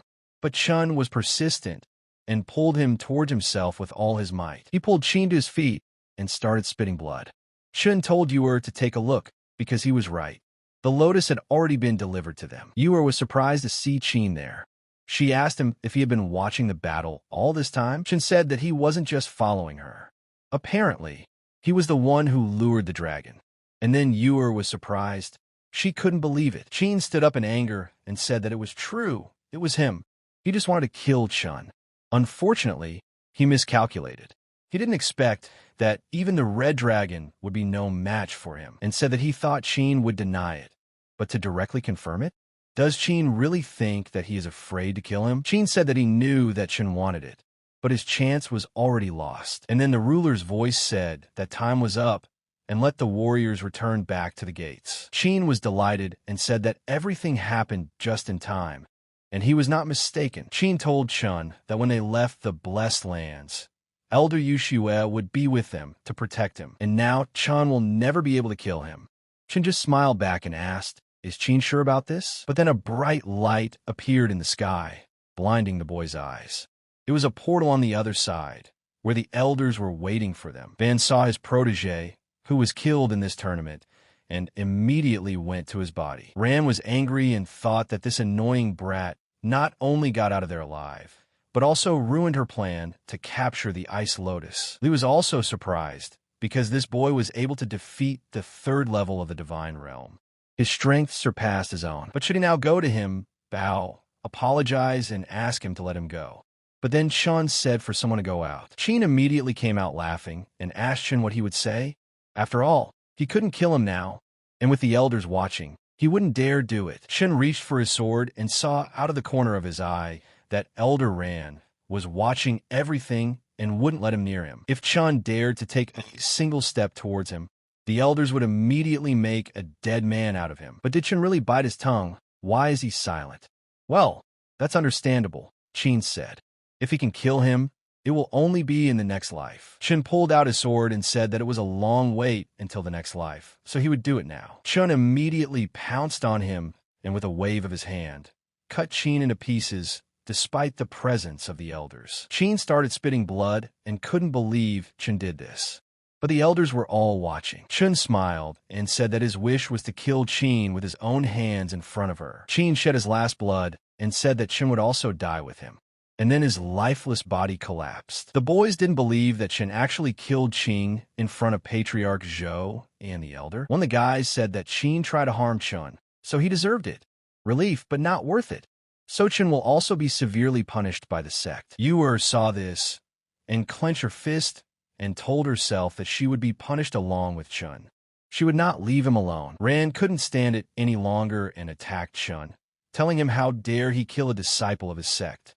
He would pay for it with his life. Ran was glad that Chun had given her a good reason to attack, so she could take the opportunity to kill him. Ching's death was worth it. But then Patriarch Xiao put his hand on Ran and asked her what she was trying to do. Ran said that Chun had killed his comrade, Ching, and must be punished for his crime. She knew that she had been so suppressed by Xiao that she could not move. Did Chun really kill a sect disciple without permission? How come he didn't see it? Xiao said that when Ching teleported, he was already dead, wasn't he? And then Chun was surprised that the Patriarch was helping him. Ran shouted that Chun had committed a serious crime by killing his comrade, and Patriarch Xiao was covering for him. She couldn't believe that the Patriarch would do such a thing. Xiao said that the elder should have chosen his words wisely. He had not seen Chun commit a crime. What kind of cover-up could there be? Ran was very eager to punish Chun and said that since the Patriarch didn't see, then she asked the others. That way they would know whether Chun killed him or not. Xiao told Elder Ran that this matter only concerns the Chun sect. Don't do this. Ran told the Patriarch to be calm. She understands everything. Ran said that she just wanted the 3 clans to act as witnesses. After that, the decision would be up to their sect. Ran knew what she was trying to do. She wanted to see how the Patriarch could save face in front of the elders of the other 2 clans while trying to justify himself for him. Ran approached Elder Wang and said that she wanted to ask him to be a witness. Chun killed a disciple of his sect right here and wanted to see what would happen to Zhou's confidence after Elder Wang's words. Wang asked Ran in surprise. She said that Chun killed a disciple of his sect. Ran told the Patriarch that he heard it. Elder Wang said that he saw it, but then she stopped because she rushed to Elder Wang's decision, and he said something completely different. Ran asked Elder Wang out of shame, did not see it? Wang said yes, because he was focused on Sanshan. He had not paid attention to anything all this time. Ran was angry and didn't understand how this could happen. Xiao was defeated by this guy, so why didn't Elder Wang help? Even Zhang himself admired him. Wang smiled and thanked Chun for not killing Zhang. Chun saw that Elder Wang reciprocated his feelings. Chun told Elder Zai that she heard everything. Elder Wang saw nothing. Isn't it time to give a verdict? Ran told everyone to wait, because Elderly hadn't said his word yet. She asked Li if it was possible that he had seen. Ran knew that Chun had killed Li's son and would not share the same fate with him. He would definitely not help him. Li said that he saw everything. And then, out of happiness, Ran said that she knew. Let Li tell what he saw. Li said that he saw Ching's corpse being teleported here. Ran was immediately upset and couldn't believe that Elderly also stood up for this guy. Li approached Chun and said that he had been rude to him in the past. He shouldn't take it to heart. Doesn't he care about the fact that he killed his son? Li smiled and said that's great. His son was a failure who incurred the wrath of the gods, and he is only grateful to him for killing his son. Chun said that since he didn't care about it, the conflict between them was over. He didn't expect that, after his return, Elderly was like a different person, and said that he knew he wouldn't hold a grudge. Not only is he incredibly talented, but he also has a broad outlook. At first glance, it seems that he is a dragon among people, and his future is limitless. He will be able to reach the pinnacle of martial arts, reach the heavens, and see the whole world. Ran was surprised that Li was sucking up to this guy. The Patriarch asked Ran if she was done, and then Ran angrily said no. Ran pointed at the boys and asked, did they see Chun kill Ching? Let them think carefully about their answer. Otherwise, the consequences will be very serious. She saw that these losers were always timid and afraid of problems, so they should not dare to go against her. And then all the boys told her that they didn't see anything. And as far as they remembered, Ching was killed by the red dragon. He must have died while he was being teleported back. Ran was sad and couldn't understand that even this bunch of losers were helping Chun. The patriarch asked Ran what she would say now. No one present had seen Chun kill Qing. Now, Ran realized that this guy was good at winning the hearts of others. Since everyone was on his side now, all that was left was to wait for the right moment to kill him. Ran said that since no one saw it, maybe she was too exhausted from the practice and was hallucinating. It was a misunderstanding. The patriarch said that the elder should pay more attention to rest then. If the future of talented disciples is threatened by some illusion, that person has no place in the sect, let alone the elder's place. Ran said that she understood the patriarch, but inside she was angry at him because he was threatening her again. Chun understood that Ran could wriggle and make excuses in every possible way, and yet her intrigues were very deep. The patriarch said that it was time to sum up the results of the competition between the three clans. The Qian, Vajra, and Qing sect sent 10 participants who competed for the rights to the Blessed Lands. The Vajra sect has 4 disciples left. Mu has no one. Chun and Uer has 7. But wait, there's a mistake. There are 6 left. And of course, the Ice Lotus was obtained by Chun. And so he announces, the Qian sects have won the competition and are the recipients of the rights to the Blessed Lands. And then the boys started shouting that they had won. They knew that all the glory would go to Qian.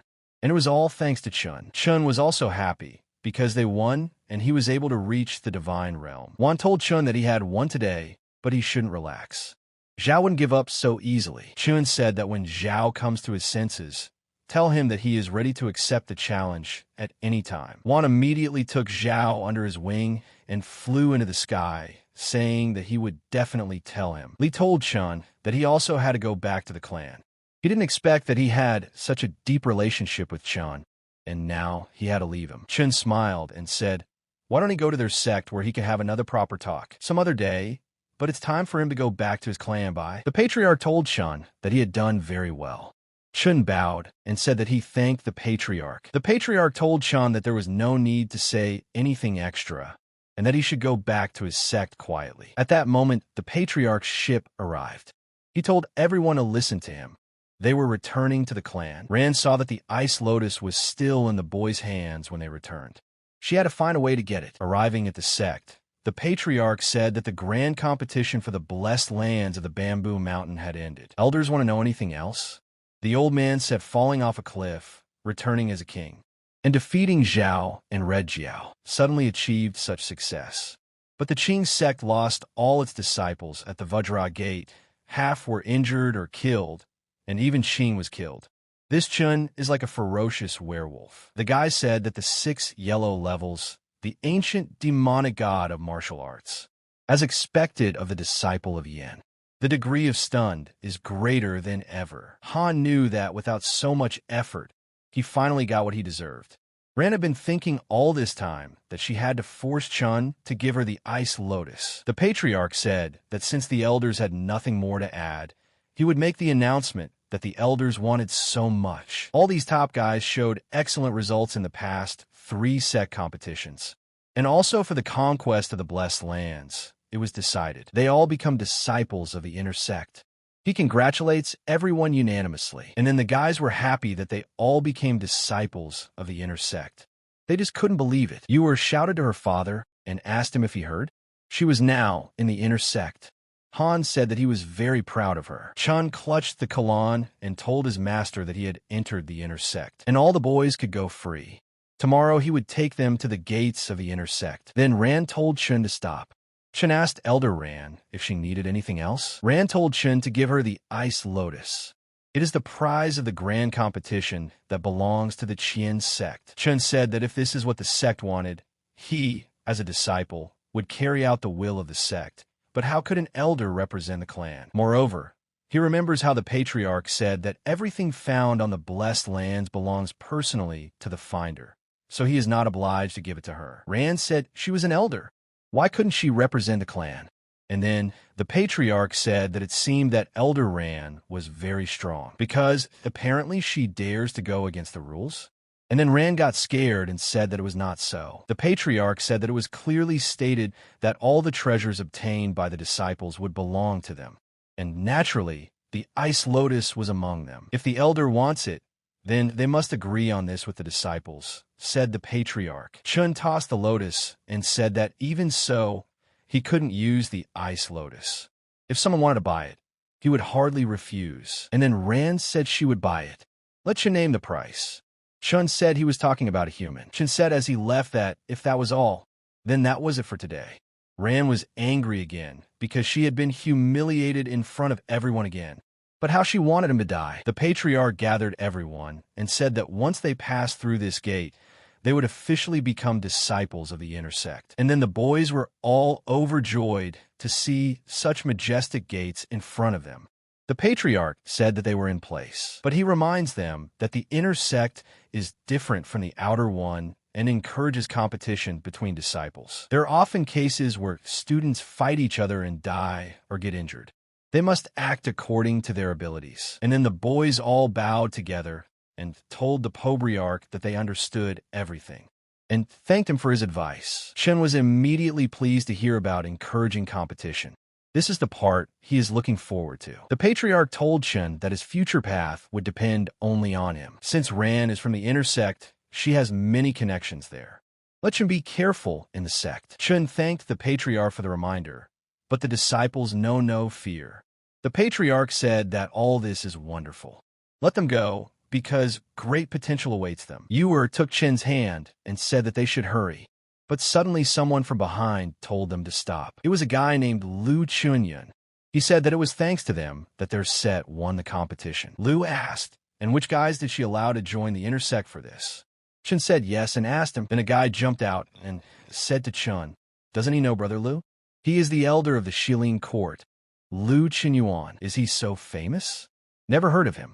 Lu asked him, is he trying to humiliate him? Chun said that he really hadn't heard of him. And then he turned to the boys and asked them. The guys all answered in unison that they hadn't heard of him.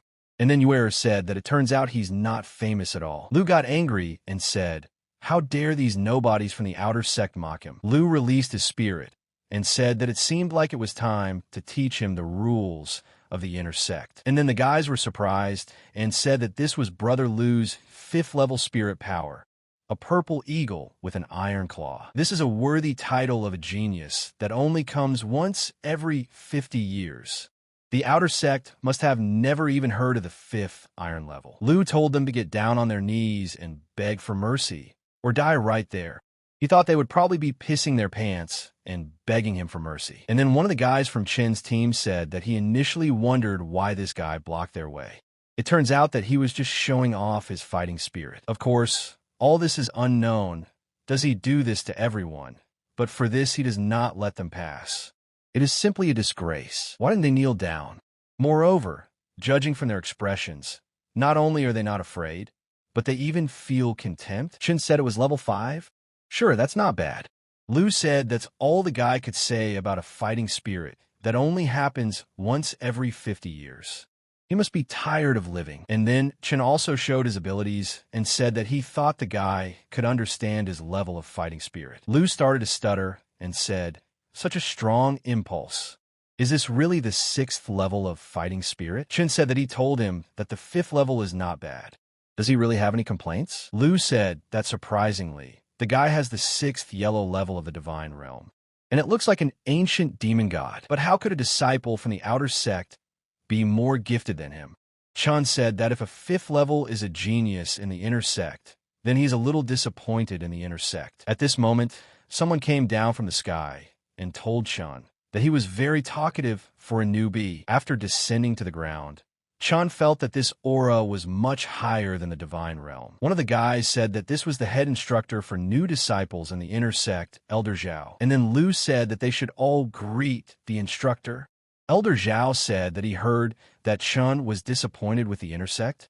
In that case, let him show him what he can do. Chun just smiled at this and told Elder Xiao that he was asking him to test it. Xiao said that there is a certain momentum in Chun, and he is not afraid of it.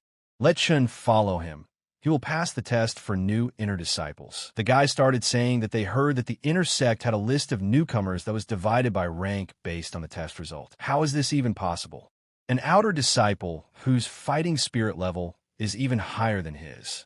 Didn't the clan say that he was a genius that appeared once every 50 years? The boy told his brother not to be upset. This boy might have been lucky to get the 6th yellow martial soul, but that doesn't mean much. That's exactly what the second guy said. Unlike their brother Lu, he can't be perfect in every aspect. Arriving at the arena, Elder Xiao said that the test consists of checking 3 elements: blood and qi, meridian and mind. And the test result will determine their rank among the others. And the rank will indicate the amount of resources they can get in the inner sect. Is everything clear to everyone? The boys all said in unison that they understood everything. Xiao pointed at Chun and said that they would start with him. He was pretending to be strong. Now they would see what he really was. Chun was not afraid and immediately went to carry out the task.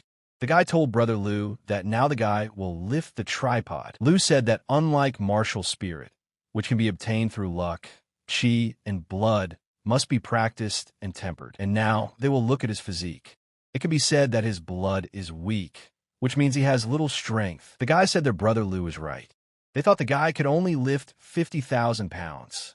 Their brother Lu lifted 80,000 pounds, and he could lift 50,000, so that's not too bad. Chun knew that his body had been transformed by the dragon's blood, so lifting 150,000 pounds would not be difficult. But the secret of the dragon's blood must not be revealed. Chun said that he thought this would be enough for 100,000. And then Lu's team started yelling for everyone to look at this guy. He's about to lift a 100,000-pound tripod. Lu smiled and waited for the moment when the guy couldn't handle it, and then he would strike. He had already said some great lines for this moment. And then Chun didn't even warm up or prepare himself. He grabbed the 100,000-pound jersey and lifted it with ease. And then Lu was very surprised and said that this was impossible. Xiao obviously realized that this boy did not use his full strength and only showed 50% of it. And then one of the new ones in the inner sect, Yang Jing, walked through the crowd of people and saw that it was Chun, who ran asked him to look after. But he looks more like a strong man. Chun immediately threw this triconage to the ground. Elder Xiao said that Chun got the highest result on the blood and qi test. And then the meridian test. Xiao immediately noticed that this guy knew how to hide his true strength. But they would see how he could do with the meridian test as well. Lu asked how this was possible. He had spent his youth polishing his body in medicinal baths. But even so, he had only lifted 80,000 pounds. This guy looks so weak. So how can he be stronger than him? The guy started telling Brother Lu not to lose heart. The guy could just be born like this. After all, the main thing for them is cultivation, not strength. So this is not the main indicator. And he is just a walking mountain of muscle. And the difference is not that big. Only 20,000 pounds more than him, and said that his guys were right. This man is just a brute force, a stupid barbarian. Meridians are the foundation of a cultivator. He clearly can't be stronger than him in this. Chun knew that every meridian in his body had been transformed by dragon blood, which was several times more extensive than that of ordinary people. But this time he had to be more careful, but it was still not easy. And then he took hold of the statue's hand, and the energy began to sparkle yellow. Chun didn't understand what was happening. This bronze statue had such a strong suction power. Unbelievable. His internal qi was out of control. Xiao immediately realized that Chun would not be able to hide his true strength. It would be interesting to see what his meridian level was. Lu said that surprisingly, he had the lowest level of bronze meridians. As expected, his meridians are the most ordinary. The guy said that as he said, this guy's fighting spirit and strength are just luck. He wouldn't brag about his meridians like that. But their brother Lu has silver meridians. That's a whole level above him. His future is already decided. And then one of the guys told everyone to look at this. The color of the lines started changing. Lu grabbed his head when he saw the silver meridians, and he couldn't believe that such a thing was even possible. The guys said that the guy's meridian level was the same as Brother Lu's. Were the gods really that kind to him? A rare soul, incredible physical strength, and high-level meridians. Could he really be a genius who is even higher than Brother Lu? Chun kept holding the statue's hand and didn't understand what was wrong with him. Why was the suction so strong? Xiao was also surprised that this was not all. His internal chi was so strong and fierce that it could reach the legendary golden meridians. And then Elder Xiao's words became true. This guy's meridians actually started to manifest. Chun tried to pull his hand away and knew that if it continued like this, his body's secret would be revealed. At that moment, Chun managed to pull his hand away from the statue and told him to let go. At that moment, the statue immediately went out. Lu saw that golden lines appeared on the statue. He even had golden meridians. And now he realized that he was not his equal. Xiao saw that Chun had been forcibly released from the bronze statue's suction. Even so, his meridians were at the gold level, and also saw that the guy had golden meridians. Although he was not up to the level of the heavenly bridge like him, it was also not bad. And then Chun breathed a sigh of relief and realized that he had almost revealed the secret of his body. It scared him to death. Lu was still shocked that his martial spirit, blood, chi, and meridians were stronger than his own. He was completely crushed by the newcomer from the outer sect. The boys all gathered around him and told him not to give up. There was still one more test left. Next up is a test of the mind, showing the strength of his heart. Brother Lu's heart will definitely be stronger. He's all sweaty after measuring the meridian. He's exhausted all his potential to get past Lu, the Spanish meridian. Lu stood up and said, "Be it martial soul, chi, blood, or meridians, these are all innate talents. To know how far he can go in the path of cultivation, what matters is still the heart." The boy said that his brother Lu was right. No matter how good the talent, without a strong heart, he won't go far. And then Lu fell to his knees and said that he admitted that the guy was better than him. But if it was about the heart, then Lu would not lose to anyone. After all, his heart was the magic sword. And then all the boys started shouting that Brother Lu was a good boy. They would see how the boy would do in the final test. This would be the return of Brother Lu's greatness. And then the elder said that the meridian test is the highest result. The test of the mind remains. Xiao saw that this boy was holding up well, but the last thing would finally give him away. And then Chun told the elder that he wanted to give up on the final test. He knew that if he completely lost control of Qi, he might reveal his secret. Then Elder Xiao was surprised and asked what kind of surrender. The guys were happy and said that the guy must know that his heart is not as strong as Brother Lu's. Lu said that he knew that there was no man in the world who could be better at everything than him. Ian was also surprised that the guy didn't even want to take the test. His heart might even be below the minimum. Apparently, Rant's eyesight was getting worse, since she told him to pay attention to it. Xiao immediately realized that there were a bunch of good-for-nothing standing here. Why would he be scared? He was just laughing at them. This guy turned out to be so ruthless that he doesn't even want to undergo the test, just to hide his essence. Chun told the elder that if that was all, he would go already. Chun sighed and said that fortunately he was smart enough to leave in time. But then Elder Xiao told Chun to stop and ask him who gave him permission to surrender. Then Chun Yi was surprised and asked the elder, couldn't he give up and not take the test? Elder Xiao told Chun that others naturally could, but not him. Boy, does he really think he can just leave? Chun was excited and asked Elder Xiao why he couldn't give up the final test. Xiao said proudly, because he is the head instructor. In fact, he can give up, but then he will use the head instructor's opportunity to expel him from the inner sect. The choice is his alone. Chun began to be indignant and told the elder that this was completely unreasonable. Xiao said that if the rules allow this, then everything is reasonable. Chun thought this was a strange thing.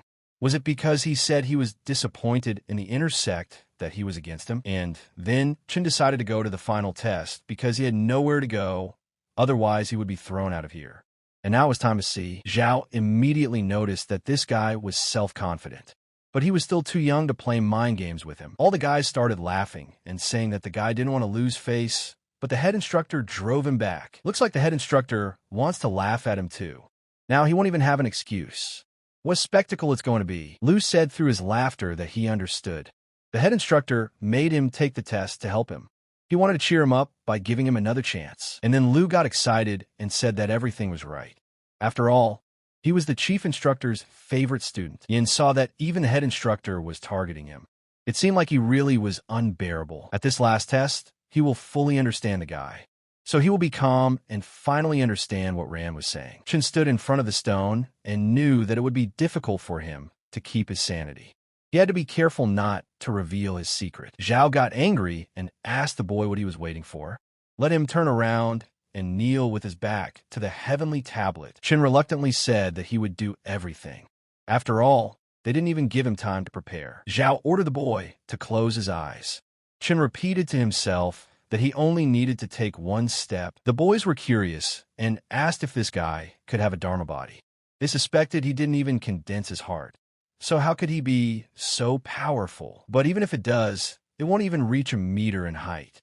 And Brother Lu has a magic sword that's 3 meters high. And then Lu opened his arms and said that he had already foreseen his triumph. All his glory was returning to him. All the power of Chen's heart began to manifest. He did not expect such a manifestation because his desire was not to reveal his powers. And then Lu was very upset because Chun rose 10 meters. None of the guys could believe it. The guys said that it was extremely rare for Brother Lu to have it higher than 3 meters, but here it was 10. I just can't believe it. He's clearly not one of the good ones. It is also a cruel and vicious heart. He is clearly incomparable and ruthless. The guy did not want to pass the test, not because he was afraid, but so as not to scare them. But Chun turned his head and asked what's wrong. They didn't reveal him. But Chun was upset because he had completely revealed himself in all his glory. Elder Zhou walked up to Chun and said, "This is the great body of Dharma, Ashura." He didn't expect that his martial arts heart would be like this. Chun asked in a surprised voice, "What is this?" Zhou said that the hearts of martial arts have several characteristics: kindness, cruelty, compassion, emptiness, ruthlessness, freedom, and killing. But of course, the great body of Ashura is the master of killing. This means that Chun is not only hard-hearted, but also fierce and aggressive. Chun stood up and said that he understood everything. But in his mind, he thought that as long as it was not related to the secret of his body, there was nothing to worry about. Xiao said that the boy who possesses the great body of Ashura will not kill for the sake of the land, lead people, or step on the countless bones of the dead. Now, let the guy not let down his heart. Chun smiled and said that he would still watch. And then Xiao smiled and said that the guy had been caught. He had fooled him after all. He had finally decided to reveal his ambitions, hadn't he? Xiao hit Chun on the back of the head and said that the young are so crazy. But how can they be called young if they're not crazy, right? Chun got angry and decided to tell the old man that he might die from such blows. Xiao started laughing loudly and apologized, saying that he was just so happy that he couldn't control himself. He didn't think his character would be so pleasant to him. Chun immediately noticed that this old man was sentimental. It seemed that he did not have any bad intentions towards him. Yang saw that this guy had a 10-meter Ashura body, which was even stronger than his martial arts heart. That's why Ran asked him to look after him. Lu knew that the great body of Ashura Dharma was the Lord of Killing, incredible aura. He crossed the path of a ruthless person. The boys still told Brother Lu that this was no reason to lose heart. He was stronger and better than him in soul, chi, blood, meridians, and heart. It didn't mean anything. Lu said that cultivators of their generation had to be down to earth to accept reality. If he lost, it couldn't be changed. Was it really that hard to accept that his opponent was better than him? And then Lu couldn't hold back and hit his guys. They asked what happened. Why did Lu's brother suddenly become a different person? The boys asked their older brother Lu if he was afraid of him. Lu asked why he should be afraid of him. Lu bowed and said that he just wanted to show him his respect. And then all the guys stood in stupor from what was happening. Lu knew that given the guy's great body of Ashura Dharma, the witness of killing, Chong must have killed many people. And now he must not provoke him again. Otherwise, he will meet the fate of the dead bones under his feet. Then Elder Xiao said it was time to announce the test results. The elder said that on the first and second tests, Chun had the highest score, and on the test of intelligence, he had a special result. And now this guy Chun, ranked 19th in the current overall list. His guys started shouting at Chun that he was the pride of the outer sect. Uer smiled and said that his younger brother was amazing. Lu told Chun that he could be proud of himself. He received approval from him, Lu Chengyun. Elder Xiao told Chun that if he didn't hide his talent, he would definitely be among the top 10. Chun said that he was satisfied with this result.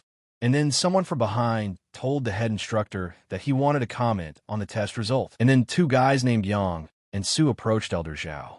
The guys were all wondering who they were. The guys said that he was the grandson of Yang Chenfeng, an inner sect elder with outstanding talent. He had a special result in almost all tests and ranked first among the new disciples. Chun overheard that this guy had taken first place among the new students. Elder Xiao said that as far as he remembered, this guy was Elder Yang's grandson. What's the matter? Does he have anything to say about the results he brought out? Yang smiled and said that not at all. He just had some doubts about Chun. Doubt asked Zhua in surprise. Yang said that he had heard something about him. Almost single-handedly, he helped the sect win the competition of the 3 sects, which made him very famous in the outer sect. But of course, that's not what he's best known for. It's for being called a nobody. Chun knew right away that this guy was here for him. A worthless person, Xiao asked in surprise. Does Yang really think he's an idiot? How can a worthless person have such a result? Yang said that the reason why he was called a worthless person was because half a year ago, he couldn't even cultivate properly, and his dantian was like iron. So how did he achieve such results in such a short time? That's why he has doubts about him. Xiao asked in surprise, dantian like iron? How is this even possible? It's just unbelievable. All the guys were also surprised by this information. One of them said that his cousin lives in an external sect, but isn't a person with such a dantian barred from practicing for the rest of his life. Uer got angry and said that his younger brother was not a nobody. They should take a look at themselves, you worthless weirdos. Xiao asked Chun if what Yang said was true. Yang started to provoke him and told Chun to tell them the truth. After all, Elder Ran told him everything in detail and asked him to look after him specifically. Chun told Elder Xiao that what this guy said was all true. His dantian was indeed like iron before. He knew that in this situation, he could only tell the truth. Xiao was taken aback by these words and asked Chun, then how did he manage to continue cultivating? Chun understood that despite this, the secret of dragon blood could not be revealed. Su said he thought this guy wouldn't say anything. After all, they know that something like this is given from birth and is almost impossible to change. Let Chun allow him to introduce himself. His name is Su Yi, 20th place on the list of new disciples. The guys started to say, what does it mean that Chun took some kind of forbidden medicine? Otherwise, how could a person with an iron dantian reach the divine realm in half a year? And now it is clear to them where he got such abilities from.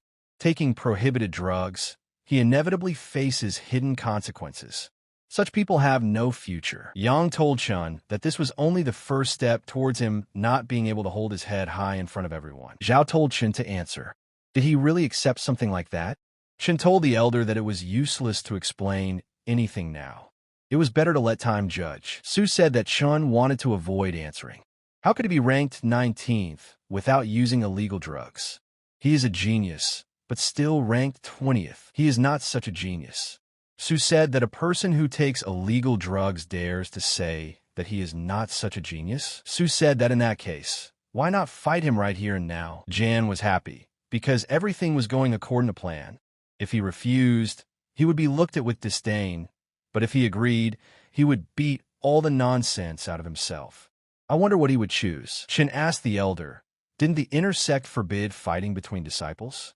He knew that he was looking for a reason to teach him a lesson, but he didn't expect that he would be the one to incite a fight. Xiao said that the inner sect is ruled by the law of the jungle. The weak are fed to the strong.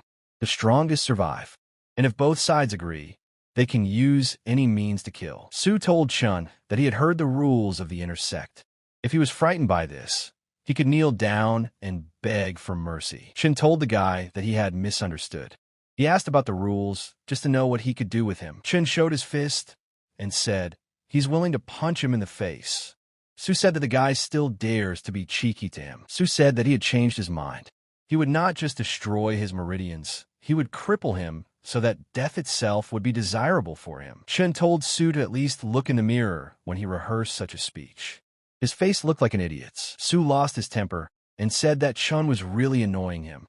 And then, showing his strength, he began to attack. The guy saw this and started saying that this was the 4th yellow class skill, the Ghost Fist. They didn't expect that he would immediately use his trump card as an attack on the spiritual level. When struck by it, a person either loses their soul. Some people have heard that when cultivating the Ghost Fist, the soul of the victim is ingrained into the fist, thereby improving the skill itself. Elder Xiao was also surprised that this guy practiced such a brutal fist, and also confirmed that even if he were to face such a fist, he would have to use a couple of powerful moves. Su attack told Chun to prepare to become an idiot. Chun ordered the Devil Road to destroy him. Chun's palm dispelled Su's attack. He didn't expect his Ghost Fist to disappear after that. How is this even possible? The Phantom Fist dissipated because of the difference in strength? Chun didn't stop there and ordered his palm to attack and show no mercy to the idiots. Su saw that he couldn't cope and screamed in pain that he shouldn't do that. And then he sealed his palm into the ground. Xiao thought that such a vigorous and brutal palm technique could definitely not be obtained through forbidden medicine. This guy definitely didn't take anything like that. Su asked, how is that possible? He must have such strength because of the illegal drugs. Su asked, otherwise how to explain such incredible power. Chun told him that there were many things he did not know. Then Chun demonstrated his attack and said that now this Su would become a useless person. Su was frightened and told Chun to stop. After all, he had already given up.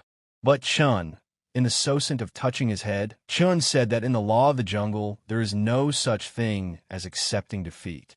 Su said that the guy actually destroyed his Jian Tian. The boys asked, is that all? Chun must be hiding his true strength. His rank is clearly higher than 19. Who is saying that he is taking something forbidden? Such power that can challenge the heavens cannot be obtained by something like that. Then Uer came out and said that she asked everyone to calm down. This is a normal thing for his younger brother. No need to make a fuss, and was very angry. He asked Chun how he dared to put so much pressure on Su in his presence. Chun said that there are some differences because he is in his presence. As the head instructor himself just said, they can use any means except murder. It's not his turn to talk nonsense yet. Yang said that he had seen many madmen, but this was the first time he had seen such a madman, being a newcomer to the inner sect. How dare Chun talk to him like that? Su is his friend, and he dares to hurt him like that. Does Chun really not take him seriously at all? Xiao shouted at Yin that he thought this guy was the only one who didn't take him seriously. Xiao asked Yin, what next? He thinks his status is above the rules of the entire inner sect. Jan got scared and told the head instructor that he had misunderstood him. He would not dare to do such a thing and asked for his forgiveness. Xiao said to remove this trash from here and pointed his finger at Su. Xiao told Yang that if he found out that he was trying to violate the rules of the inner sect, even if he was Yang Chen's grandson, he would never forgive him for such a thing. Yang bowed and said with tears that he understood everything. As he parted, he told Chun that he was very good. He would wait for him at the qualifications in 3 months. As he left, Yang longed for Chen's death and repeated that in 3 months, he would divide his bones and dignity in front of everyone. Chen asked the elder what the qualification was. Xiao said that Yang was talking about the qualifications for new disciples, which would be in 3 months. Their main purpose is to check the results in cultivation and revise the ranks. Disciples who perform well can be accepted and approved by the elders of the inner sect and become direct disciples. Chen smiled and said that he understood everything. It seemed that Yang wanted to kill him in front of everyone. Xiao asked Chun, what is he afraid of? Although he is arrogant, he is still the first in the rookie list. He has good talent and strength. Chun said that Yang is just the first among the newcomers. His goal is not only that. Xiao said that he knew that Chun had more powers hidden. Chun said no, he really isn't that talented. Xiao told Chun that he was pretending to be a pig that could eat a tiger. In that case, he simply wouldn't let him do whatever he wanted. Chun told the elder to stop. He asked him what he was up to, and then Xiao told everyone that he had something to announce. Chun has good talent and incredible strength, and so, as the head instructor, he recommends him as the 10th special disciple in the selection group, which means he does not need to participate in the preliminary selection. And he immediately gets into the top 50 best students of the sect. And then the guys started to get indignant and ask, why is that? He won't even have to go through the selection. In the past, the 10 special disciples were among the top 10 new disciples. This is a record. This Chun undoubtedly conceals incredible strength within himself. The guys said that Su, who was defeated with just one blow, would not be below the top 10 in strength. But in this way, those who were overtaken by Chun in the end might be dissatisfied, especially Xiao, who was ranked 10th. Chun told the instructor that he had just thrown him out to roast on the fire. What was all this really for? Xiao said that he's already finished with Chun. He still has other students to evaluate. Chun said that seniors like to push juniors to death. Uer told her brother that he could go, and they would come to him later. Arriving at the courtyard, Chun said that as expected from the inner sect, the concentration of aura is incomparable to that of the outer sect. At the moment, he had been cultivating for less than an hour, and he had achieved a similar effect in 2 or 3 hours in the external world. Chun looked around and said, his elder sister still hasn't returned? But then, looking at the door, they immediately collapsed in front of him. Chun saw the guy and asked, who is he? Well, he's really in trouble. He even dares to pretend to know brother Xiao, who is ranked 10th among the newcomers. 10th place, Chun said, sighing in front of him. He realized that it seemed like they came because of the dropout from the special group. The guys started shouting that it looked like there was going to be a fight between Xiao and Chun.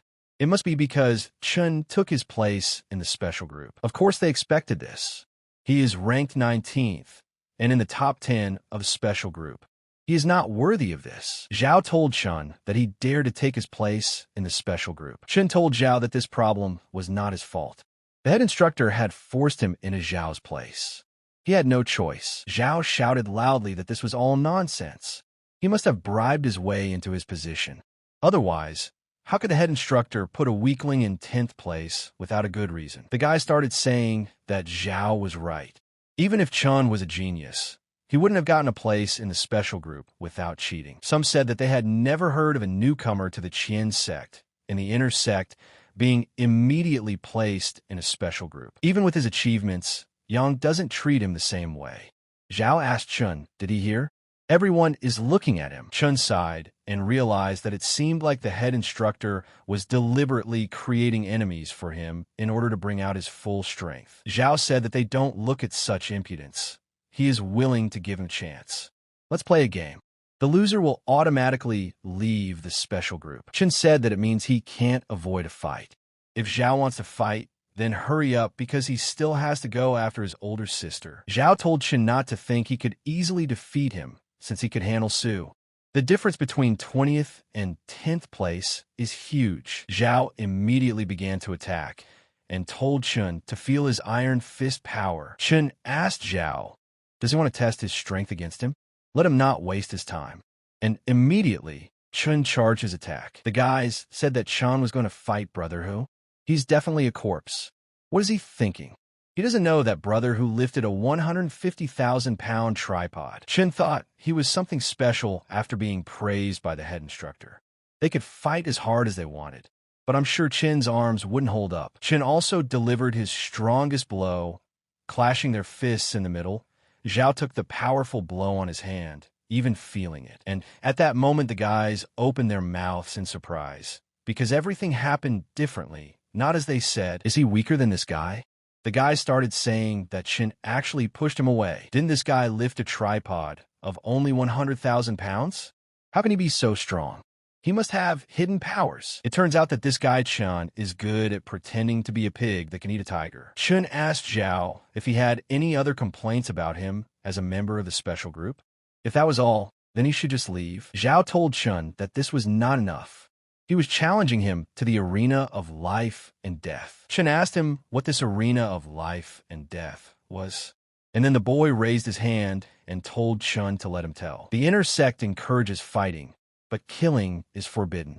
It's a different matter when it comes to the arena of life and death. Once the participants are on it, the only way to end the fight is the death of one of the participants. Chun said that everything is clear to him now, but Xiao can't defeat him now. But he thinks he can do it in the arena of life and death. Xiao told Chun that he probably doesn't know yet, but his strength is revealed when there is a life or death battle. Only at such a moment can he reveal his full potential. The boys said that their brother, who grew up fighting wild animals in the jungle, No one can surpass his brother in terms of killing skills. He has lived through many situations where his life was at stake. He had one foot in the palace of death several times, but he survived every time. Chun started laughing and said that since Xiao was so keen on it, he agreed. And now he could choose the time of the battle. Xiao said in 7 days, the arena of life and death. And death is one of them. Let him enjoy his last days of life. Chun noticed that this Xiao was similar to Xiao Sanshan. Both were crazy fighters and straightforward. This Xiao will also be a good opponent. But then the guys ran in shouting Chen's name. Uer asked Chun why he agreed to perform in the arena of life and death. If something happened to him, Chun told his sister not to worry. He'll be fine. By the way, how did they all do on the test? Uer was disappointed and said that it was not very good. She was ranked 69th on the newcomer list. Chun smiled and said that he liked that number. Uer was surprised by Chen's surprise and asked what was good about him. Chun asked the guys, how are they? The guys were upset and said that they didn't even make it into the top 100. Chun said that there was nothing wrong with that. They haven't even reached the divine realm. A low rank in the inner sect is also good. Once they make a breakthrough, their rank will definitely become much better. Because of their ranks, they don't even know how to get them. Chun said he would take care of the pills, and they would do the cultivation in the meantime. He promised to get a pill for everyone. And then all the boys were happy and said that Chun is their elder brother forever. As expected from Chun, he is the best. Uer asked him where he would get so many pills. Chun told her not to worry about it. Let her help them if anything happened. Now it's time for them to go hungry. Uer listened to him and was confident in his words, and immediately followed him.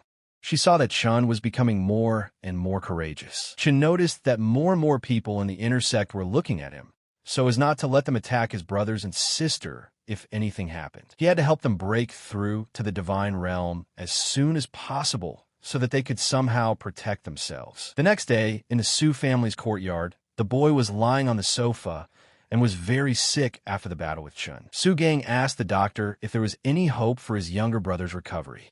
The doctor said that the Dantian was completely erased. The doctor told Gon that he was very sorry. Gon slammed his hand hard on the table and asked Yin, what is this supposed to mean? Who brought his brother to this state? Yang told senior brother Su, this is the work of a new disciple, a certain Chun Feng. He is ranked 19th among the new disciples. Yang saw that there was still some use for this Su. He could use his brother to get rid of Chun. Of the new ones, Gon asked, how dare he deal such a terrible blow to his brother? Who does he think he is? He will go and kill him right now. Yang told senior brother Su that he didn't know what method he used to win over the chief instructor. If he wanted to kill him, the chief instructor would protect him. Gon said that he would then challenge him to the arena of life and death. And now he wants him dead. Yang told senior brother Su that in the inner sect, he was among the top 100. Chun had always been a bully.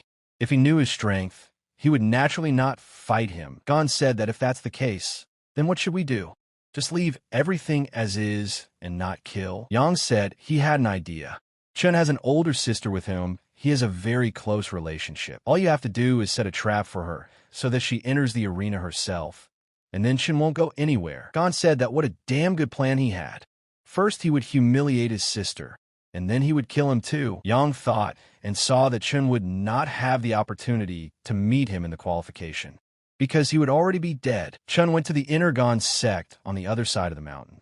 He sat there and cultivated his powers in silence. Chun finished the cultivation process and said that the Longxian martial heaven formula was not worthy of the magical power manifested in the dragon's blood. Chun was delighted and said that he was able to break through to the divine realm in half the time. Chun said that combined with the transformation of his meridians and body by the dragon blood, his actual combat strength in the divine realm was 5 times higher. Now he specializes in martial arts.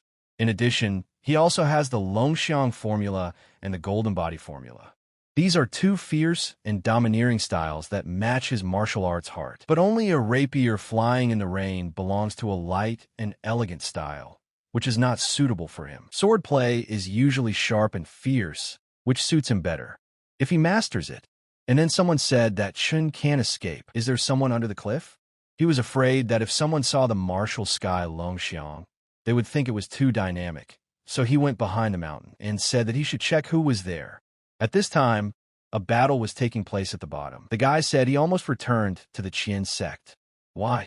Why did God do this to him? The enemies asked the boy, does he really think he can escape from them?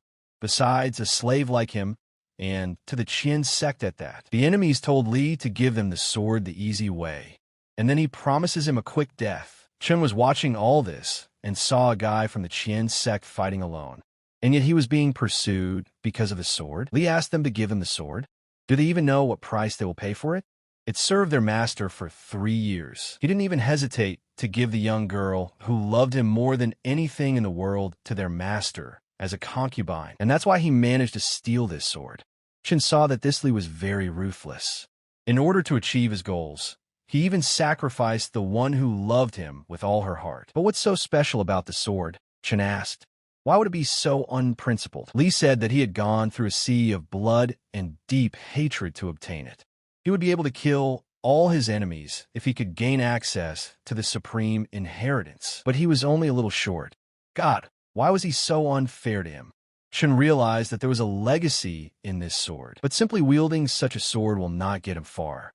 There is no shortcut to the top of martial arts. The enemy told Li that it seemed he had finished his last words, so it was time to finish him off. Chun also decided to fight, and saw that although Li seemed so good, he was still from his sect. He would simply save him and hand him over to the sect leader for decision. Li was ready to give up his life and told his little sister that he would soon be reunited with her. But then Chun entered the fray and asked them if they wanted some fried nails, and immediately fired the nail straight at them. Li was surprised and couldn't believe it. Chun told his elder brother that it was not time to give up yet. Li was surprised when he saw Chun, because he called him elder brother. He is a disciple of the Chien sect, and now he is definitely saved. The enemy asked Chun, is he from the Chien sect? Chun smiled and asked him what if it was like that. The enemy saw that this guy killed 4 of his men with 1 blow. He couldn't handle him. He had to report this to the master. As he was running away, the enemy told Chun that he had gotten into something he shouldn't have. Now he would face certain death. Chun smiled and said that this guy runs away and doesn't even forget to say so many ruthless words. Chun did not let him go and immediately ran after him. Chun asked him if he thought he could escape. Chun hit him in the face with a bang and said that he wouldn't live to see it. Chun told the boy to tell him where he is from and who is his master. The boy asked Chun, does he want to know who his master is?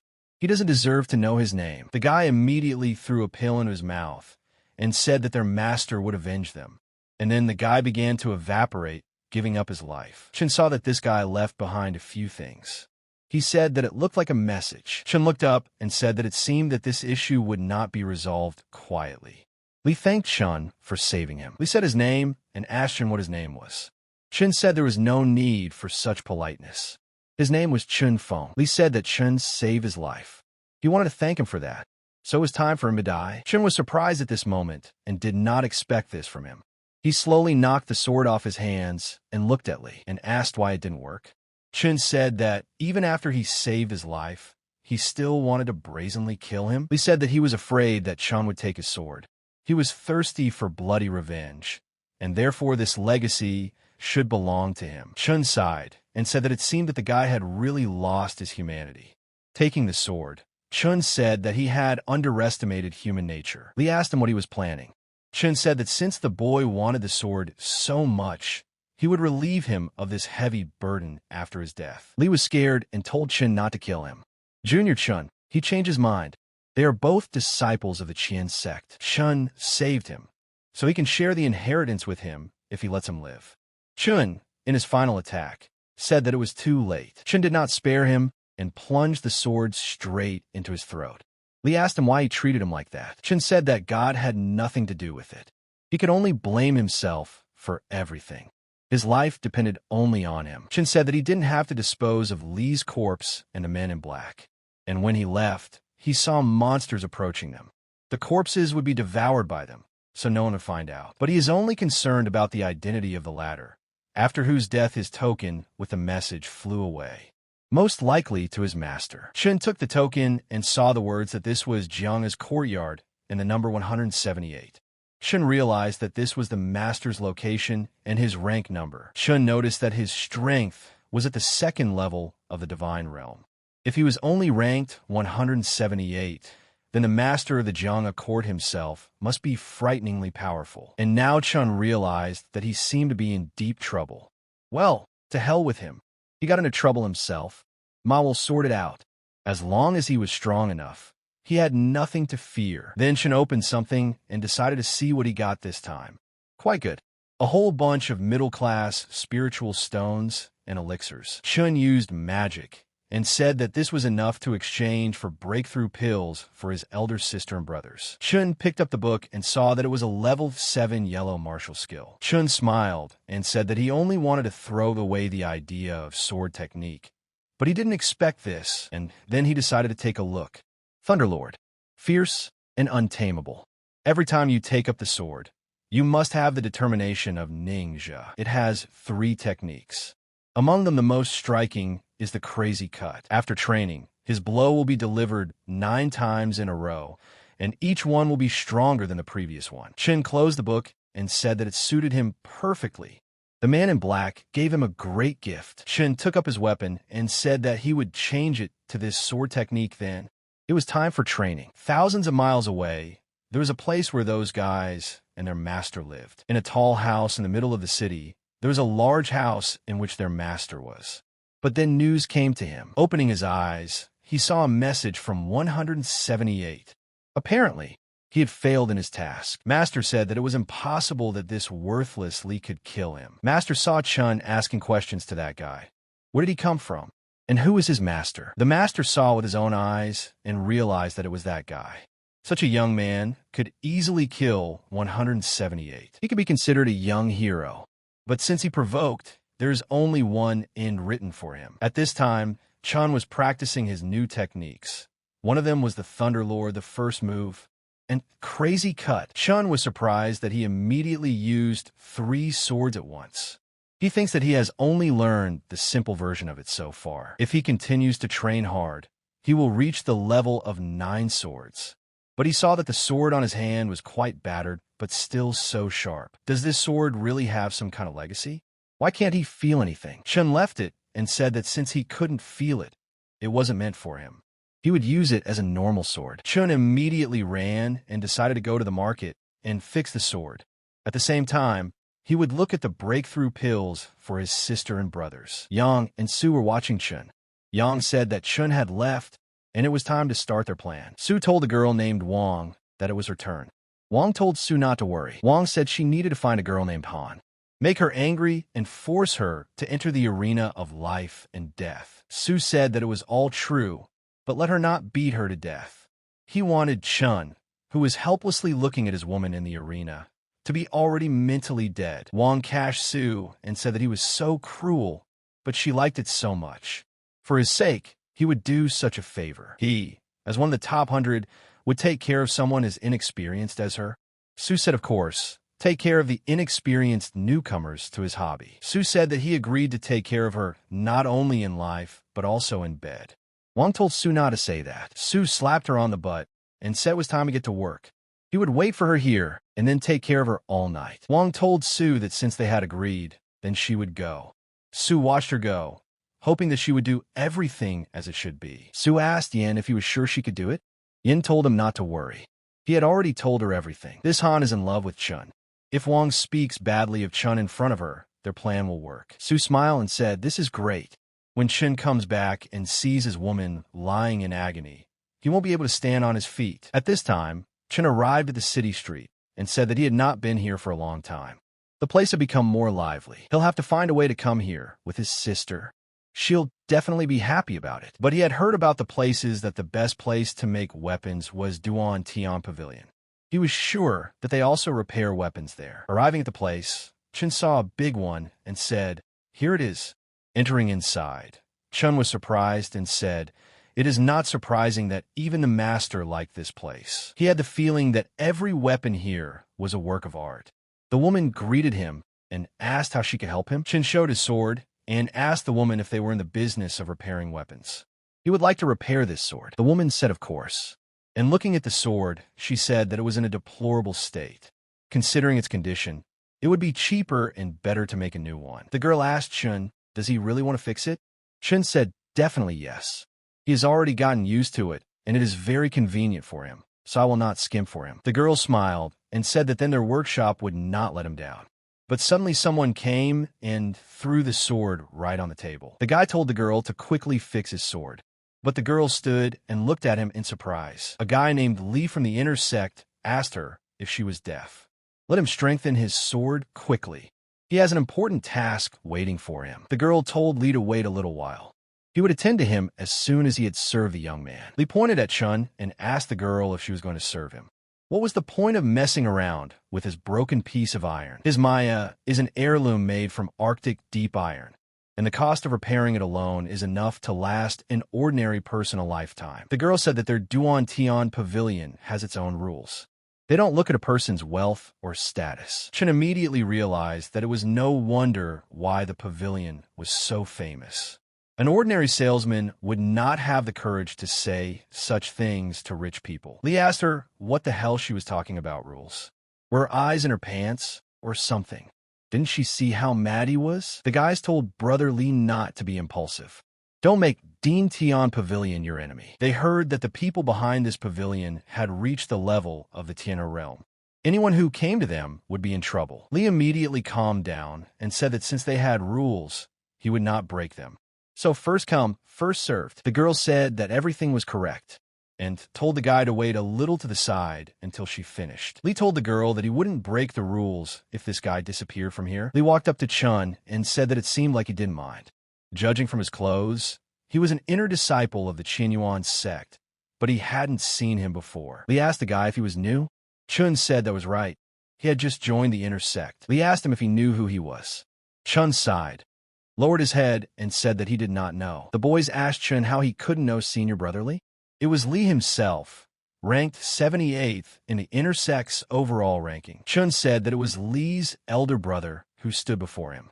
Lee told Chun that since he now knew who he was, he should take his sword and leave. Lee began to talk about his sword, but Chun did not leave it at that, and immediately patted him on the shoulder. Chun told elder brother Lee that he was the first to come here. Besides, he was also in a hurry. The boys asked Chun, is he completely crazy? How dare he talk to Senior Brother Lee like that? The new guys are completely crazy these days. Lee asked Chun what he just said. Should he repeat it immediately? Chun said that he was the first one to come here and was also in a hurry. Lee got angry and was about to hit her. The girl told him to stop. According to the rules of their pavilion, fighting is prohibited here. The boys immediately hugged him and said that she was right. This was no place to fight with him. They would deal with him later, when they returned to the sect. Chun said that it seemed like Senior Brother Lee still adhered to the rules. Let's wait until they return to the sect and have a nice chat together afterward. He was in a hurry and needed to fix his sword. Chun told the girl that he was asking her to help him with this.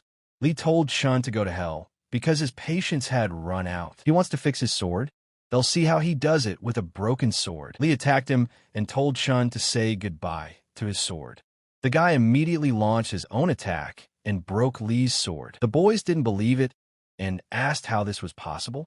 How could elder brother Lee's sword break? And saw that this sword was not so simple after all. No wonder Lee tried to get it at any cost. How is this possible? This is an ancestral sword made of Arctic iron. It can't be, it just can't be. How the hell is his sword stronger and sharper than his? Chun said that he congratulated his elder brother Lee. Now, he doesn't have to worry about which one of them will be first. His sword is broken, which means Duan Tian Pavilion can't serve him. Lee said, how dare they break his sword? And then Chun saw Lee attack him, and he knew it was time to see how strong he was. Then the grandfather came out and asked what was the noise in Duan Tian Pavilion. The boys immediately turned around and were surprised. This formidable old man was Manager Wong in Duan Tian Pavilion. The girl smiled when she saw Manager Wong. Wong said that they were trying to violate the rules of Duan Tian Pavilion again and again. Did they really think that this place was their home? The guy said that he had such a strong impulse, at least at the 8th level of the divine realm. Chun also now understood the pavilion's reputation. Even Manager Wong had such power. Lee told Manager Wong that his sword was broken by Chun in their pavilion. Wong said they won't do anything about it. They are responsible for it themselves. Lee said he is responsible for it himself. Manager Wong, is this how he deals with customers? Wong said he didn't care. This is how Duan Tian Pavilion does business. Is there any problem with this? Li got scared and said there was no problem. Wang said they should get out of here then. If they dare to break the rules again, don't blame them for being impolite. Li said he understood everything and was leaving. Chun said he was honored to be able to be remembered by his older brother, Li. The guy said they would see how cheeky he could be later, and then they disappeared from the pavilion. The boy told brother Lu that they had better forget about it. Li asked how he could forget such a thing. After all, this guy not only disgraced him, but also broke his sword. He will not rest until he kills him. The guy said that Chun had just joined the sect, and he already dared to disgrace brother Li. He was seeking his own death. His sword looked battered, but he was able to break it. It must be a real treasure. It would be a great replacement for his sword. They're making progress already. That's exactly what he wants. He wants him to keep an eye on him and let him know when he's leaving the pavilion. The boys were delighted and understood Bharat Li's instructions and told him to trust them. They would do everything. Li mentally told Chun to wait a little longer because he didn't understand how cruel the spiritual world was. Li said that he would teach him a good lesson, and it would be his last lesson in life. Wang approached Chun and said that he apologized for their poor hospitality. He would order the best master to fix his sword, and as an apology, he will give a 20% discount on all the materials needed. Chun told the manager that it was unnecessary. Just help with the sword as soon as possible. Wang said that it was impossible. He personally gave a 20% discount on all materials. Let the girl take the sword to Master Lu and tell him to fix it with the best materials. Chun said that in that case, he also thanks Manager Wang. Chun remembered and asked, "Are there any breakthrough pills in Duan Pavilion?" Wang was surprised and asked, "Breakthrough pills? Not even one? I'm afraid you won't be able to buy several of these. Not to mention Duan Tian Pavilion or even the entire Danyang country." He knew they were very valuable, but to this extent? Wang said that although the breakthrough pill was not its own high-level one, but it is a necessary material for breaking through to the divine realm. Therefore, the question is great, and there is always a shortage. As soon as one appears on the market, it will be bought immediately. It is difficult to find it in warehouses. He remembered that he got his from Elder Sunday. He didn't think there would be a problem buying it. Not to mention it was so rare. How could he obtain the pills for his sister and brothers? Wang said that if he really wanted them, it was possible to get them. Chun told him to tell him everything he knew. He would be very grateful. Wang said that the pavilion needed to deliver valuable goods to Changha City, but he couldn't do it himself. If Chun helps with the export, he will ask Master Geddon, a top-notch alchemist, to prepare some breakthrough pills for him. Chun asked in surprise, "Breakthrough pills just for export?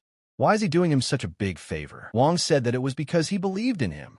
Chun said that, judging by potential, there were more experienced people in the inner sect than him. He had only recently made a breakthrough into the divine realm, and was also an ordinary new disciple. Wang said that it was very humble of Chun to call himself ordinary. How could an ordinary disciple defeat Xiao Sanshan himself, a genius that only happens once every 50 years, and also defeat the Red Xiao, whose strength is not inferior to a third-level divine gate master? Chun asked Wang how he knew all this. The old man said that his surname was Wang. His cousin, Wang Qixia, was an elder of the Jingang sect. Chun was surprised and realized, now how did he know about all this? No wonder he knew all this, Chun said. Wang asked Chun, now he understood why he was so believed in. When his cousin returned from the competition of the three sects, he constantly spoke highly of him, saying that he was a genius that only happened once in a century, and so he also decided to invest in it. Chun told Manager Wang, isn't he afraid that his investment will go to waste? He had just made a breakthrough into the divine realm, and he still had a long way to go in the future. Perhaps he would soon be a laughingstock to everyone. Wang said he was a businessman and understood that early investments were risky, but if they were right, he would get a big payback. Wang keeps the guys that Chun will be able to reach the top of martial arts. Chun said that in this case, he will try not to let him down, and he agrees to his proposal. Wang was delighted and said that this was wonderful. Then he would begin preparation. As soon as the sword was ready, we could set off. Wang saw that his confidence in Chong was not only due to his potential. He believed even more in the eyes of his teacher, Yin Qingyu. After passing through the corridor, the girl told Chun that Master Lu was waiting for him. Wang said that it sounded strange, but Master Lu, as their best blacksmith, was always devoted to forging and never met with outsiders. But he doesn't understand why Lu took the liberty of asking to meet Chun. Chun said that perhaps he had never seen such a damaged sword. Wang asked him, is he joking? He was able to break the special inherited sword even in this state. He is clearly special, most likely because of the sword's unusualness. Master Lu wants to see Chun with his own eyes. Chun said that if it was such a good sword, he should thank Master Lu for his help afterward. Chun thought that Master Lu had figured out the magic in the sword. The girl told Chun that it was Master Lu. Chun asked her, are they here? And then he saw a guy who was repairing a sword. Lu started laughing and said it was done. His technique didn't offend this sword. Chun said that from his words, he knew the origin of this sword. I'll have to ask him later. Wang smiled and said that he congratulated Master Lu. Lu asked Chun, is he the master of this sword? Chun said that it is so. Lu said to Chun to sit him down, and he must be kind to him. Understood? Chun took him in his arms and said that he understood. Chun told Master Lu that he wanted to ask him about the origin of this sword. Lu said that the warrior should not dare to distract him now. Chun immediately felt that, judging from Lu's strength, he was at least a level 7 divine realm. Wang told Chun not to be angry with Master Lu. He had a strange character. Chun said that on the contrary, he would like to thank Master Lu for helping him with the sword. Wang told Chun that he was so kind. Shouldn't he try this sword? And immediately pointed to the stone. Chun pulled out his sword and said that he was just about to do that. And then he made a crazy cut. Chun was surprised to see 6 blades at once. He just can't believe that this sword is perfect for the Thunder Lord's technique. Wang said it was iron ore, and his sword cut through it like a knife through butter. Now it's a real piece of iron, like dirt. Chun said that the one to thank was Master Lu. Otherwise, it would have been just a simple sword. This sword could really improve his martial arts. He finally understood why he treasured it so much. But then someone told Chun not to touch it. Chun was surprised and asked, who said that anyway? Wang was surprised and asked. Chun said that maybe he was too happy about it, that it was misheard. Manager Wang, now that the sword is ready, we can start the escort. Wang told Chun that with this sword, he had greatly increased his strength, and this task would now be a piece of cake. Let Chun follow him. But then Chun thought and realized that he definitely heard something, but Manager Wang himself did not hear it, given his strength. Master Lu saw that Chun was full of qi and blood. This is the most violent way, but hardly worthy of the sword. He hopes that this sword will be able to shine in his hands as it did before. Upon arriving, Wang told Chun that this was Elder Ma Rulong of Duan Tian Pavilion and that he was in charge of the entire escort. Wang told Elder Ma that this was Chun from the Qian inner sect, who possessed incredible talent. Chun said that he welcomed Elder Ma and asked him to take care of him on this journey. Chun saw that from the breath, Elder Ma was a 2nd-level divine realm, and everyone else was a 1st-level Hotian. Although their strength is weak, their blood is shrouded in evil spirits. They seem to lick blood often. Ma said he didn't care about this guy. The only thing he cared about was the cargo. If he ran into bandits, he was on his own. Chun decided to thank Elder Ma for the remark. Ma said that it was time for them to go now and decided to talk to Chun. The guy said that words were unnecessary. Manager Wang, Elder Ma said it right. People in such a matter must take care of themselves. How can they have the energy to take care of others? Wang was delighted and said that he was glad that Chun understood. Then he believed in the safety of the goods to him. After returning, the breakthrough pills would be ready. Chun said he could rest assured that he would do his utmost to ensure that the goods arrived safely. Wang saw that Master Yang's disciple had grown up and could now stand up for himself and fight back at any time.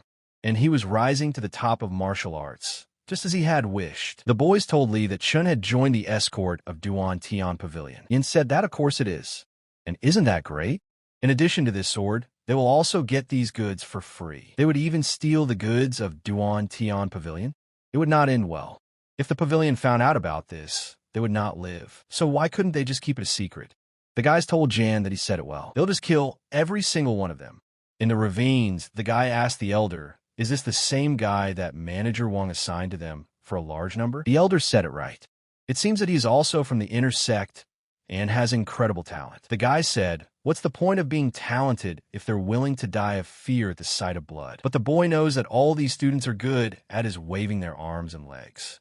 If they fought him to the death, he would undoubtedly come out the winner. Chun heard all this and realized that he now understood what impression others had on the sect disciples. But if he thought about it, it was true that the disciples had experienced fewer near-death battles than these bloodthirsty mercenaries. But then Chun saw something, and he thought it was suspicious. He said that there was something ahead. The guy told Chun not to talk nonsense. Elder Ma just now knows the second level of the divine realm, and even he doesn't feel anything. The guy told him not to blame him. He must have just shit himself in the first outing. Elder Ma said for everyone to shut up immediately. Something is wrong. Everyone get ready. And then some guys from the mountains said that Ma was getting old, and he noticed them very late. The boys looked at the mountains and said there was someone there. Looking closer, they said it was black and white impermanence. Chun asked if there were some famous people. The guy said that they were two well-known warriors in the area around Janha, but their reputation is notorious. They rob, rape, and commit all sorts of atrocities. They also have a habit of torturing and killing. Those who fall into their hands can only hope for a quick death. The guy especially said that they like to kill young ones with thin skin and tender flesh. Chun asked, so they're very strong? The guy said that they are both first level of the divine realm. Although they are not strong in their realm, they are very good at death matches. Besides, their hearts are connected.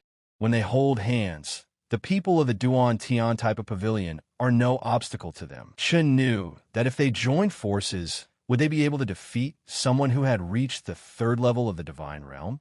It was understandable why they were giving off such a special aura of anger and resentment. Ma asked the black and white impermanents, are they here for them? How do they know where they would go? Beloved laughed and said that it was because others trusted them. They knew exactly what goods they were transporting. Will this answer satisfy him? They asked. Do they trust each other? Ma asked. Is this Yin Yulo's doing? And said that it was no wonder that they called him an old man. Although he was old, he had intelligence. Ma said, pay attention everyone. Since Yin is involved, this mission may be their last. Let them give up all their luck and prepare for battle. The guy said that this Yin again can't compare fairly with Duan Tian Pavilion, and therefore goes the dirty way. Now they'll show them. They'll pounce on him all at once and kill him. Even if he dies, the pavilion will take care of his family. Chun noticed that these warriors were very brave. Knowing that they might all die today, none of them ran or retreated. This kind of blood was very rare in the body of an inner sect disciple. White said to old Ma, 2 years have passed since the last World War. In these 2 years, he has become so much stronger, and Ma's become older, and that's why they will end his journey today. Let them all die, said the white and the black. Ma said that he would deal with the white impermanence, leaving the black for them. And then all the wars began to attack. Chun pulled out his sword and decided that he would also go to the black fickleness. The guy stopped him and said that he was not bad, since he still had the courage to fight. He had better escape as soon as possible. As a disciple of the sect, he was still young. There was no need for him to die here with them. Chun saw that the boys said one thing, but thought another. He really liked their personalities, so he wouldn't let any of them die today, and told old man Ma that he was really old. He didn't think that Ma could stop him with a few moves, and told White that he was too confident. But then White managed to dodge and then attack from behind, and told everyone to get out of the way. The guy didn't understand what was going on. They couldn't handle one as a crowd. Ma saw that the black impermanence had also improved over the years. They couldn't handle it. If this continued, all his people would be dead. Does he want to help his guys? Black was very angry and was destroying everything that moved in his path. Ma saw this and realized that he was about to lose his guys. The boys said that it seemed like the end was near. Even if they died, what was there to be afraid of? Even at only 18 years old, you could die a hero. Chun asked his brothers if they hadn't been heroes enough in this life. And then Chun stood up for all his boys. The boys asked Chun what he was thinking. Blood gushed out from his head. They couldn't handle him as a whole crowd. So what could a sect disciple do? Chun thanked them for their kindness and told them not to worry. He was not going to die, and said that only the guy would die right now. Everyone shouted for Chun to leave quickly. Chun did not run away and did not attack with his sword here. This time, Black was defeated and Chun attacked to the end. The guys asked, did he block the attack? And not only that, he even struck back. He has such power. Chun said he only said 2 words? Well, let the black man allow him to then. Is that all the black man can do? Black realized that he was powerless in this battle, and told his brother to help him. White asked Chun where he was from. He was able to easily repel the attack of black impermanence. Ma said that he now understood why Manager Wong recommended him. This guy has a hidden talent. Ma, while attacking, told the white impermanence that today would mean his defeat. White told Ma that he wouldn't wait for this and immediately launched an attack. And Ma was unable to dodge and took it on his body. White told Ma that they would deal with this guy first and then kill him too. Ma shouted at Chun to be careful. Their combined martial art is very dangerous. White began to unite and said that it was too late. Now, let him give him his life. Chun saw this and said that this is what they call a unified martial art. In fact, it is complete nonsense. Chun simply rolled over them like a steamroller and slashed their throats with his sword, leaving none of them alive. Chun said that since they call themselves black and white impermanence, they're going to hell. The boys said that this guy actually killed the black and white impermanence, and they laughed at him. In the end, he turned out to be stronger than all of them. They must change their impression of the sect's disciples. There are worthy disciples among them. Ma told Chun that when Manager Wong introduced him, he thought he was just another tramp, and yet they acted selfishly towards him. Chun told Ma not to say that. No one here was being selfish. It was obvious that they were treating the outsider that way. Now, they were a team. Ma said that Chun is right, and neither the team. Together with him, this building on the escort will be the easiest in his life. Chun said that just because he was with them, there might be more problems. Ma asked, what are the problems? Chun said that, for example, there were more enemies approaching. And then Chun ordered them to come out. Lee said that Chun felt it after all. There is power in it, that's for sure. Ma said that they are stronger than the black and white of impermanence. Chun said that they could be counted among the disciples of his inner sect. From the inner Qian sect? When did the Qian sect disciples also start robbing on the roads? Li said, so that the old man wouldn't misunderstand him. He came here for the sake of murder. Theft was only on the way. He was just unlucky to be with him. Ma asked him if he was afraid that Duan Tian Pavilion would find out about this. Li said that he was very afraid. After all, the pavilion had very strong people. If they find him, he will definitely be dead.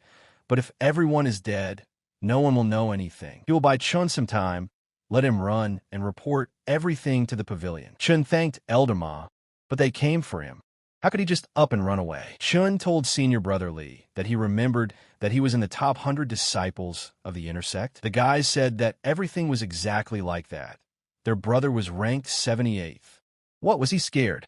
Li said that it was too late for him to remember that he was a strong master of the inner sect. Chun provided him with Duan Tian Pavilion and broke his sword. Chun told Li that he had misunderstood. He asked this to say that elder brother Li would be the first of the masters on the list of the best to die by his sword. Li asked, will he die from his sword? Chun doesn't think to kill him with his iron thing. Chun said that he did not think, but would do it. Li showed his strength and said that Chun would know the difference between a real master and a beginner today. Chun saw Li's spirit and said that this is the Wuhuan leopard. It seems that he is very good at speed. Fortunately, his sword is also very fast. Li said that he knew that Chun's sword was very sharp, but it would only be of any use if Chun hit. The boys said that their brother's strength had increased again. Now he can move in such a way that he leaves behind 5 phantoms. They started laughing louder and also asked how good Chun's sword was. Could it hit 5 phantoms at once? Chun smiled and said that it was just a coincidence that he could do it. And then he used Thunderlord Crazy Cut. The boys were all surprised that Chun had gotten their brother and killed him. Li asked at the end, how was that possible? Li had been defeated so quickly. Chun told Li that he must be tired from running around so much. Take a rest for a while. The boys were shouting that their brother was dead and that they had to leave. Ma looked at them menacingly and asked the guys if they had decided to run away. And then he immediately rushed after them. The guy said that he heard that the top 100 of the Qinyu inner sect were excellent disciples, but it seemed like they weren't that good right now. The second guy told him to stop talking shit. It's not that they're weak, it's that Chun is so powerful. That's for sure. Considering how fast Li was, they wouldn't even be able to react to his attack. Ma told Chun that thanks to him, there were no casualties this time. Chun said that they came for him, so he couldn't drag them into this. Chun told Elder Ma that they had already lost a fair amount of time. It was time to go. I agreed and said that Chun was right. Manager Wang met them and told Chun that Elder Ma had told him everything that had happened on the way. Wang thanked Chun for helping him with the escort. Chun said that having gained his trust, he naturally did his best to ensure that the cargo was delivered safely. He wanted to know about the breakthrough pills. Wang said not to worry about it. He had already prepared everything as promised. Chun was delighted and said, "This is a whole bottle of breakthrough pills." "Thank you very much." Wang said that there was no need to thank him because Chun had done a great job. Chun said he had to go back to the sect. If they need anything, just let them know. Wang said Chun should take care of himself. Chun was delighted. There was enough breakthrough pill for everyone. Now the brothers and elder sister would be able to break through to the divine realm. And then one of the guys shouted to his brother. Chun turned around and saw Xiao. He asked him what happened. Xiao said that things are bad. Now, senior sister Uer is fighting in the arena of life and death. At this time, there was a massacre going on in the inner Qian sect where both girls fought to the last and were ready to die. Uer asked, "What's the matter? Why is her body control so good? She can't even hit her." I said that compared to her, she stands out not only in mastery of the body, but also in strength, but enough games, and said that it was time for them to end all of this. Uer couldn't dodge and immediately took it all on herself. Uer said that it was the girl who hid her strength. Wei said that it was exactly like that, without hiding it. Would she then follow her into the arena of life and death? If she hadn't done this, then how could she have helped brother Su lure Chun out? Uer said that this was her plan. She deliberately spoke inappropriately about her younger brother in front of her to anger him. Although she had some doubts about the relationship between them, she was worried that the plan might fail. But seeing how she stood up for him without hesitation made her feel relieved. She is also sure that when Chun sees how she has maimed her, he will rush into the arena of life and death in a wave of rage and despair, and then Su will beat him to death. Uer said that she wouldn't let her younger brother be killed, and she wouldn't let her do it even if she was dead. And then Uer released her attack. Wei smiled and said, "What a great love. It's a pity it doesn't have a good ending, though. And now that she is full of strength, she will do nothing to her. Let her obediently fall to the ground." Uer smiled and said that Wei said that she wouldn't do anything to her, and then Uer hit her on the head. Uer started laughing and saying how pathetic it was. Wei said she couldn't believe Uer hit her and ruined her beautiful face. Uer began to feel that despite resisting her attack, her dantian was damaged. Wei told you, how dare she do this to her face? She relies on her beauty to live to see this day. First, she will destroy her cultivation base, and then shave her head.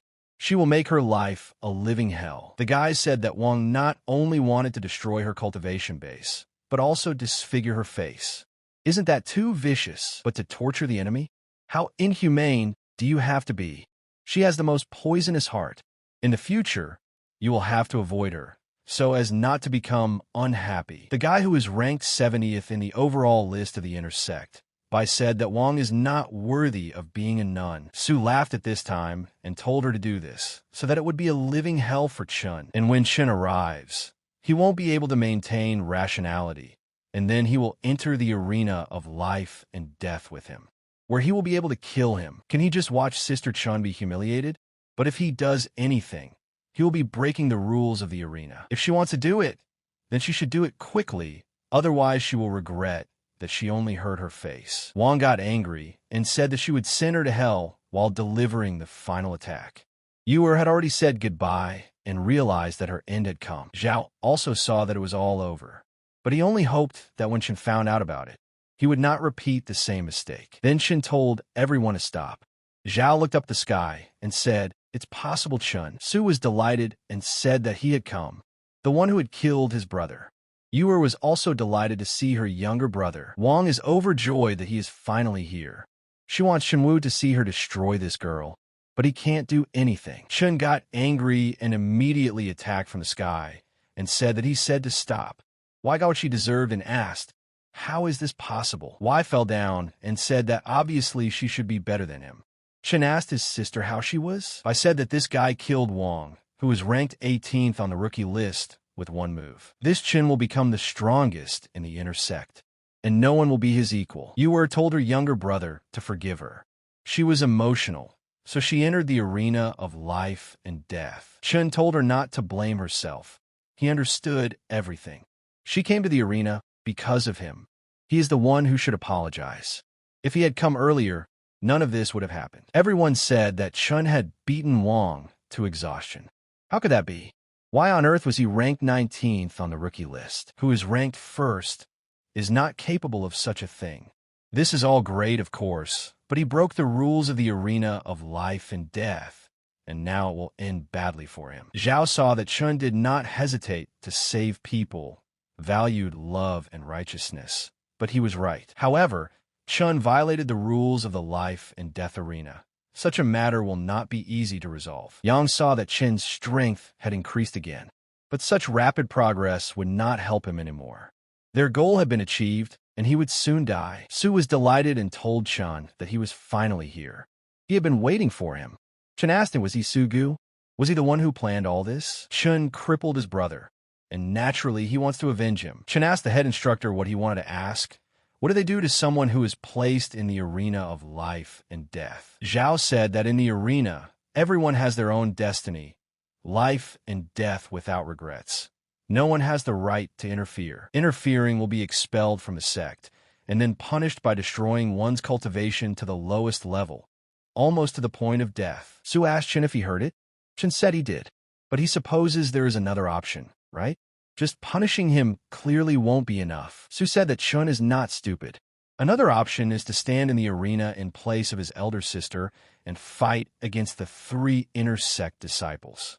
Augur will not refuse it. Xiao told Chun to think carefully.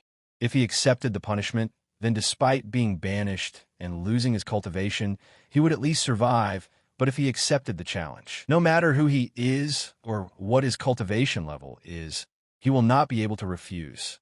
It can be said that in such a case, he will definitely die. Chun told Elder Xiao that he would take note. Su, there are 3 disciples against him, including him, right? Su laughed and said, of course. Otherwise, how could he avenge his brother? Chun said that he was really scared. He was scared that if he didn't challenge him, he wouldn't be able to beat him alive. Chun decided and said that he was choosing to replace his sister in the arena of life and death. Su said that it was great and wonderful. And Chun, don't take the Buzumiya off him. They'll see who kills whom. Let them throw that woman out of there immediately. He didn't have time to dirty his hands with anyone else. Xiao said he knew Chun would choose this. It's a good sign, but it's better not to say anything too soon. Uer asked her brother why he decided to replace her. Uer said that they lured him into a trap. He should have listened to the head instructor otherwise. Chun asked his sister if she believed in him. Uer said that she had always believed in him. Let her rest then. And when he comes back, Chun told Xiao to take care of his elder sister. Xiao told him not to worry. Chun came out to the arena and said that he thought 3 wouldn't be enough for him. Anyone who has a grudge against him, come out and line up. Chun pulled out his sword and said, it's all or nothing. Today, it will all be over. Is a quick death not enough for Chun? 3 opponents are not enough. It seemed like Chun was in great shock at seeing his sister, and he was still so young, and he already had incredible strength. It was a pity that he wouldn't leave the arena alive today. Xiao saw that Chun had been reserved during the tests, but now he was becoming assertive. If the boy can survive today's fight, then with his heart, the path to the top of martial arts will be smooth. He hopes that he will be able to see a miracle with his own eyes. If he survives this fight, he'd like to be friends with him. Ian said that his death is inevitable, and he feels quite confident. But yes, he will die soon. Now he really has no chance. Su said that Chun is now so worthy of himself that he is lining up behind him. He will go first and kill him. But then a guy came out and told Brother Su to let him do it. Su was surprised and asked. The guy said that this is the same Chung Wu who is ranked 20th on the rookie list. Unexpectedly, he was the first to challenge Chun. This guy who had a falling out with Chun? Who knows him? Maybe he just wanted to make a name for himself. Su asked Zheng, what does this mean? Decided to steal his opportunity for revenge? Zheng told Su, don't let him misunderstand. He just wants to teach him a lesson. When Chun is finished, he will give in and let him finish him off. Su said he will let him practice on him. But remember, if he kills him, he will finish him off himself. Zheng told Su not to worry. He will be gentle with him. Let Chun let him introduce himself first. Chun said he didn't care who he was. He just wanted to know if he had harmed him in any way. Zheng said, it's not like that. The problem is just him. Chun attacked with his foot and said that then today he will spare his fucking life. Zheng was surprised how Chun approached him so quickly, and then Chun knocked him out with one blow. Chun said that this is a life and death arena, not a place for resentment. The boys didn't believe that Chun had defeated him with one blow. After that, even they don't know who would want to go up against him. They hope that Zheng is pretending to be dead. But Chun's strength has increased again. Maybe he can survive today. Impossible. Su is in the top 100 of the inner sect, while Chun is only 19th among the newcomers. Su also came out into the arena and said, "What's wrong with one-hit winning some brat from the rookie list?" And today, he will see a real martial artist in action. Chun doesn't think that Zheng Wu can be compared to him. Su said so Chun knows he could kill him with just one finger. He doesn't even know the difference between him and this guy. Chun said he felt very insecure. Su asked why he felt like that. Chun pounced on him and said, "It's because of their stupidity. If they want to fight, just come on over. They all just keep spouting the same nonsense all the time." Su also charged his hands and said that Chun would finally die.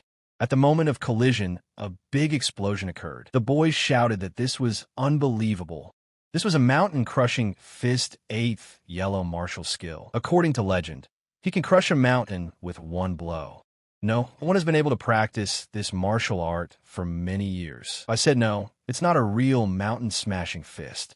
It just partially imitates it. But even so, this punch is extremely powerful, and Chun will have a hard time withstanding it. Chun saw that Su was no easy opponent and pulled out his sword, making a crazy cut. The boys asked each other, did they see it? Su's mountain-crushing fist was blocked by Chun. But this isn't even a block, it's a suppression. What kind of warrior soul does Chun have? Why has he never heard of her? I said that Xiang Lu, his guilty soul, turned out to be the ancient demon god Xiao. Xiao said that Chun actually blocked the divine realm's threefold full-force strike in love. Chun clearly has more to surprise him with. It seems like he can still surprise him with a real miracle today. Chun said to Su, if this is all he can do, then he is afraid that today he will not be able to avenge his brother. Su said that now his self-confidence is clear. There is an ancient demon spirit, but his cultivation base will not be enough for this. In a duel to the death, he will meet a miserable end. Chun smiled and told Su to try if he had enough strength. Su used his magic and pounced on Chun to finish him off today. Chun pulled out his fire sword and said that they would see who was stronger now. And then he used the blood thunder kill. They did not give up and both fought until their last breath. Everyone said it was amazing. Is this guy really a newbie? To fight so well against the top 100 sect master. Chun should definitely be in the top 100. If he survives today, he will definitely be in the top 100. Su picked the right moment and punched the ball straight into Chun's hands. Su told Chun that it seemed like his cultivation base had run out. He couldn't even hold a sword anymore. Without it, he only had a few seconds left to live. Chun said to Su, he spent a lot, right? And how does he know that he didn't let go of the sword on purpose? Su asked Chun, did he intentionally let go of the sword? Why? Decided to accept his fate and wait for death. Chun said no. Death was already waiting for him, because his true strength lies not in the sword. And then Su was surprised and couldn't believe it. Chun showed himself and immediately let in a long Xiang technique. Having received a punch straight to the head, Su asked Chun where he got so much strength from. Chun smiled and said that it was because he spent almost nothing at all with the blessing of his martial soul. The recovery speed of his cultivation base is 3 times faster than usual. Su fell and said that he underestimated him. Xiao said that a miracle had indeed happened. A newcomer who had just recently entered the inner sect had defeated a 3rd-level divine realm master. What an amazing talent. Xiao thought for a moment and asked Chun what kind of power he had been hiding from him. Yang thought and asked, how is this possible? Why is Chun so strong? The guy said that Chun was killed by Chun, but there were rumors that he took some kind of illegal drugs. The kind that allow you to kill a master from the top 100. Give it to him, he wants it too. I said that it was even more. In his view, when Chun Yin killed Su just now, he used all his strength. Didn't use all his strength, the guys asked. What kind of jokes are these? Although Chun won, it was clear that he was just using his signature move. Don't talk nonsense if you don't understand. Does he even think he's talking? If he wasn't using his full strength, Why was he so hesitant during the fight? The boys told Chun that they didn't think he dared to step into the arena of life and death. Wasn't he afraid of suddenly making a mistake? Chun asked the boy who he was. How did he know he hadn't used all his strength? I said it was just a feeling, but it told him he was right. And now Chun was officially on the inner sect's general list. Let them continue to grow together. He would wait for him ahead. In the general list at the front, Elder Xiao asked. He remembered. It was by ranked 7th in the general list of the inner sect. No wonder he could see the hidden power inside Chun. He responded rather rudely to his words.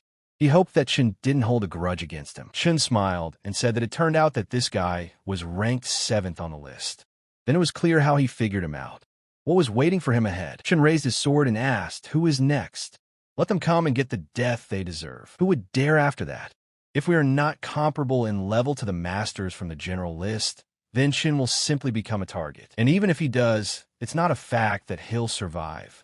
They heard Bai's words that he has hidden powers. It looks like there might not even be a next fight. Nobody asked Chun. Strange. He remembers that several other people had complaints against him. If they don't come themselves, he will call them by their names as cowards. And then a silhouette appeared from the sky and said that there was no need to wait. He was already here. And it was a 10th place student named Xiao who. The guy said it was Xiao, the 10th ranked rookie. What was he doing here? The guy told him, didn't he hear? He had his own beef with Chun, and they agreed to meet in this arena. Even so, he is strong. He should weigh in. Su was in 90th place in the overall list, and he was in 10th place among the newcomers. This is certain death, but that's exactly what his name says. He always got out of situations where he was about to die. Chun told Xiao that he didn't expect to see him here. Xiao said that he knew he was not his equal, but as a man, since they had an agreement, he had to honor it, even if it meant death. Chun said that since Xiao knows everything himself, let him attack. Xiao said that this is his best strike.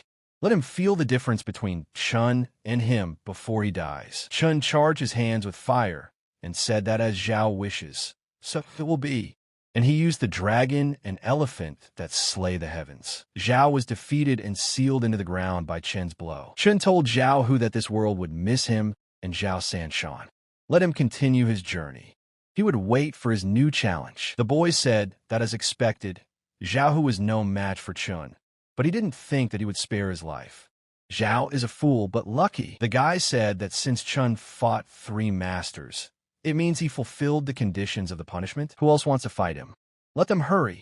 The guys asked, isn't that enough for Chun? Is he already addicted to this? One of the guys said that Chun was telling everyone that if anyone dared to touch anyone around him again, but they didn't expect Chun to be so loving and righteous. If he were a woman, he would marry such a man. Yang realized that he didn't expect Chun to be so strong. He couldn't face him now and come up with a new plan. Next time, he will definitely kill him. Elder Xiao told Chun that he had already killed 3 disciples and serve his punishment. He said it would end today. There was another person who held a grudge against him and didn't show up to the arena. This is Brother Yang. Where is he going? Doesn't he want to come down here and fight him? Yang was frightened and saw that Chun even called his name in front of everyone.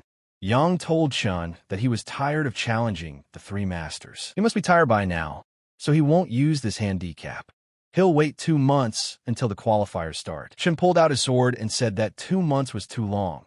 Let's end it here and now. Chun said that yes, he was a little tired, but it didn't matter. His remaining strength was more than enough to kill him. Yang told Chun not to talk. He would not take advantage of this opportunity and wanted a fair fight. He would wait until Chun had rested, and then they would fight to the death. Chun told Yang that he knew that he had set it all up. Yang was surprised to hear that Chun knew everything. Chun said that today he will force. If he dares to attack any of his brothers or sisters, he had better disappear from the sect. Otherwise, he swears, even his grandfather, the Supreme Elder, will not save him. Jan ran and said that he would still see which of them would die first. The guy said that Jan did not deny everything that was said, which means that he really planned it all. And he was thinking, how could so many things just coincide? He pretended to be such a polite person, but in reality, he turned out to be a real rat. The boys asked, is this the grandson of the Supreme Elder? Being so picky about Chun, he turned out to be a coward and just ran away. Was this if not treachery? Yang saw that Chun was using a radical method. If he opposed him today, he would be killed. He wanted to hold on and keep the green hills. He was not afraid that there would be no firewood. Chun also realized that Yang was playing such a mean game that he didn't even dare to enter the arena. But did he really think that by escaping today, he would escape death?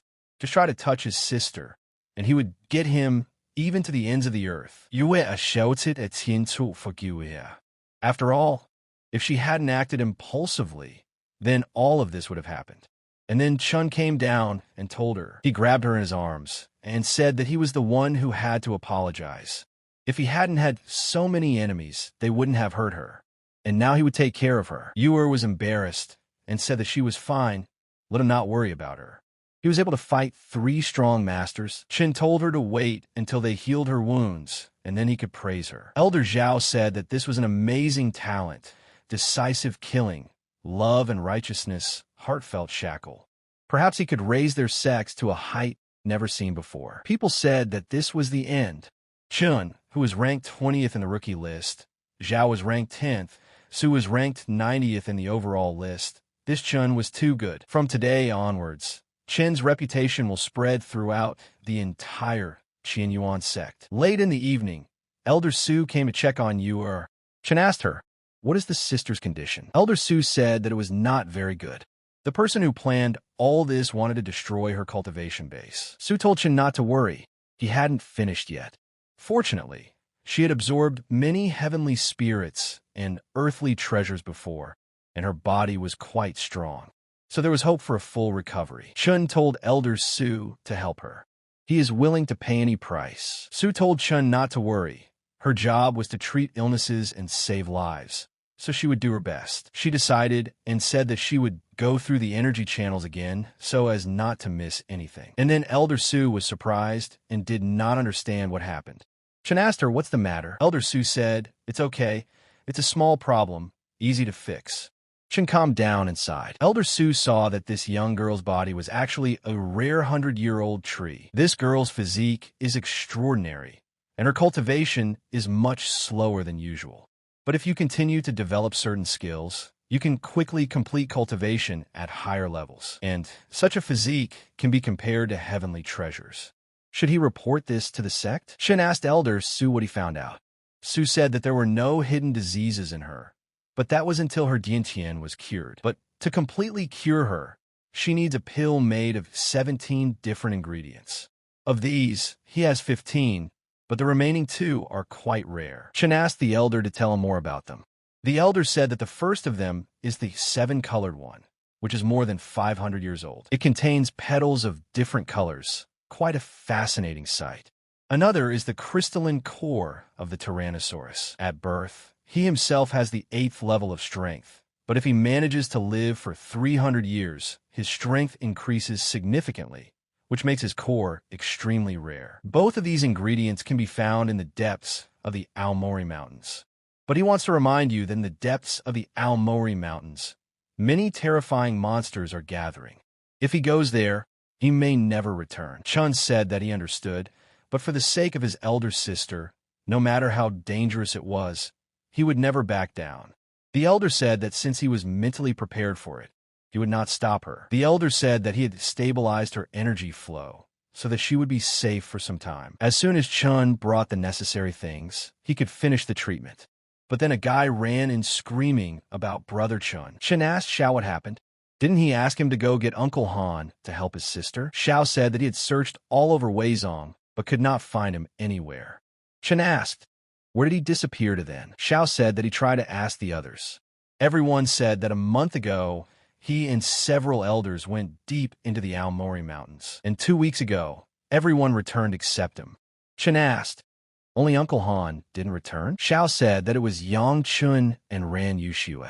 Chun wondered if they were responsible for Uncle Han. After the master's death, Uncle Han was the only person close to him. If they were really involved in his disappearance, even if he has to pay with his life, he will ensure their death without the possibility of burial. Xiao asked Brother Feng, "Is it really him?"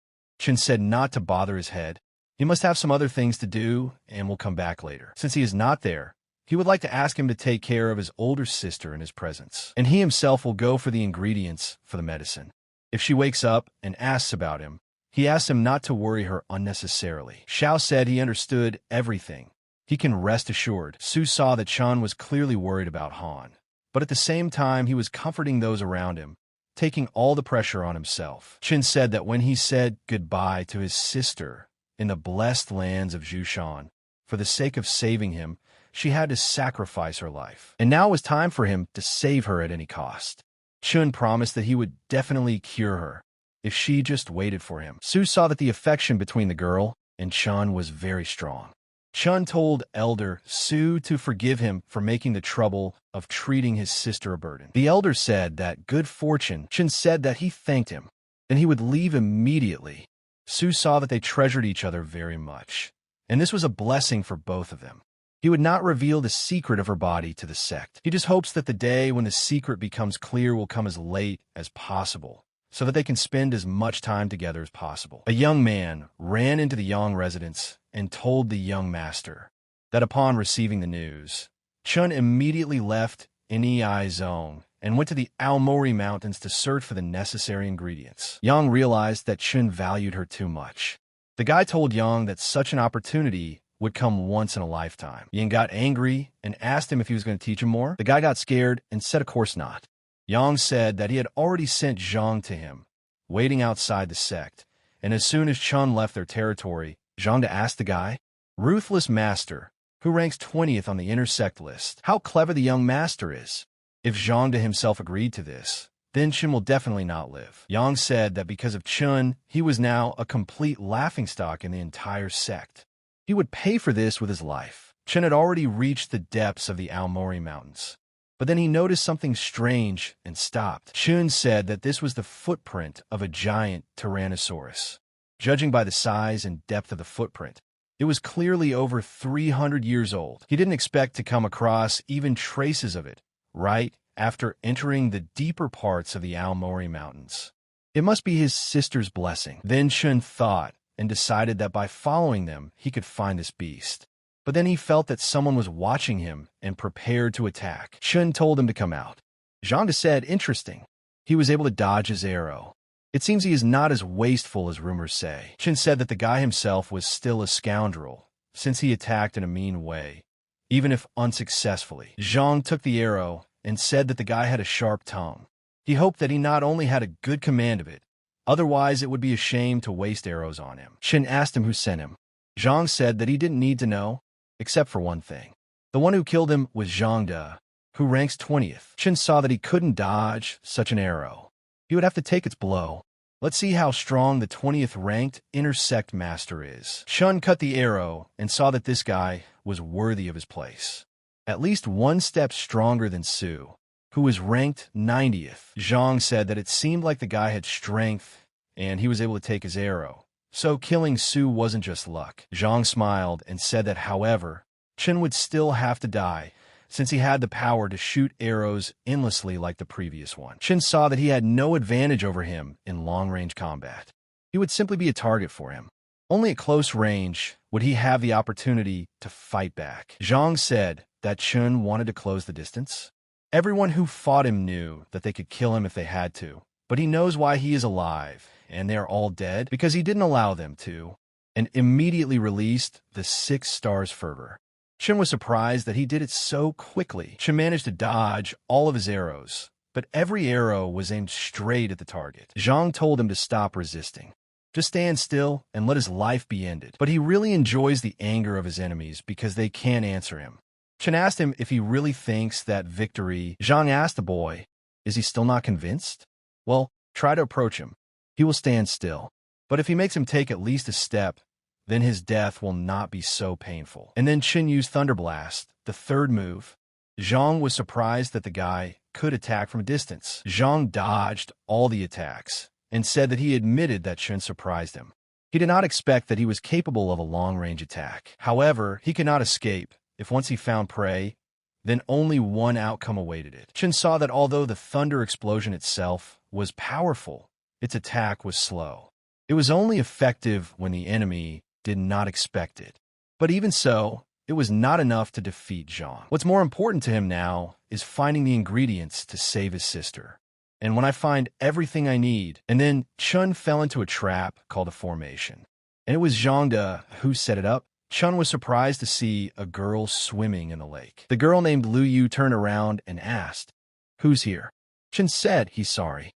He just barged in by accident. Let them pretend he wasn't here. Chun realized that this formation was created by some girl who decided to take a bath here.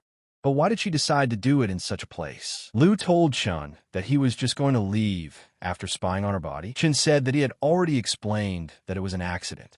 And immediately, Lu pulled out her bow and prepared to shoot. Chun was surprised and said, "Another archer? Wait, don't be so impulsive. Let me explain." Lu shot an arrow and told the bastard to die. Chun saw the arrow and immediately managed to dodge it. Chun saw that she was clearly not joking. Lu asked the shameless thief, "Does he still dare to evade?" Chun said that he was telling the truth. This was all just a misunderstanding. He couldn't just stand there and let himself be killed because of a misunderstanding. Lu said he could gouge his eyes out and she would believe it was an accident, or she would take his life. Chun sighed and said that he didn't understand why his words weren't getting through to her. But if she was that angry, he could show her his. Lu said that he was a bastard, and he even dared to pester her. And then she immediately took hold of her bow and fired it straight at Chun. Chun saw the arrow and said that it would definitely kill him. If only he could escape from here. Lu said the boy dared to peek at her while she was swimming. He deserves nothing but death. And then Lu was surprised and couldn't understand what happened. How did he manage to escape? Chun ran away and said that he didn't expect that she would have a very rare weapon, a martial soul, and an arrow more powerful than the one under Zhang's soul blessing. She herself is not as strong as Zhang for the straddle to hit him. Otherwise, she would have to fight her recklessly. Chun noticed that there was no logic to it at all. Not like his older sister was gentle and sweet, but he had already delayed his search. It was time to continue it. It seemed that the tracks of the Tyrannosaurus led in that direction. And then Chun heard a roar from the bushes and was surprised. He immediately thought it was the voice of a Tyrannosaur. He must hurry and take a look at it. It is impossible for others to overtake him. Upon arriving at the scene, Chun stopped on a tree and saw him fighting with another beast. Chun was glad that he had come here just at the right moment. He had waited for the right moment. The dragon immediately saw that the crocodile was not giving up, released his stream of fire straight at him, and immediately burned him. Chun saw that the giant crocodile was damaged, and now it was time to act. But he immediately stopped because he noticed something. Chun looked at the crocodile and saw that it had deliberately shown weakness, and immediately the dragon moved to tear apart its body. But the crocodile was not so simple, and when the dragon approached him, he immediately grabbed him by the throat. Chun saw that this was the perfect moment for him to make his move, and he immediately sent out his final blow. Chun immediately released an arrow of energy that he aimed straight at them and told them to all die right now. Chun smiled and said that the first ingredient for his sister had been obtained. This was definitely a Tyrannosaurus. This was a great stroke of luck for him. If a battle had not broken out between them, it would have taken him a long time to find and defeat him. Chun looked up at the sky and said that it seemed like God himself was blessing his sister in this difficult moment. Even though he came here for the core, there was no point in throwing away other parts of the monsters either. Flesh, blood, skin, teeth are all quite valuable materials, and you can get a lot of money for them. Then Chun took out his divine sword and said with a smile on his face that it was time for slicing. And then Chun stopped and realized that he had completely forgotten that Zhang was following him. Chun knew that he had used a strong move to kill these two monsters. Given Zhang's strength, he should have sensed this and was already heading here. Then he decided that he would prepare an ambush and surprise him. He is only strong in long-range attacks.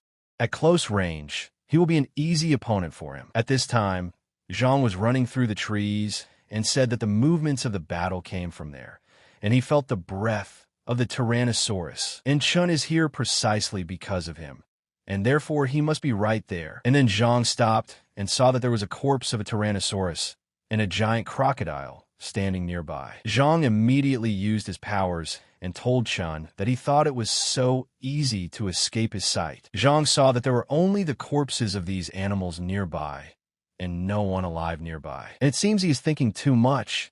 Chun is not here. The movements were just from the battle between the giant crocodile and the Tyrannosaurus. Zhang was delighted, because although he did not find Chun, he still had the opportunity to profit from the corpses of these animals. They were stupid enough to die together. Such easy prey. But then Zhang stopped and saw the cut of the blade. Zhang said, "This is bad. There's someone else here." And then Chun released his attack. Xiao managed to pull out his bow and said that Chun was hiding under the beast's corpse. But this was not enough because Chun released all his energy. Chun came out and said, as expected of the 20th ranked master in the inner sect, even that didn't kill him. Zhang said through his pain, "Chun is a despised scoundrel. Is he the despicable one? Wasn't he the one who attacked him from behind a while ago? Now that he has lost the advantage of distance, it's time for him to feel like prey too." Chun immediately took up his sword and attacked Zhang to finish him off. Zhang laughed it off and said that a newbie thinks he can kill him. Zhang didn't expect such power from him, and Chun kept advancing and trying to finish him off. Chun said that Xiao could see that he was powerless without a weapon, and at that moment, Chun carved the mark of his sword on his chest. Chun said that as a senior in the sect, it was normal for him to not care about him and want to kill him for money. Did he really think he was despicable? And this is said by a master ranked 20th in the inner sect who prides himself on attacking from afar. Chun asked Xiao, is he cursing him?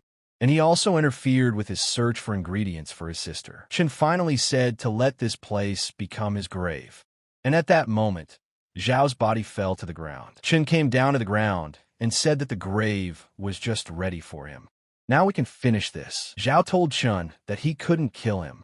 Let him not forget, he is ranked 20th. If he killed him, the sect would punish him severely. Chun smiled and asked Xiao, why did he still treat him like a 3-year-old child? The sect does not prohibit fighting outside its borders. Chun said that even if he killed him, nothing would happen to him. Xiao started playing on his pity and said that they were people after all. If Chun lets him live, he'll tell you who sent him to kill him. Chun said that even if he doesn't tell, he already knows. Xiao was surprised by these words and said that Chun already knows. Chun said at the end that Xiao could die in peace. Xiao shouted that he was asking him not to kill him. If he spared his life, he would be his little brother. Let him just think about it. The 20th ranked master will be his younger brother. He can give him a poisonous oath if he spares his life. Xiao felt his knees and said that he was begging him. He really didn't want to die. Chun got angry and said enough words to him. He can't escape death anymore. Xiao said that if that's the case, Chun himself forced him to do this. That means they'll die together now. Chun was very surprised and did not expect that Zhang would use the martial art of self-destruction. Chun said that it was too close. He couldn't dodge it. He would have to counter with his strongest attack to block the damage. And then he attacked with Thunder Madness. Zhang didn't expect such a turn of events either. And when he saw the light of Chen's sword, he realized that he was finished. Chen thought, what happened? Why did the sword suddenly become much stronger and completely absorb the power of the self-destruction martial art? And he thought that this time he wouldn't get off so easily. What's wrong with his sword? There's clearly some secret in it. The sword immediately spoke in a squeaky voice and told Chen not to touch it. Let him take his stinking hands off it. Chen immediately thought about it and remembered that the voice he heard earlier was definitely him. Chen said, no matter who he is, friend or foe, let him show himself. No need to pretend to be a ghost. A little girl came out of the sword and said that she was not pretending to be a ghost at all. Chen was very surprised and realized that it was a girl hiding in this sword. The girl asked him what he was staring at. Never seen a beautiful girl? Chen asked and said that he ATK understood that she was the spirit of this sword. He heard from a master that some powerful weapons could contain spirits, and no wonder it suddenly became so powerful, and that Li fought so hard for it. It turned out that there was a spirit in it. The girl told Chun that he should know that she used to be a human, so there was no need to constantly treat her as some kind of spirit. Chun repeated her name with a smile and said that she had a very good name. However, she said that she was a human. How did she end up in this sword then? Ing cried and said that it all happened too suddenly. Although she had been warned since birth not to approach this sword, Chen apologized and told her not to cry. She said she became like this because she touched him. How is that even possible? Ing said she didn't know how long ago it was, but when she got bored, she went to her father's office. And in a moment of curiosity, she found this broken sword on him. When she carefully touched it, she found herself. Chun said that the sword that could trap his spirit was a devil sword, but don't worry. He would find a way to free her. Isn't Chun afraid that the wind will blow away his tongue when it hears his loud words? Let's talk about it when it's not so weak. In any case, she's already used to this life. Chun said that in her eyes, the power of the divine realm was something pitiful. Still, thanks to her for increasing his sword power, otherwise he definitely wouldn't have gotten off so easily. Ling asked Chun just to thank you, so for him, it would be just a trifle. Chun said that he had nothing to offer her except the core of the Tyrannosaurus, and he himself needed it to create medicine for his sister, so he could not give it to her. Who needs his low-level core? Maybe he has something valuable? Chun said exactly. It's time for them to see what he has. Ling also said that she also wants to see what he has. Chun said that their catch was less than he expected. In addition, the bow he used was made from a storm eagle, which greatly increases the strength of the bow and arrow. Chun said that Zhang was not in the top 20 of the sect for nothing.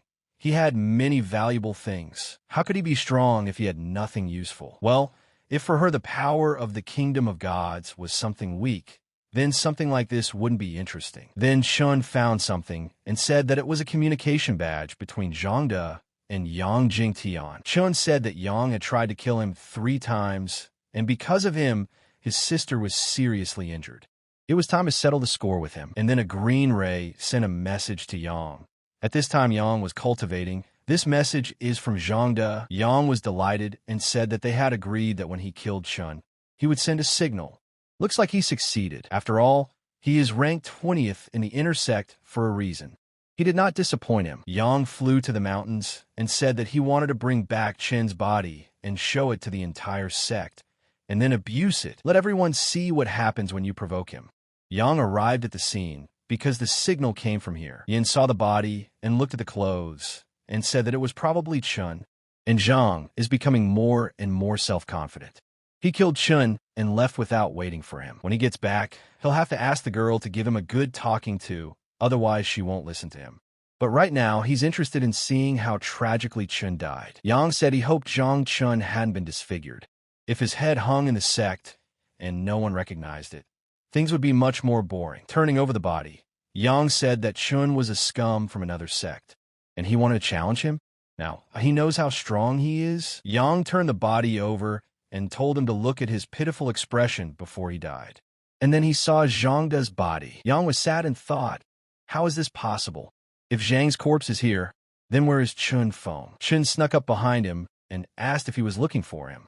Yang turned around, scared, and asked how this was possible. Yang said that Chun actually killed Zhang, who was ranked 20th in the inner sect. How the hell did he do that? In a few moments, he would be able to ask Zhang personally. Yang got scared and told Chun to forgive him. It was all a misunderstanding. Chun told Yang, whether it was true or not, he would definitely die now. Chun pulled out his sword and immediately attacked. Jan braced himself and said that he would not give up so easily. They clashed swords, and during the battle, a huge explosion occurred. Jan couldn't control himself against such force and received huge injuries after such a beating. Ian dropped to one knee and asked, how come? He couldn't even block his attack a little. Chun was ruthless towards him and put his sword to his head and asked if he would say any last words. Yang said out of fear that Chun couldn't kill him. His grandfather was the supreme elder of the inner sect. If he killed him, his grandfather wouldn't forgive him. Chun said that what he hates most is people who try to pitifully bargain for their lives before they die. Since he has nothing more to say, he can die in peace. And then someone shouted at Chun that he was a little bastard and asked how he dared to be arrogant here. She managed to come and attack Chun. The guy saw her, did not run away, and entered into a fight with her. Yang saw that Chun was distracted and said that this was his chance to escape. Chun stopped him and asked where he was going. Ran told Chun to let Yang go immediately. Otherwise, she saw that his strength had become stronger again, and even a sneak attack was not enough to kill him. She could try to kill him before his head fell off his shoulders. Ran saw that Chun was becoming more and more arrogant. He couldn't be left alive any longer. Yang's death is worth it. All the blame can be shifted to Chun, and even if the chief elder suspects something, he will have nothing to answer for. Chun saw that Ran was determined to kill him, even if he died afterwards. Jan asked Ran what she was planning. She wanted to kill him along with him? He had guessed something like that. He told his grandfather that if something happened to him, it would be her fault. Ran was scared when she heard these words. She realized that Yin had tied her hands, and now she would have to save him. Ran said that he had misunderstood everything. She only wanted to save him. She asked Chun to let him go, and then today she would let his life go. If she hadn't come up with anything more stupid yet, or was she not seeing the situation clearly? It is not he who should beg her for mercy, but she who should ask for forgiveness. Ran asked him what he wanted for his release. Chin said that if Elder Ran was asking, the answer was simple. Let her help find the 500-year-old seven color. Once he got the flower, Yang would be released immediately. Chin knew that it would be faster to find the necessary ingredient for his sister's medicine. Seven flower asked Ran, everything will be done. Yang said that she has already gone to get the flower. Let Chin put away his weapon. He will not run away. Chun said that if Yang continued to talk nonsense, he would have to cut out his tongue. Ran noticed that Ran had agreed to find the flower, but she was too submissive. It wasn't her nature.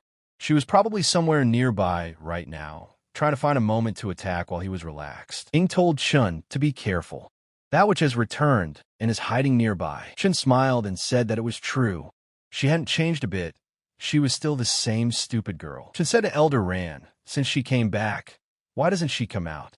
Are you ashamed to admit that you didn't find the seven color? And said that in that case, she would go out again to search. Ran threw away the flower and said that this is what he asked for. Now, let him release Yin immediately. Chun grabbed him and told her to wait a bit, first to make sure it was her. Ran asked him if he was making fun of her. She would never do such dirty tricks. She always has something in mind. This is indeed the same seven color. No matter how difficult the task, it is easy for the elders. Ran asked Chun if he would let him go now. Chun apologized to her and said that he would not let him go for now. Ran got angry and said that Chun was testing her patience. Chun said that once he let him go, it would be a piece of cake for her to kill him right away. And to avoid something like that, they will return to the sect together, and there he will be released. Ran tried to protest, but realized that she was in the wrong position and told them to head to the sect already. Ran saw that Chun had not only become stronger, but the intrigue had also deepened. He had to find a way to kill him as soon as possible. Chun pointed his sword at Yang and told him to go and call him another hostage. Chun knew that he needed to cure his sister first and would deal with him later. Ran said that they were there, and Chun can now release Yang, and she advises him not to anger her anymore. Chun said that no matter what kind of elder he is Chun, always keeps his word. Yang can thank her for saving him. Yang smiled at the sun and said that he survived, and it was all thanks to Elder Ran. Chun said that he thanked the elder for helping him find the flower. If he needed anything else, he would definitely ask them. Ran said that no one had ever dared to use her like this. He better not give her a chance to kill herself. Otherwise, he'll be ground into dust. Yang told Chun not to think that victory was his. Within a month, a new disciple would come and put him in his place. Chun said that their words were music to his ears. It was very smart to say it right in front of him. But if anything, they could come to him anytime. Chun was delighted and said that he had collected everything he needed.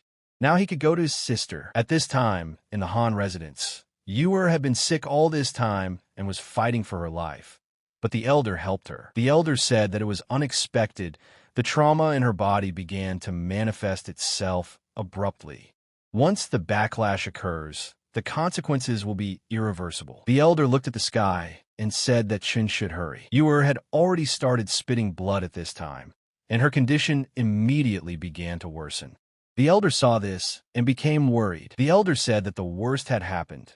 The body had begun to resist, and then he used his powers to prolong her life. The elder said that a negative reaction could not be allowed to develop. First, he would stabilize her spirit. But things didn't go as he wanted, and Uer's energy began to attack the elder, which made him very surprised. The elder realized that the backlash was so strong that even his strength was not enough. If we don't get the Tyrannosaurus crystal core to suppress the backlash and the 500-year seven color to complete the treatment, I'm afraid she won't survive the night. The entire sect has been unable to find any of these ingredients for a long time. All that remains is to hope for Chen's luck. He told Chun that he had a month's time, but even so, her condition worsened sharply and only half a month had passed. And then Chun came in and told Elder Xiao that he was back. Chun was frightened when he saw Xiao's condition and asked him what happened. Xiao said he was fine.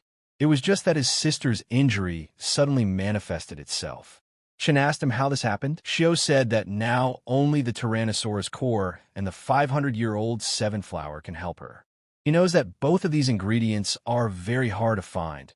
Otherwise, he would not have returned so early. Chun told Elder Xiao that he had brought everything he needed.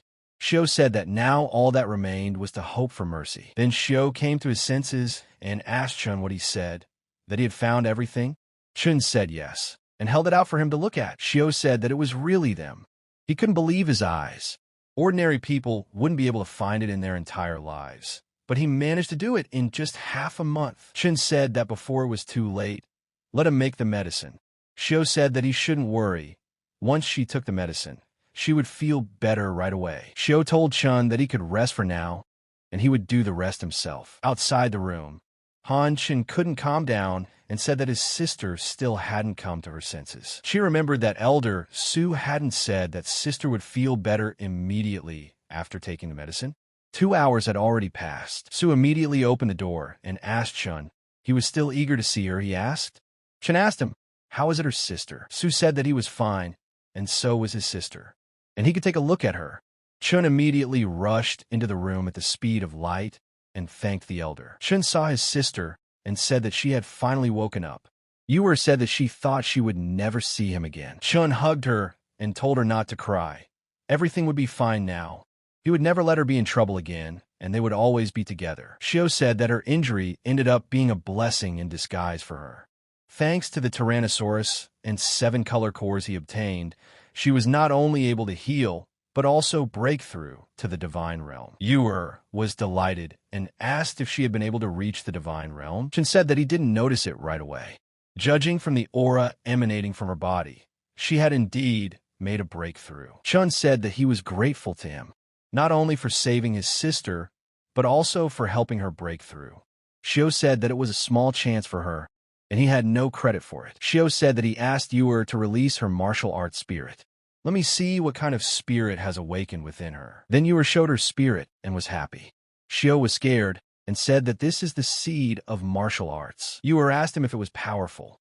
She wanted to help her brother, not be a burden to him. Elder Xiao said that it was hard to say whether it was powerful or not, because this fighting spirit needed to be grown. Chun said that the elder says that this spirit will continue to grow and evolve. Xiao said yes. The martial spirit seed is a hidden type of martial arts. The current form is not the final one. Only after it has absorbed enough energy will it germinate, mutate, and grow into its final form. Uer said that the hidden fighting spirit will grow. It's so magical. What will it look like in the future? Xiao said that her seed is similar to ordinary seed. If she fertilizes it diligently, it will grow vigorously. Is a divine tree that will grow to the very sky. Or it will become ordinary grass that can be easily melted. It all depends on her efforts. Uer said that she would definitely cultivate it to a divine tree. And when that day came, she would be able to help Chun. Chun told his sister that he believed that her spirit would become a divine tree. Xiao said it was good that she had the determination to do better with her potential. But don't get too excited. This seed will bring not only great power, but also no less danger. Chun immediately asked, what danger? Xiao said that a long time ago he traveled a lot around the world and heard many stories. One of them said that during the Great Qin dynasty, there were families that did not lose their power from generation to generation. They had a secret method that could directly detect one person's hidden martial arts and implant them into another person's body, thus creating a strong dual martial art. Chen asked, is there really such a vicious method? Isn't it too dangerous for the sister to carry such a spirit? Then Xiao said that was exactly why the two of them needed to be careful and not tell anyone about the power hidden within her. Chen said that when sister was fighting with someone, what if he suddenly appeared?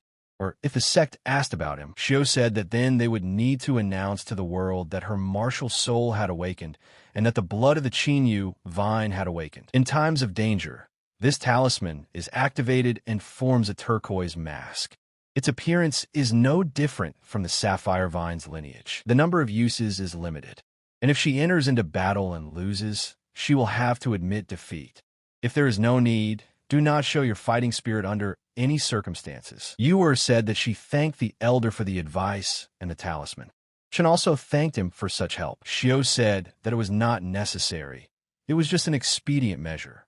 The main thing now was for them to grow up as quickly as possible and gain strength so that they would not be afraid of any danger. He thought that they had something to talk about, and he needed a rest. Xiao thought that he had first gotten a body and now a spiritual seed. This girl is truly blessed by God. I hope this luck will not turn into a disaster for her. Uer remembered and asked Chun, has he seen her father? He is not here. Does he know that she has gotten better? Chun told his sister that Mr. Han, uncle, stopped. Uer said that he shouldn't scare her like that. Did something happen to her father? Chun said that more than a month ago, Uncle Han went deep into the Aomori Mountains with several elders. In the end, after half a month, all the elders returned except him. He suspects that Yin Ran and Chun Uer are to blame for his disappearance. Uer asks how this is possible. Could it really be his father?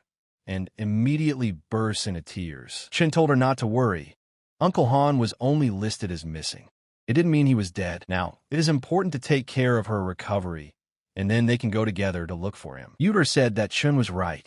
Her father would be fine. Chun handed her the medicine and told her to drink it and rest. It might be a little bitter. Uer said that this won't stop her. She wants to recover as soon as possible. Chun knew in his head that his sister could rest easy. He would find Master Han and bring him back. If he had really met his end, the culprits would not go unpunished. Chun came into the room and started shouting at Elder Su. The elder asked him why he came to him again. Didn't he have to take care of his sister? Chun said that his sister had fallen asleep. He would like to ask him to take care of his sister for a while longer. Su said it was no problem for him, but it looks like he wants to leave the sect again. Chun was right, because his intuition told him that Uncle Han couldn't die so easily. He would go to the Aomori Mountains again to look for him. Chun said that Elder Xiao was doing him more of a favor by helping him take care of his sister. He couldn't trust anyone else, so he went to find his uncle alone. Su said that Chun need not worry.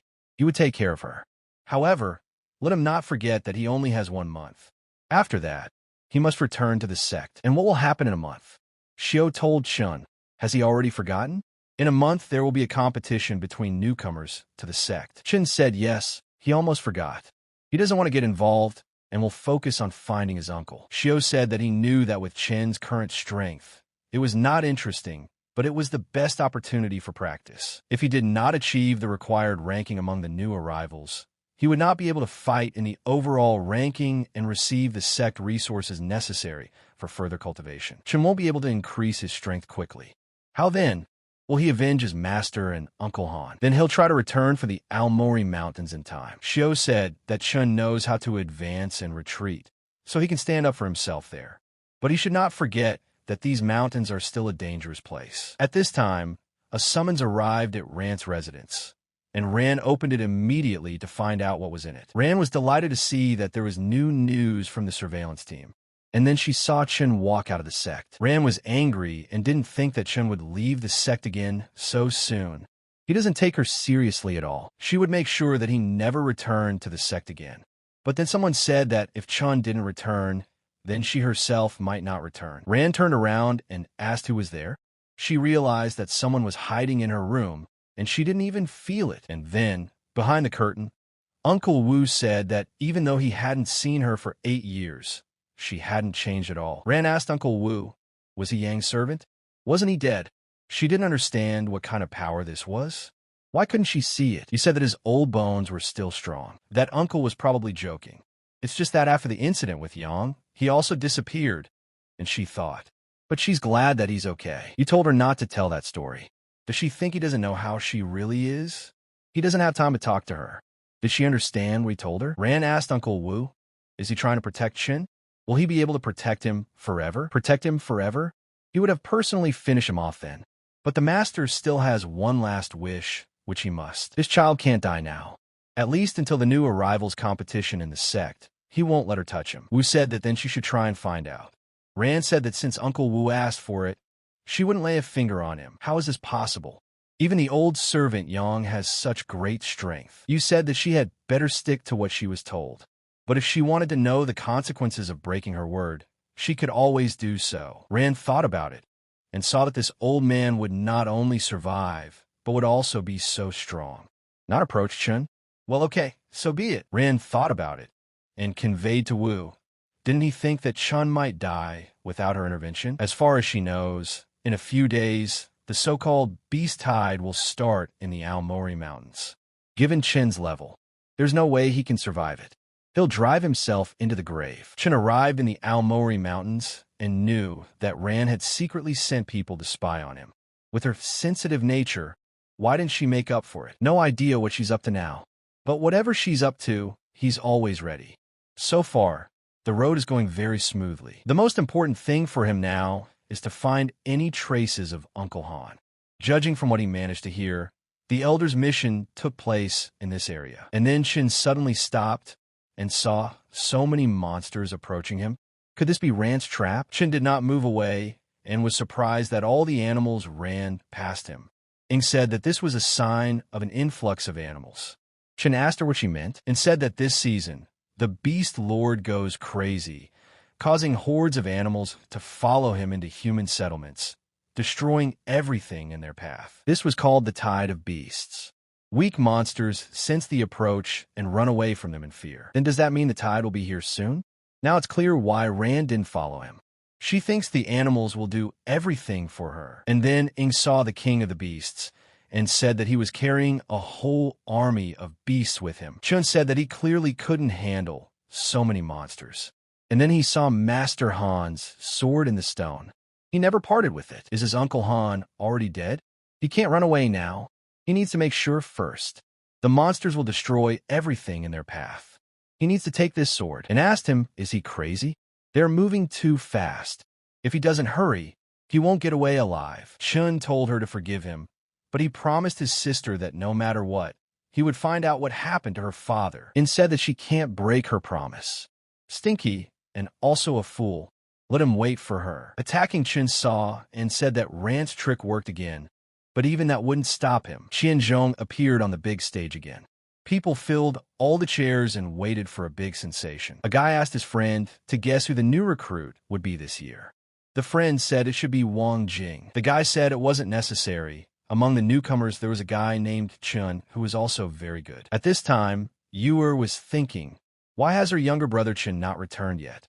If he does not show up within the agreed-upon 2 days, he will be treated as a dropout. Yang passed by and said, isn't that Uer who is waiting for Chun?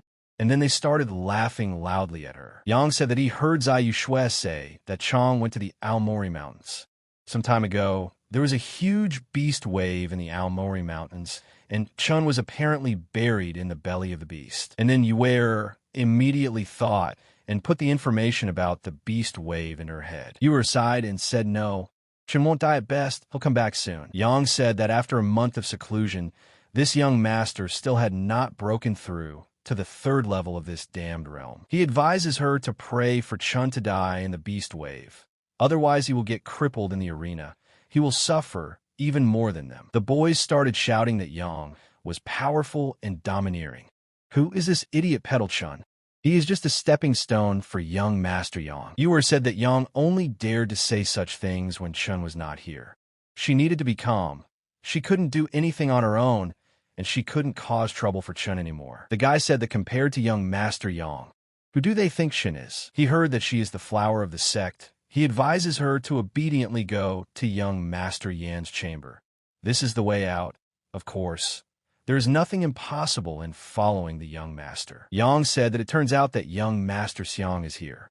Young Master Xiang has a good suggestion. It just so happens that he lacks a bed warmer. The one she prepared is hardly suitable. Uer told him to get out right now. Compared to Chun, his 2nd-generation ancestor is nothing. Xian said that Uer really doesn't know what to do. Young Master Yang, and he are willing to accept her.